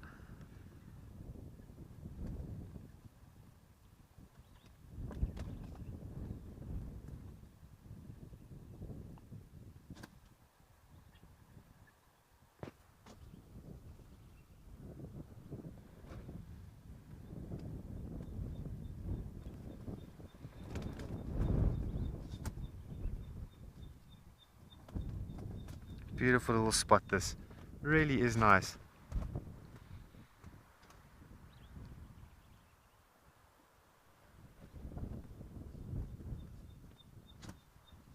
So if you have a quick look at the sand that's on the ground just in the front here, this is actually all beach sand. All of this is old beach sand.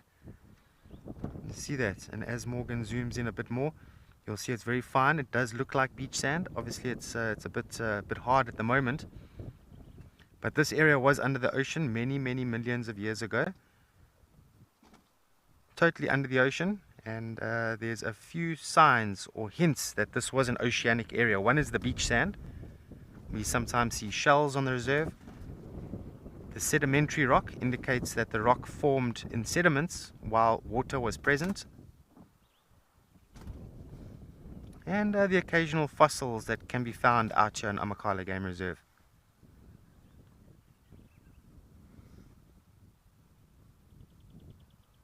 And a lot of the reserve, especially in the dune thickets, you have sort of these rises in land, and then it suddenly falls, and then rises again, and then suddenly falls, which is old sand dunes, which later on, with a lot of time, became well vegetated and established, and they are permanent. So they, of course, they can't move around because of the amount of vegetation on them.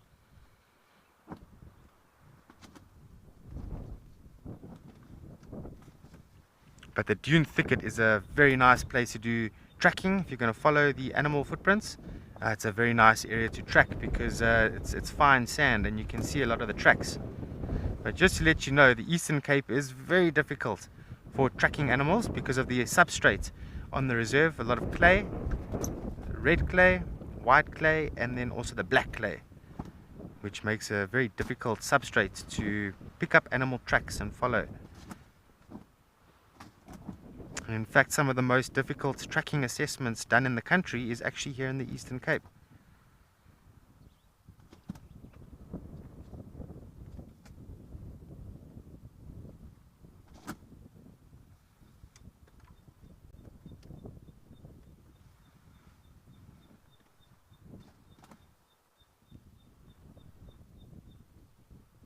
Just listening to a few birds, which I'm sure you cannot hear because of the wind.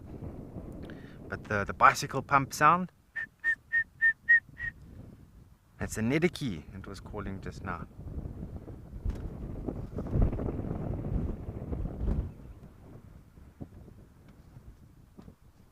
So no sign of these jackals. I think they're probably in the den site, or maybe in the thicket next to the den site. I think it's a bit windy for them to want to sun themselves. I think they would rather just go into the burrow and just hang out there for a while. I have no doubt that the adults are out foraging at the moment, so you never know, they may make an appearance.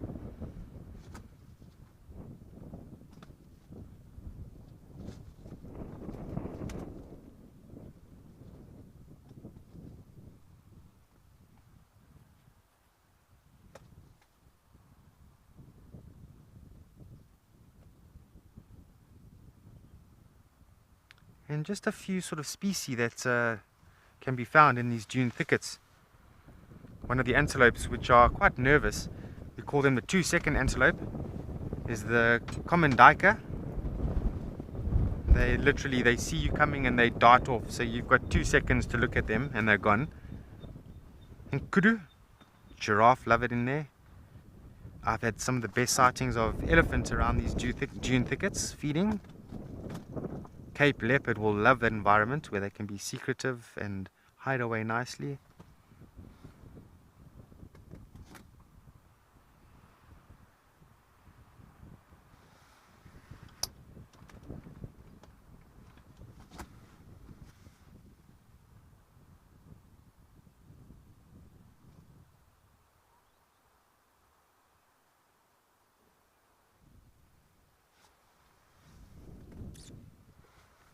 There used to be a bull elephant that used to hang around this dune thicket for extended periods of time.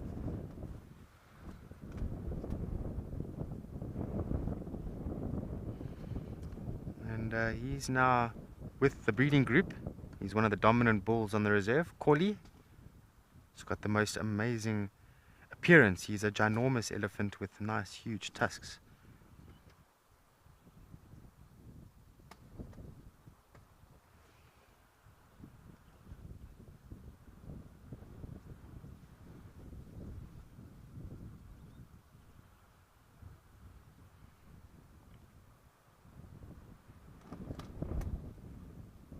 And one of the major signs that elephants do come out in here is if you have a look at all this debris on the ground, all these dry branches and so on.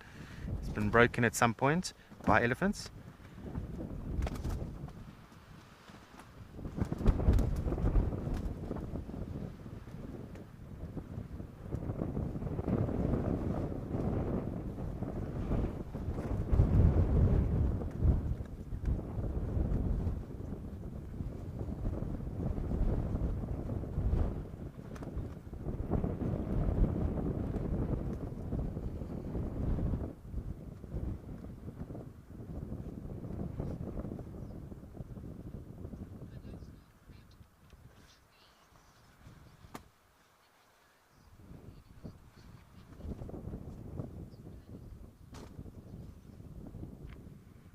Okay, it's quite nice. We have a question from one of our directors out in the Mission Control, Morgan. And she's still fairly new with us, doing a great job there in Mission Control. So yeah, secretary birds enjoy thorn trees, so mainly Vachellias and then other types of thorn trees. Not any tree, no, not any tree at all. Mainly thorn trees. They must be not too tall, bush-like trees, if you will, where they can nest on a canopy on top.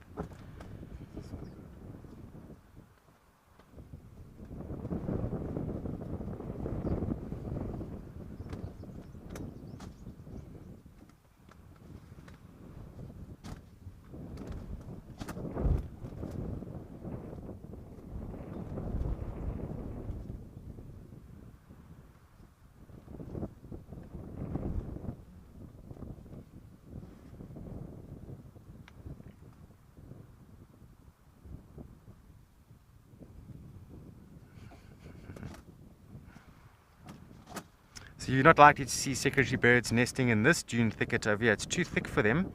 They're not going to be able to move around as efficiently as what they would in these open environments like where we've been hanging around the secretary bird nest.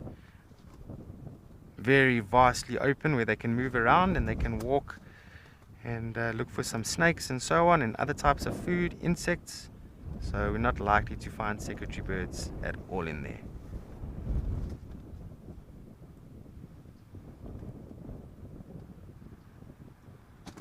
If there were side-striped jackals, this would be a lovely place for them.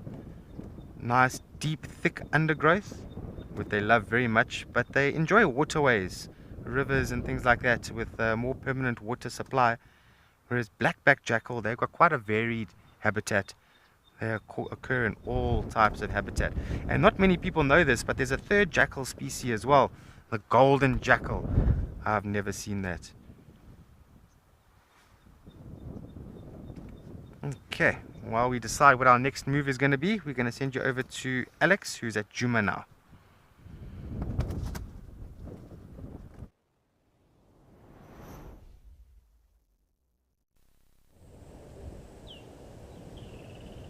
Thanks very much, Andrew. And not only are we joined by these impala and our wildebeest, but we now also have this baboon as well. So really a fantastic way to jump into Djuma.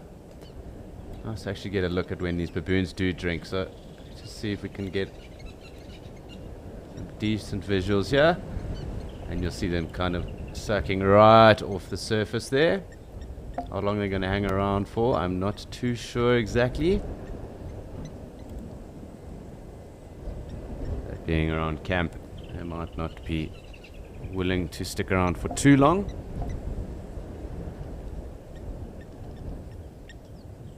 Very cool watching baboons as well. So, a couple of lidleys. That one taking that youngster off. Looked to be a male. Some playing going on there as well, and there's always something interesting going on with baboons. So interesting to watch how that wildebeest watch what's going on there. Let's just have a look while these youngsters drink anyway, because that is what I wanted to show you. And all baboons do this when they are drinking, kind of on all fours, and noses and muzzles just to the tip or surfaces of the water. Quick drink, of course. Always vigil, always having a look. It does look like this is a younger male with that youngster. Doesn't look to be a female. Just have a look. But yeah, they are obviously always alert when around water. Of course, there's no crocodiles in this water source. But they do keep their eyes peeled when they are around. Lovely to watch them. So cool, so close. Lots of time for spending with baboons. There's always something interesting going on with them, so it's always great just to sit back and see, because it's almost like a little circus that goes on. Lots of playing and the rest that does happen.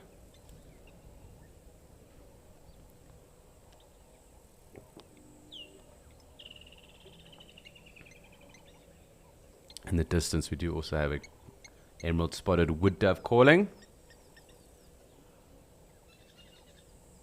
Really just enjoying the scenes of this going on right now.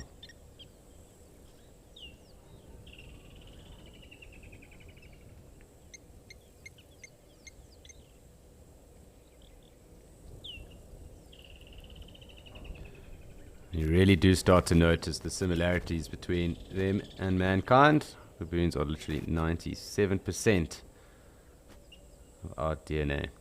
So, quite fascinating to think about what a difference 3% can make in the natural world.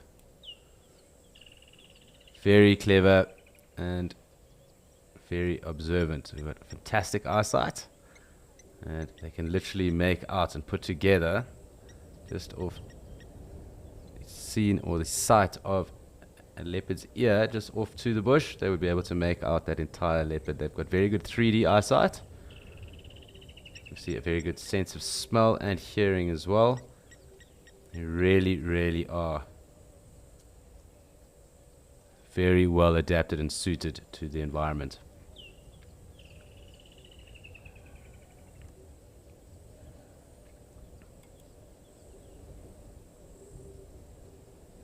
So really cool having them around. Lovely to see. I'm sure we'll get some playing, perhaps even swimming. They do enjoy swimming as well. And with this little pan system here, that could very well be a thing. In the next few, let's just wait and see though.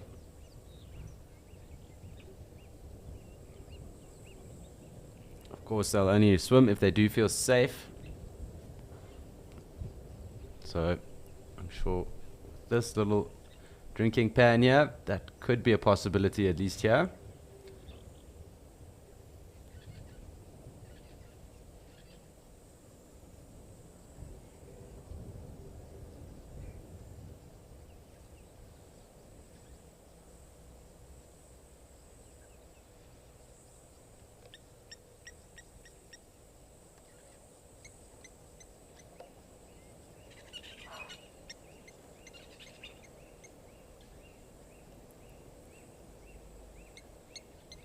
You just hear puffback as well in the distance. So really awesome just watching our baboons now having a drink. Of course, these are probably the descendants of a very famous troop of baboons that were up here called the Gowrie Gang. A good friend of mine did follow and document them for around 12 years. He was eventually even inducted and, or one day at least, became the troop leader after one of the alpha males passed away. And he actually had them in his house. And that is how he found them. So that troop still does have a dedicated page on Facebook called the Gowrie Gang, so go and have a look at it if you do want to. But a fascinating story that did unfold. It was a number of years ago, but as I said, yeah, they were documented for around 12 years, and these must be the descendants of that troop. That troop kind of then did whittle away, but a fantastic story nonetheless.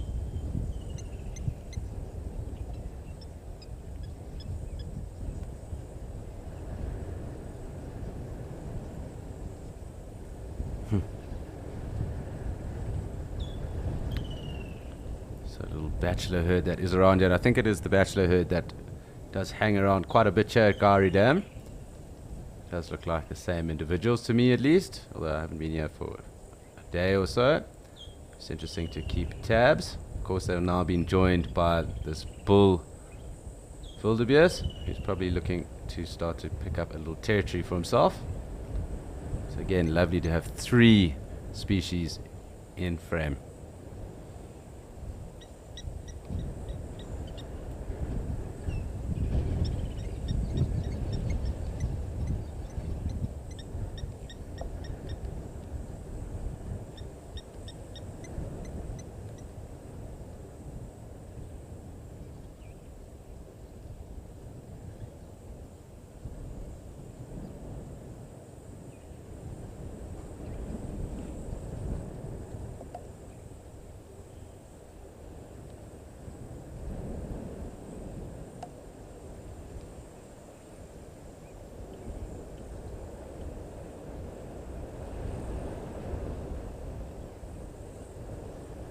So special little scenes watching everyone kind of grazing and feeding around, the baboons foraging where they can, and of course enjoying water, and probably going to be doing some socialization, I would think, after this, on top of a bit of browsing, but more than likely grooming.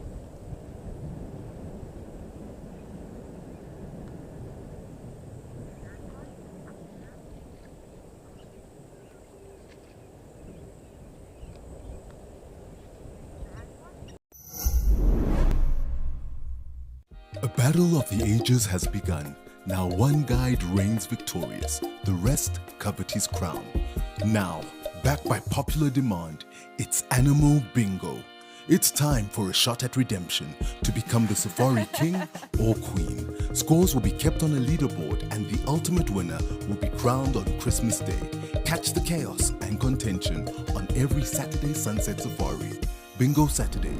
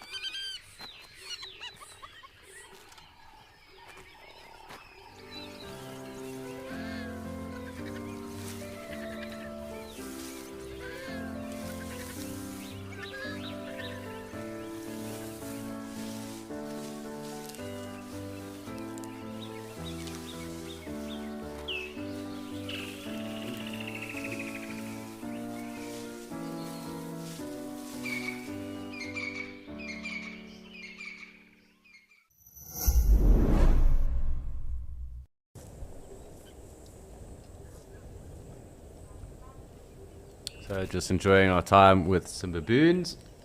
This one here clearly having a rest, and it's quite interesting just to watch because it isn't something you see all the time. And clearly lights out at the moment, so just taking the opportunity to enjoy what is going on here at the moment. Does mean that the troop will probably be a bit stationary and hang around for some time, so while we do have this opportunity, why not enjoy some different behavior or uncommon behavior? The wind is slowly starting to pick up, so I'm going to just zoom out a little bit, but really quite fascinating to watch this.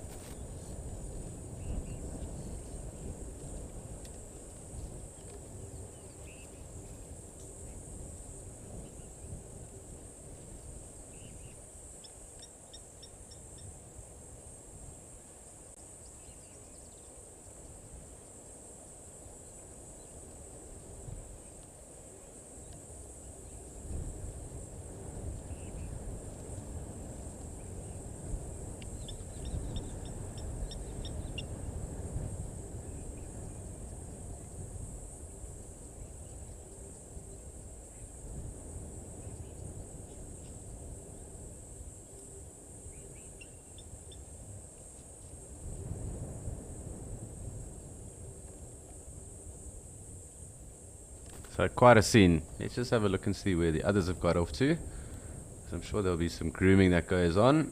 That one is now woken up from his slumber. But perhaps we're going to get some socialization going on now as well. Let's just have a look.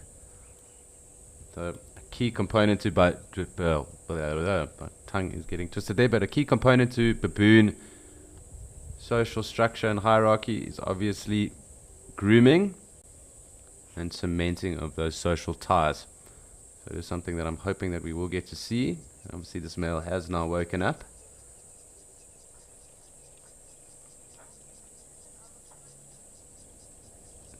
Sorry Kimberly, I must just get Comze, just was a little bit clear. What is the definition of a primate? So I mean, we are obviously primates, so are baboons. Obviously there are monkeys too. But true primates, and when we talk about the great apes at least, have lost their tails. So the great apes are of course ourselves, chimpanzees, bonobos, gorillas and orangutans. And we obviously share a common ancestor.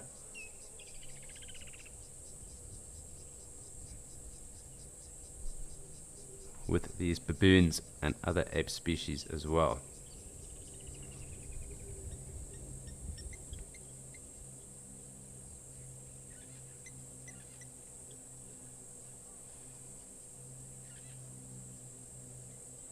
So obviously these other animals that include part of the primates are obviously lemurs, the lorises, monkeys, us, we did allude to the other great apes as well, and the tarsiers. There's also Old World and New World monkey species, and in the New World, in South America at least, there are a number of them as well, but throughout Africa there are two, and of course into Asia, that is where we find the different ape species as well.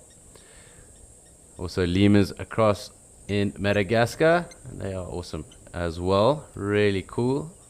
And here we go. This is what I was looking forward to. Here we can quite clearly see that practice I was telling you about that reaffirms all those bonds. Lovely to be able to see it in a relaxed setting like this.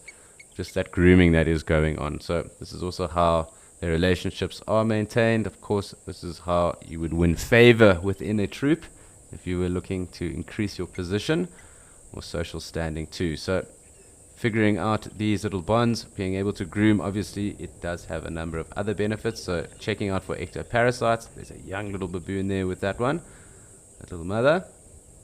And this one perhaps trying to cement bonds too.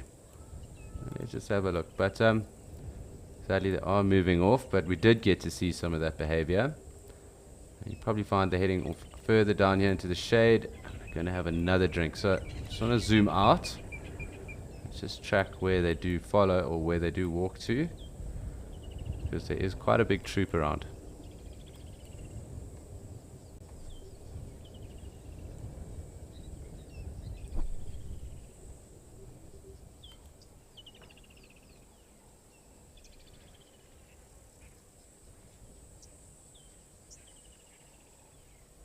You also just hear the audio of that lilac-breasted roller. So just waiting to see if those baboons pop out again. I'm pretty sure they're just in the drainage line here with the impala.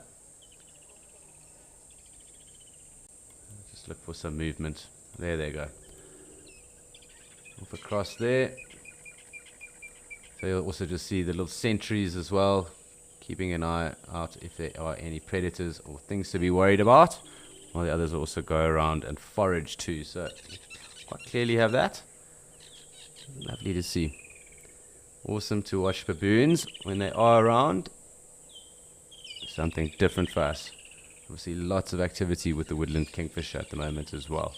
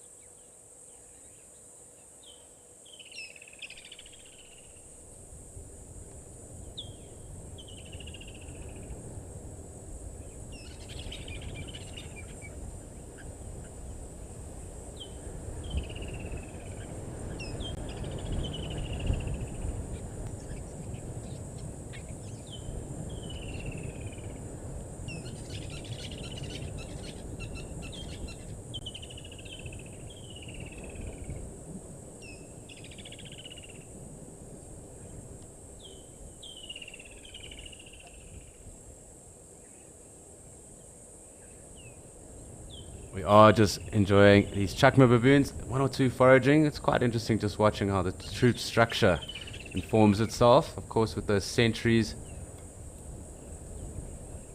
and the foraging that is going on. I was hoping to get a little bit more grooming.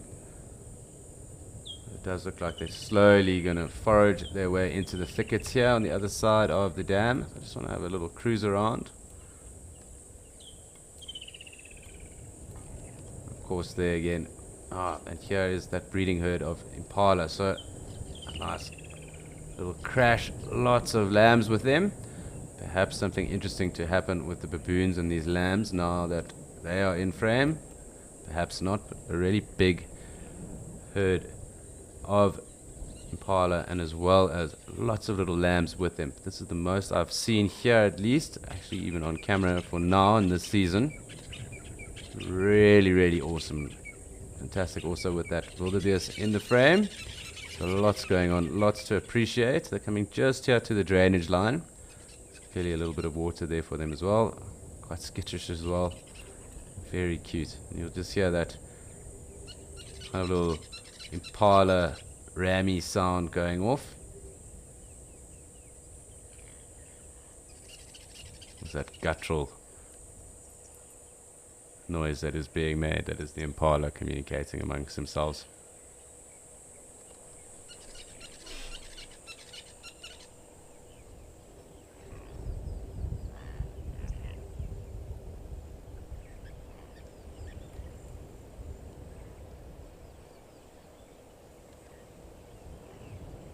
So quite cool, an awesome scene unfolding at the moment. All the lambs and this wildebeest.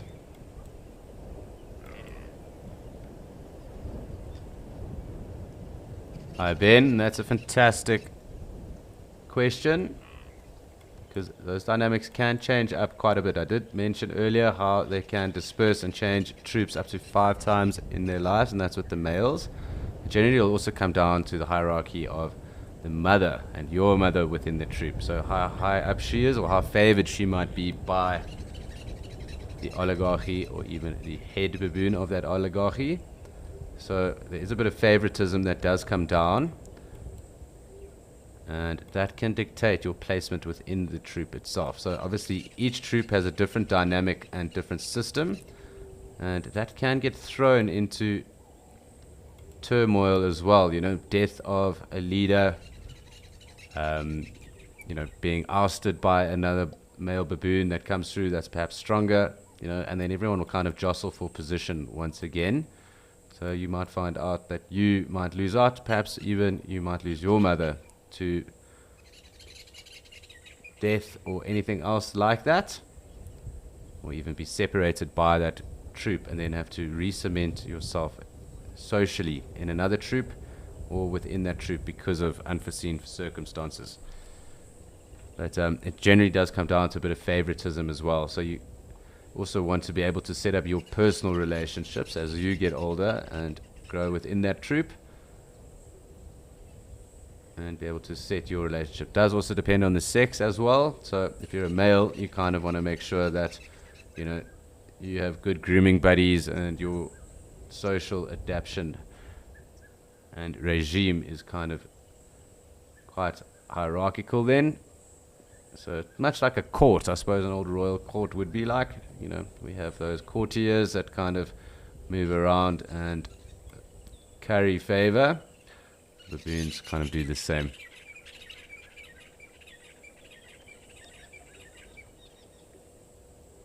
Very cool. So awesome to see all these lambs. I've been waiting to see something like this. So very happy. Of course, one ram there. Let's just zoom in a little bit because you'll see all the lambs kind of congregate together. Almost form like a little creche. They definitely look like mini versions of the ewes as well.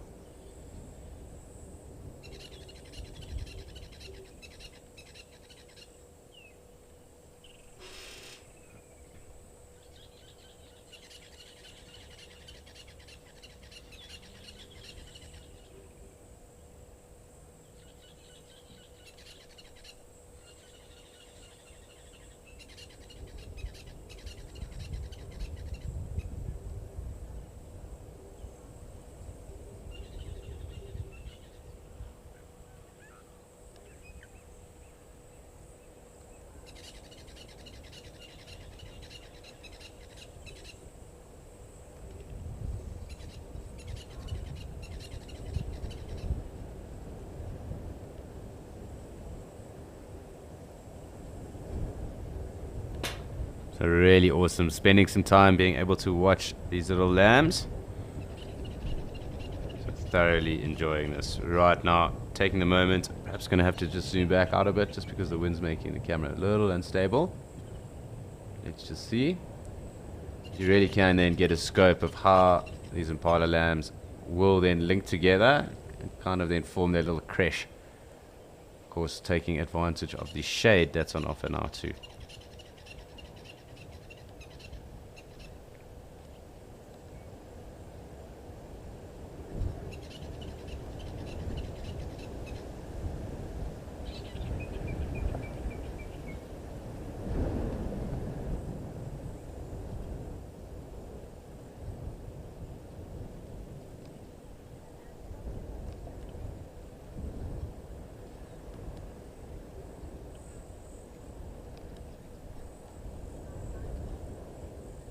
So enjoying some precious time here with all the impala lambs, and of course these impala ewes, and that one ram just in the head in the front here. A lovely scene unfolding, also capitalizing on the shade that is around for them and any of the good graze, that fresh new green grass that is there for them. Highly calorific, so great if you do need to produce any milk.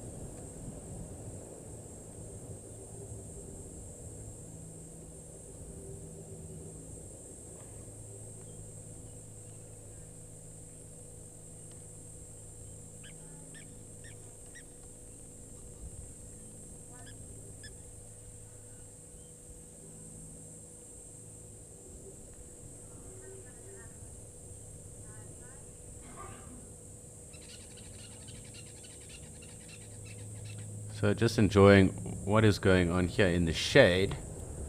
Just trying to check and see the movement, because I'm sure at some point they will move off. Got 1 or 2 baboons hanging around. This could be an interesting moment, just because there's quite a big male baboon that's walking off, and baboon are known for taking impala lambs as well. So 1 or 2 things going on, and let's just wait and see what might unfold. Who knows, there maybe will be an opportunistic baboon. Quite a cool scene anyway. You can just see how that little creche is. Here we go. Let's just have a look here. Perhaps that baboon might get cheeky. Think of a tasty little lamb for lunch. Looks like he's moved through the bush there though. Just could make out a shadow. Oh, it's the impala. So I do think they're also maybe going to slowly start distancing themselves from that baboon. Let's just keep a tab on what's going on here. Another baboon right here. Of course, that little creche kind of bundling together.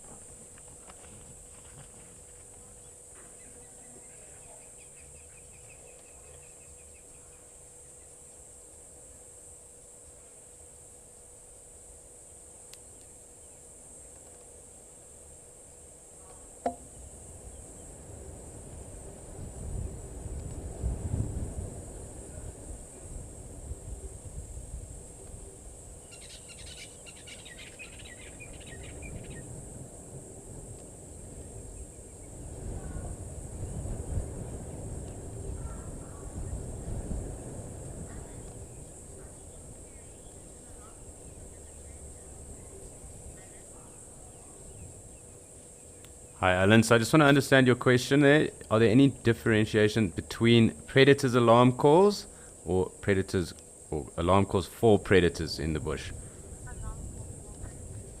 So generally, you know, an alarm call will be an alarm call. There will be a note that is made, and that could be from baboon, it could be from vervet monkeys, it could be from the impala. And again, that is almost like an alert, because they might not necessarily have eyes on that predator per se. They could smell something or pick up on audio or that as well.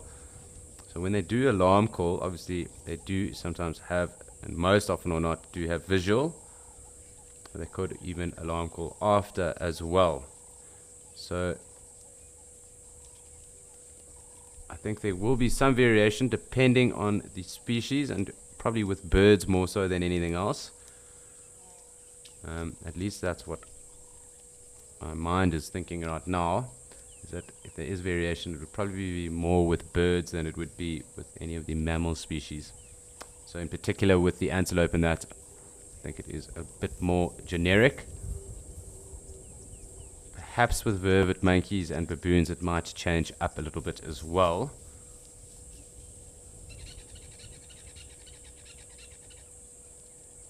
And of course with the wildebeest as well, because you know certain things that will come for them, it's mostly also them also alerting the predator that they are aware of its presence too. So from my understanding, it's generally birds that do have perhaps the variation, and perhaps with the different primates, so vervets and baboons in particular. I mean, I'm yet to see or hear a Simango monkey alarm calling that night, even with different bush babies, so thick-tailed and with the lesser. I'm pretty sure they are also the same, at least from what memory serves right now. But so I'm leaning towards birds having more variation than any of the mammals, and perhaps with the mammals where variation would occur would be with the primates.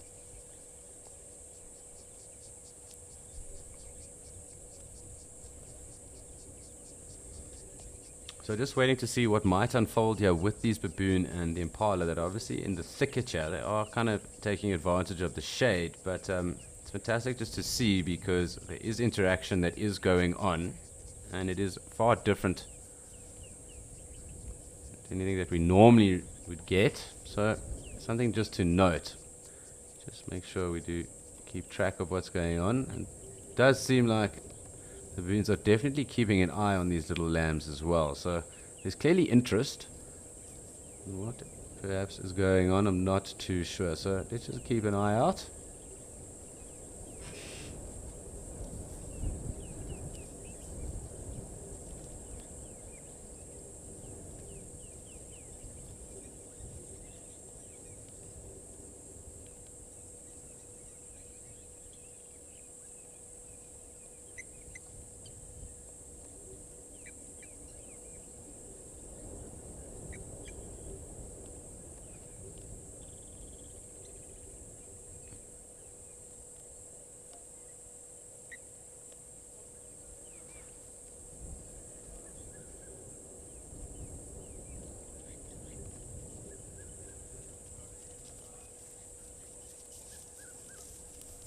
We also just hear that Pitme fro too, so we're just keeping track on what is going on here with our baboons that have now entered into the shade under that jackalberry, that wildebeest in the background, and of course the impala herd.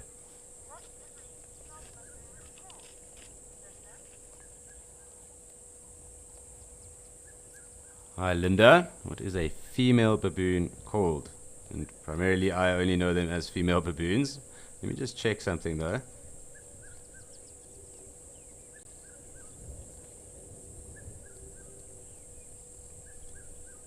Pretty sure there isn't other name other than a female baboon.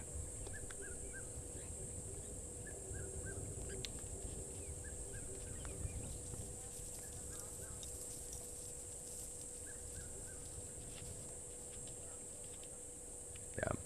So from my understanding at least the term is generic, so baboon being baboon and across the different genders.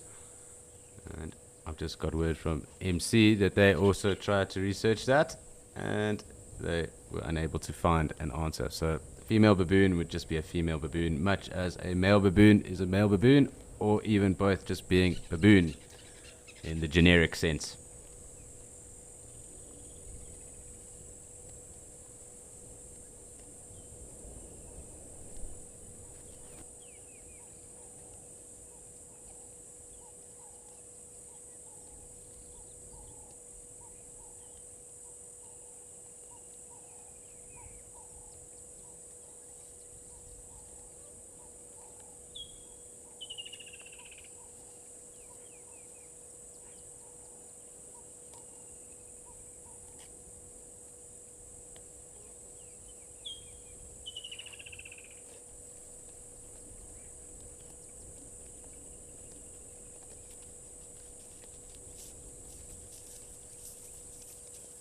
Hi Lenny, so it's not necessarily only their bottoms, it is their private parts in general, their genitalia that does swell up, and that is when they are in estrus, so ready to mate. And they obviously then get rather pink, and it is something that you would see in a big troop structure. So when they are ready to mate in estrus, that is what then happens. There's the trigger then for any of the dominant males, perhaps even of any subservient sub-adult males as well, to then try and mate with those female baboons. And it does happen that some of the younger, less established sub-adult males do mate with the females at times when the other more dominant males aren't looking, or perhaps in a bigger troop structure. It can lead to quite a bit of turmoil, and it can lead to some interesting observations then happening then from there on out. But it is what happens when the females come into estrus and are then ready to mate. You can just see this impala lamb quite skittish, just watching to see what is going on with these baboons and the lambs. Of course we've got the wildebeest here as well, so he's kind of acting sentry at the moment.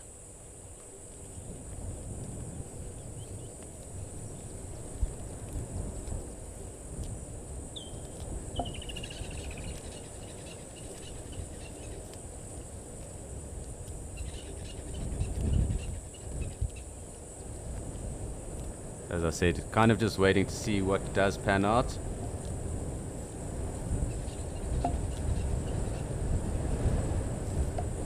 Getting rather windy, so perhaps maybe some weather incoming later on here. wildebeest telling the baboon to shoo off a little bit. Perhaps some weather building later on, or for later on here in Djuma in the Sabi Sands.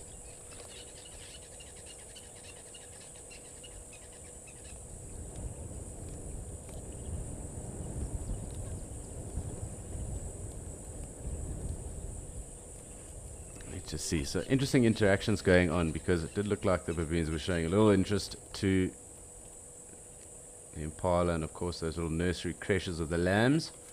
Little nursery groups.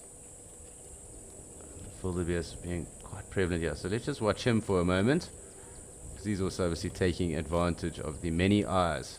So he has switched over and changed teams. He was with the little bachelor group of impala prior to this, and seems to have found it more favorable to be around the impala, almost the breeding herd of impala. But as they've gone deeper into the bush, and him favoring greys and more open areas, I think he's probably going to head back over here. Clearly trying to set up a little territory for himself as well. So it's not uncommon for wildebeest bulls to do this when they are trying to set up their own territories. It does make them a little bit vulnerable though when they don't have any company. Looks like he's going to shoot off into the bush, so interesting just to see. Also just taking advantage of the shade.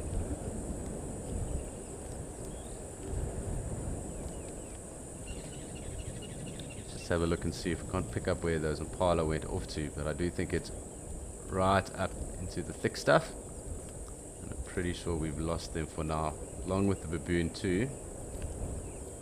I do think we might have that little bachelor herd of impala around. Ooh, and we actually have the waterbuck around, so it really is happening here in Djuma. And let's enjoy some time with our waterbuck. So 2 bulls, number of waterbuck cows as well. So I just want to come here because it's a bit clearer, and you will also, once the cows do come into frame, I'm hoping that that is the case, you'll also be able just to note the size, the body size between the bulls and the cows. So the males far bigger, a lot more robust in size than those females. Really quite cool to see, and 2 quite impressive waterbuck bulls here. Lovely horns on them, and the dynamics of course of this group, you know, waiting to see.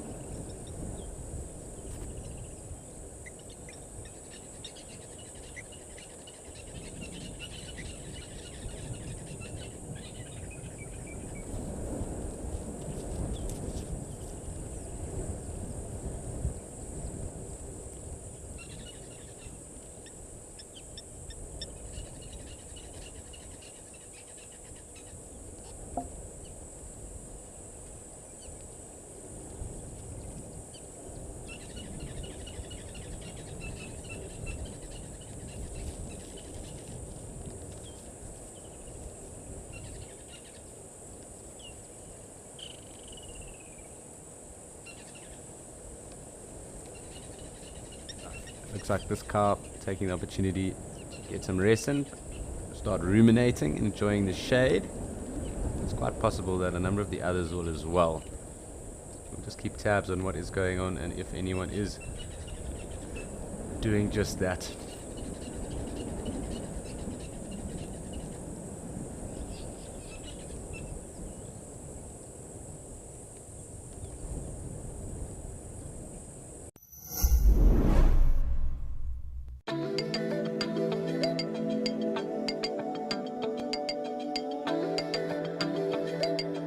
This is what I love about lionesses.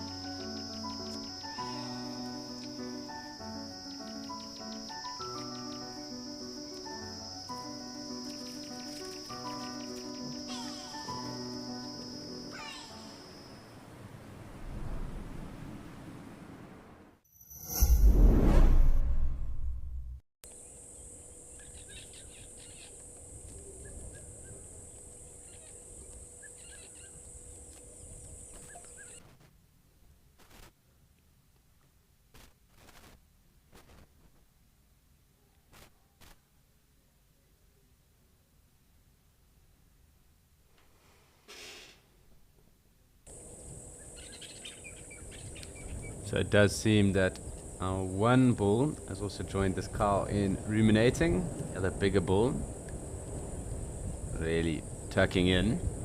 Let's actually just have a look at him while that he is like that. It does look like they've been wading through some water at least as well. That shaggy skin kind of seems quite tight to the body, at least on the underbelly there though. He really is rather impressive. Perhaps we're going to get some ruminating now as well. If only he would face us. Doesn't seem that that's going to be the case. Still grazing there while he sits down, so it's interesting to see. The younger bull here also just engaging in rumination, and clearly also taking a break from the heat.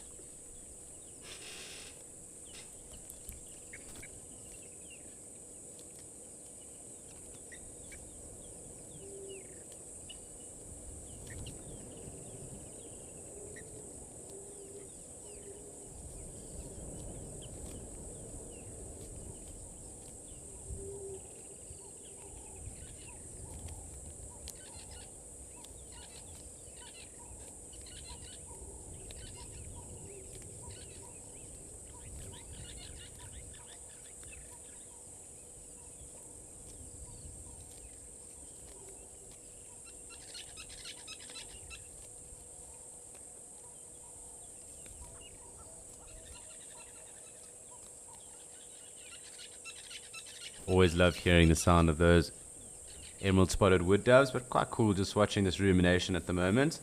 You can see it's very, very warm over there. Lovely wind and breeze that is going on too, so just cool to be able to see these waterbuck. We don't necessarily them all the time. A lot more Inyala and Parla action this side, although they are always present and obviously very close to water too. But great to be able to pick up on them and spend some time just escaping into nature with a different antelope and with a nice close-up of it.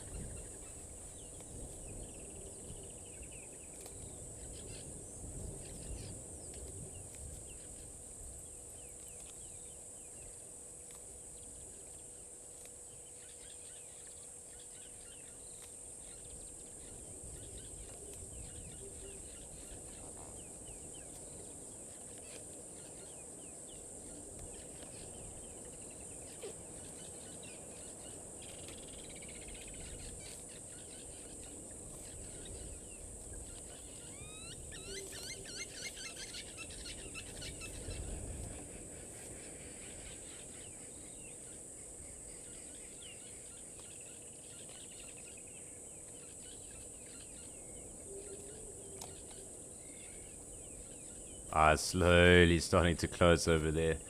But definitely irritated by one or two of the flies.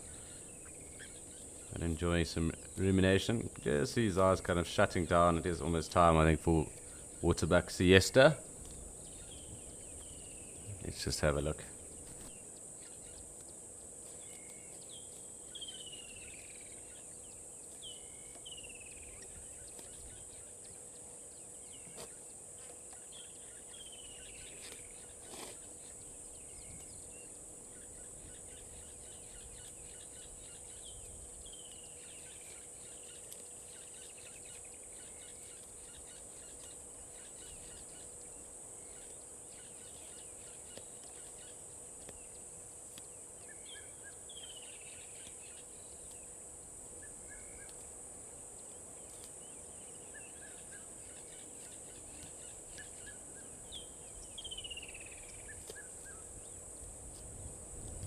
Pick up on the audio of some oxpeckers, of course, Piet Mefro, red-chested cuckoo.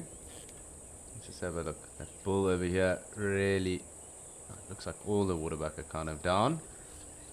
And they will be sitting here for quite some time, I'm sure. So let's just have a pan around, see who else is around. Perhaps, well, looks like our bachelor herd of impala is still around too.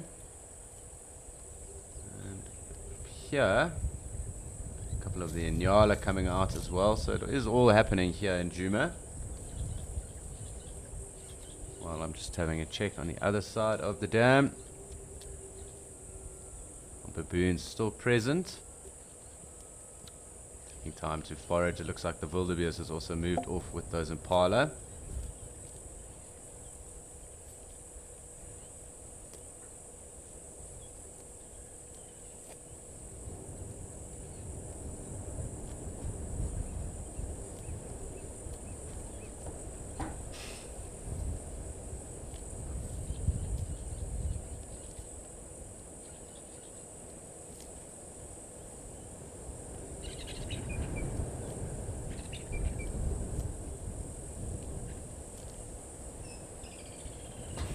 Chewy ever exposed. Does look like there is a terrapin on top of him as well. Let's just have a look. Hi Gracie, thank you for your question, and to be honest, I've never heard of it happening, and I'm most about 99.9% sure that they don't. They might practice ostrophagia in areas.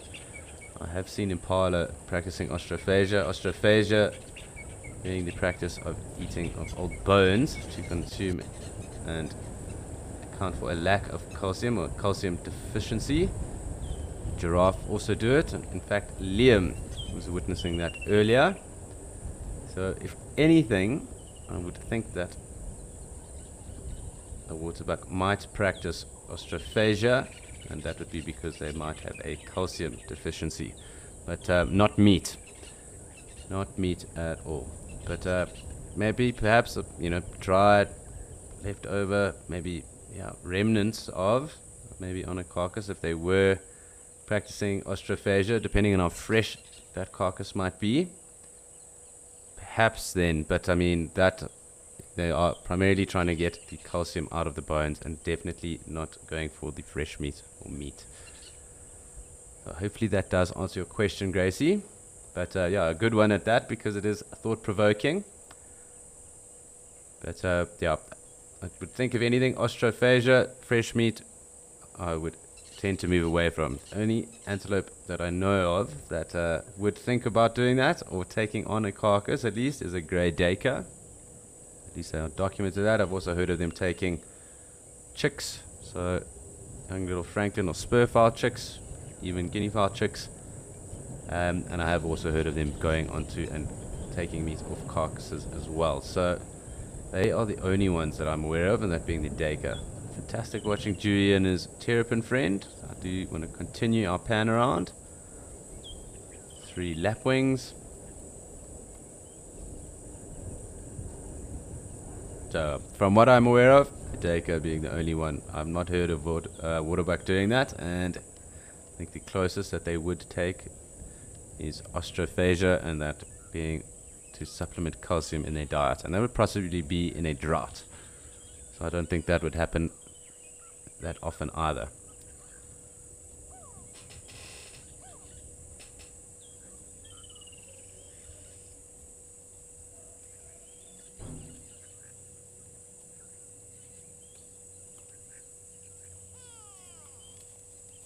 I'm just wanting to check the thicket line there. There's a bit of movement around us. I think it's that little herd of impala, the bachelor herd. Just having a look here, otherwise we're going to go and join and have a look and see what the baboon are up to, because if they are foraging, we'll have something interesting to look at. I'm pretty sure our waterbuck are going to be ruminating and sitting in that position for a bit of time. But I can't see into the future, so I don't know how long it's exactly.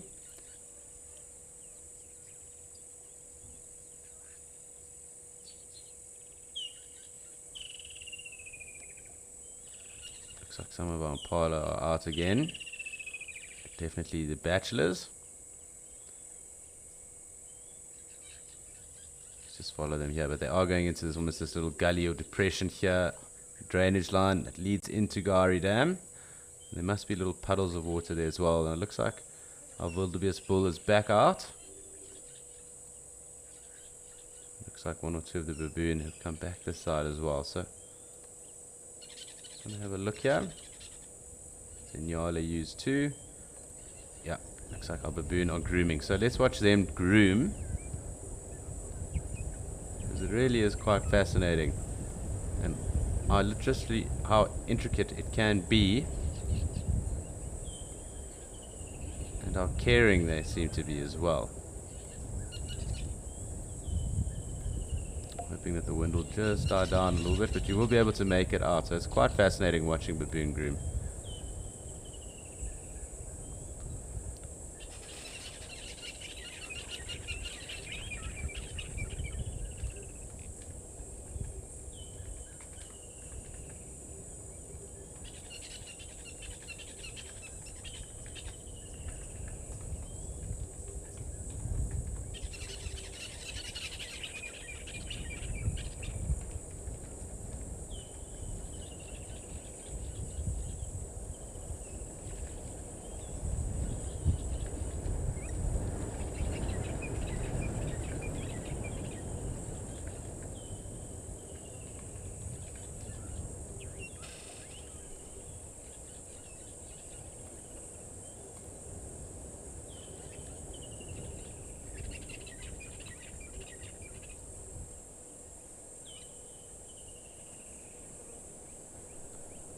Hi Belinda, so it is a highly social activity for baboons. It does help cement those social relationships that they have within the troop, as well as helping to pick through and check out any ectoparasites, so things like ticks or mites or anything else that might be there.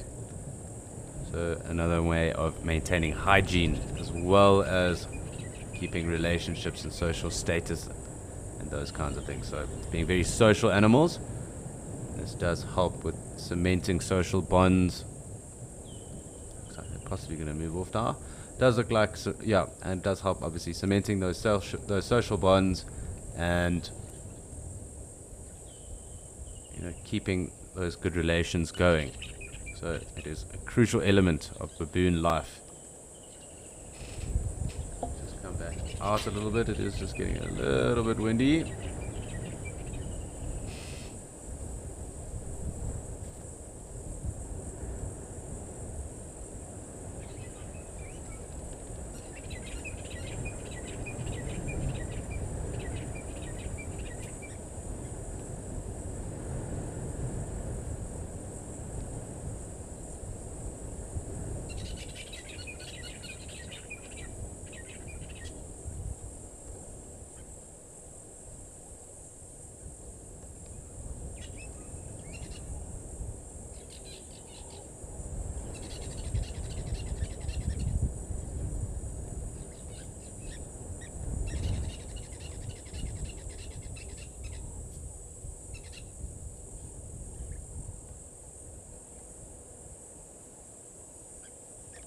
We also would have just seen one of the hornbills land.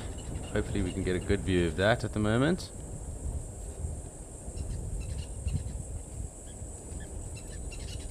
Looked like a red bill to me, but the camera wasn't necessarily in focus, so let's just have a look. But quite cool and fascinating watching the grooming going on anyway. It looks like it's other one's turn now. So of course it's reciprocal too, so hoping, well, that was something I was hoping to be able to show us all, was how the grooming does go about and how it is actually reciprocal. So one baboon will start off the grooming process, and then it'll be that baboon's time to get groomed as well. So it's just interesting dynamics and how it does figure out.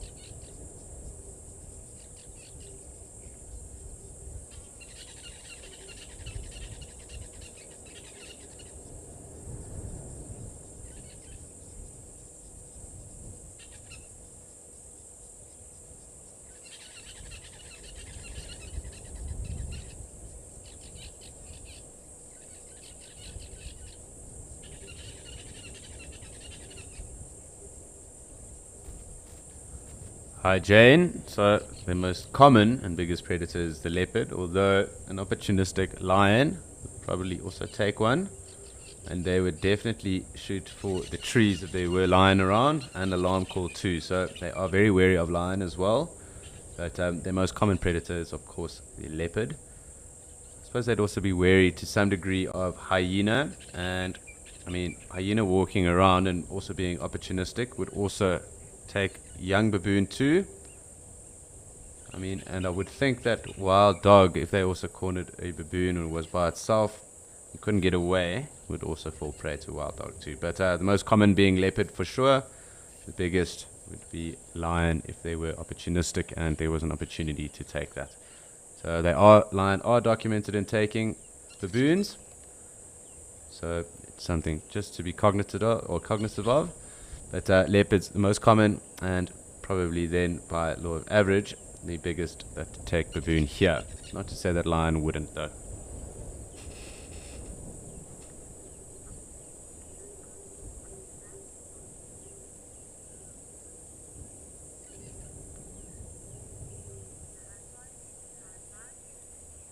So it really is special being able to sit and watch these baboons kind of groom and go through it. It's not something we get to watch every day or even just be involved in too much. And when they are around and close like this, it really is fantastic. So definitely going to be spending our time here and just watching what goes on, because it is a little insight into the life of baboon. Normally when you see them in person, they kind of shoot right off. So we do have this opportunity to watch them go through this. We will capitalize.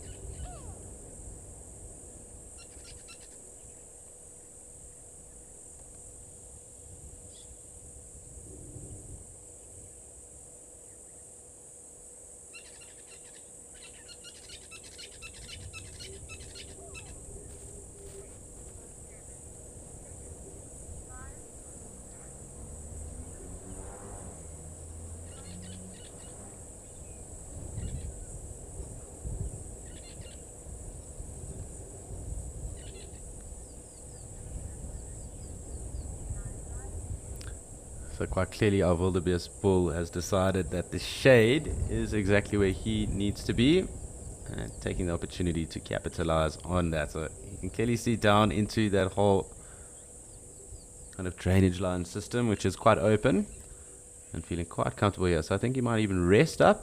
Maybe we'll even get him lying down. It looked like he was tempted to do that, but let's just give him a second. Otherwise we can join our socializing baboons again and just admire what is going on. And pick up on those impala, or in fact see where the waterbuck have gone, or even if the inyala are still around. It does look like he's now over that idea of lying up. We'll come back and check him again just now.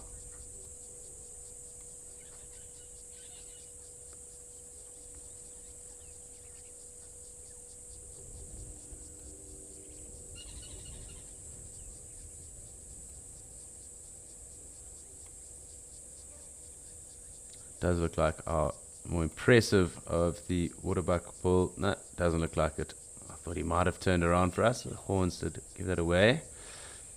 Just zoom in here.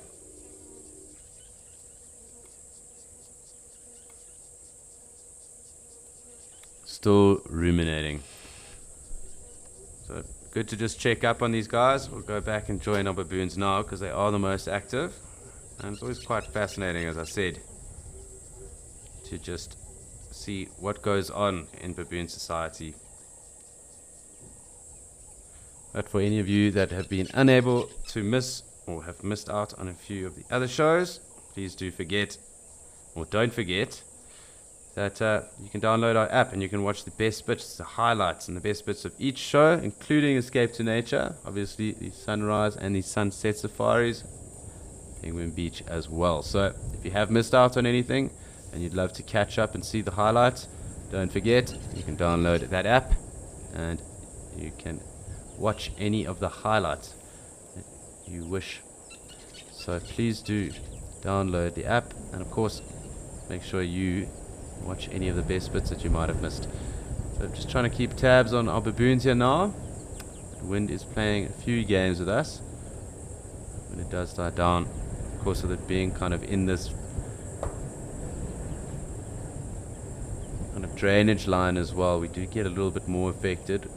It is obviously the path of least resistance.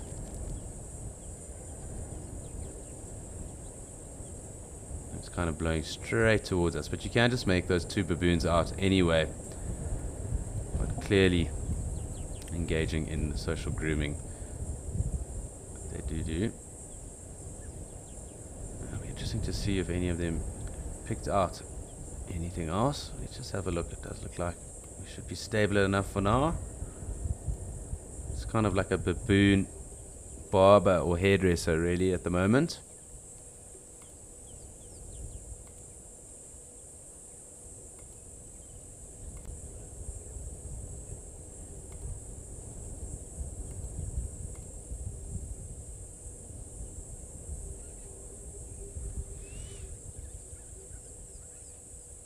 Quite fascinating. You can see how intricate it really is, you know, gliding through each almost little blade or follicle of hair, checking out what is going on.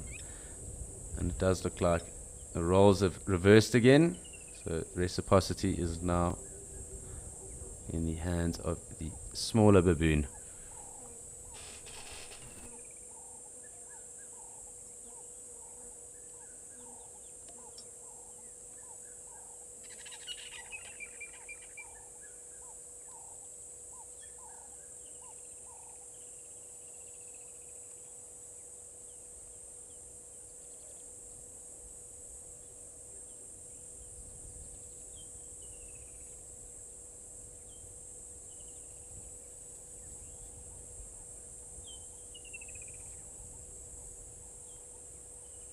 Again, reciprocity coming back the other way around. Kind of a live commentary of a barbershop really at the moment. But quite fascinating really, just seeing how they go about this.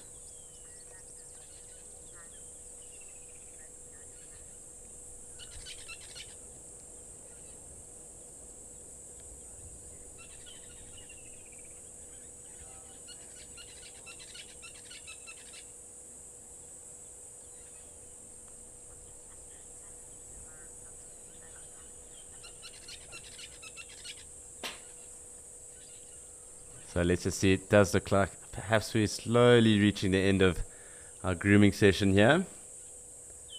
Oh, it just looks like there's just another focal area.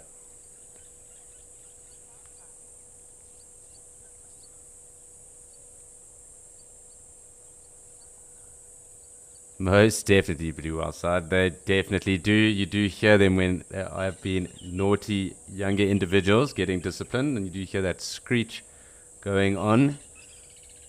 I haven't heard it really around here, but the baboons definitely in Mashatu are a lot more vocal, and they definitely do get disciplined when they are out of line, which is quite regular.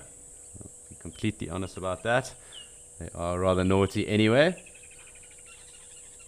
so they do get disciplined quite a bit.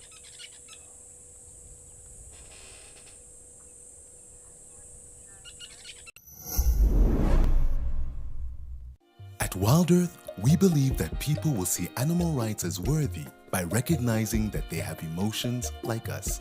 In support of Animal Rights Day, we are hosting Quiz Mania. Teams will pit against each other in 2 days of interactive fun on The Sunset Show. How cool is this? To enter, form a team of 2 or more people, fill out the form on our website, and name your team.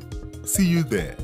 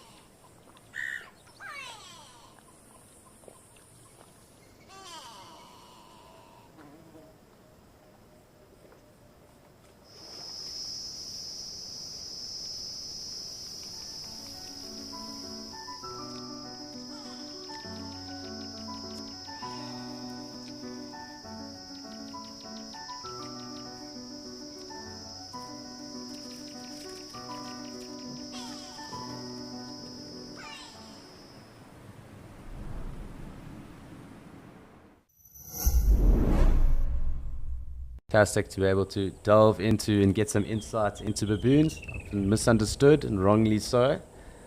And they really are so sentient and caring of each other. So it's fantastic to be able to spend some time with them. It's not something we get to do every day. And also just to be able to see them really in their own environment doing their own thing. So it really has been cool to be able to end off and wrap like this. And these will definitely be the parting scenes of today. Enjoying our final moments with our baboons. Of course, the audio of the Woodlands Kingfishers. Hopefully not too much wind and anything else that does kind of come through the frame. But really, really lovely scenes. So sweet. And a perfect way to cap off the end of Friday for E2N. Don't forget, we are back again in the morning. Tomorrow is Big Birding Day. And we will definitely be involved in that. So do come along for the journey. Do get involved with Big Birding Day if you can as well.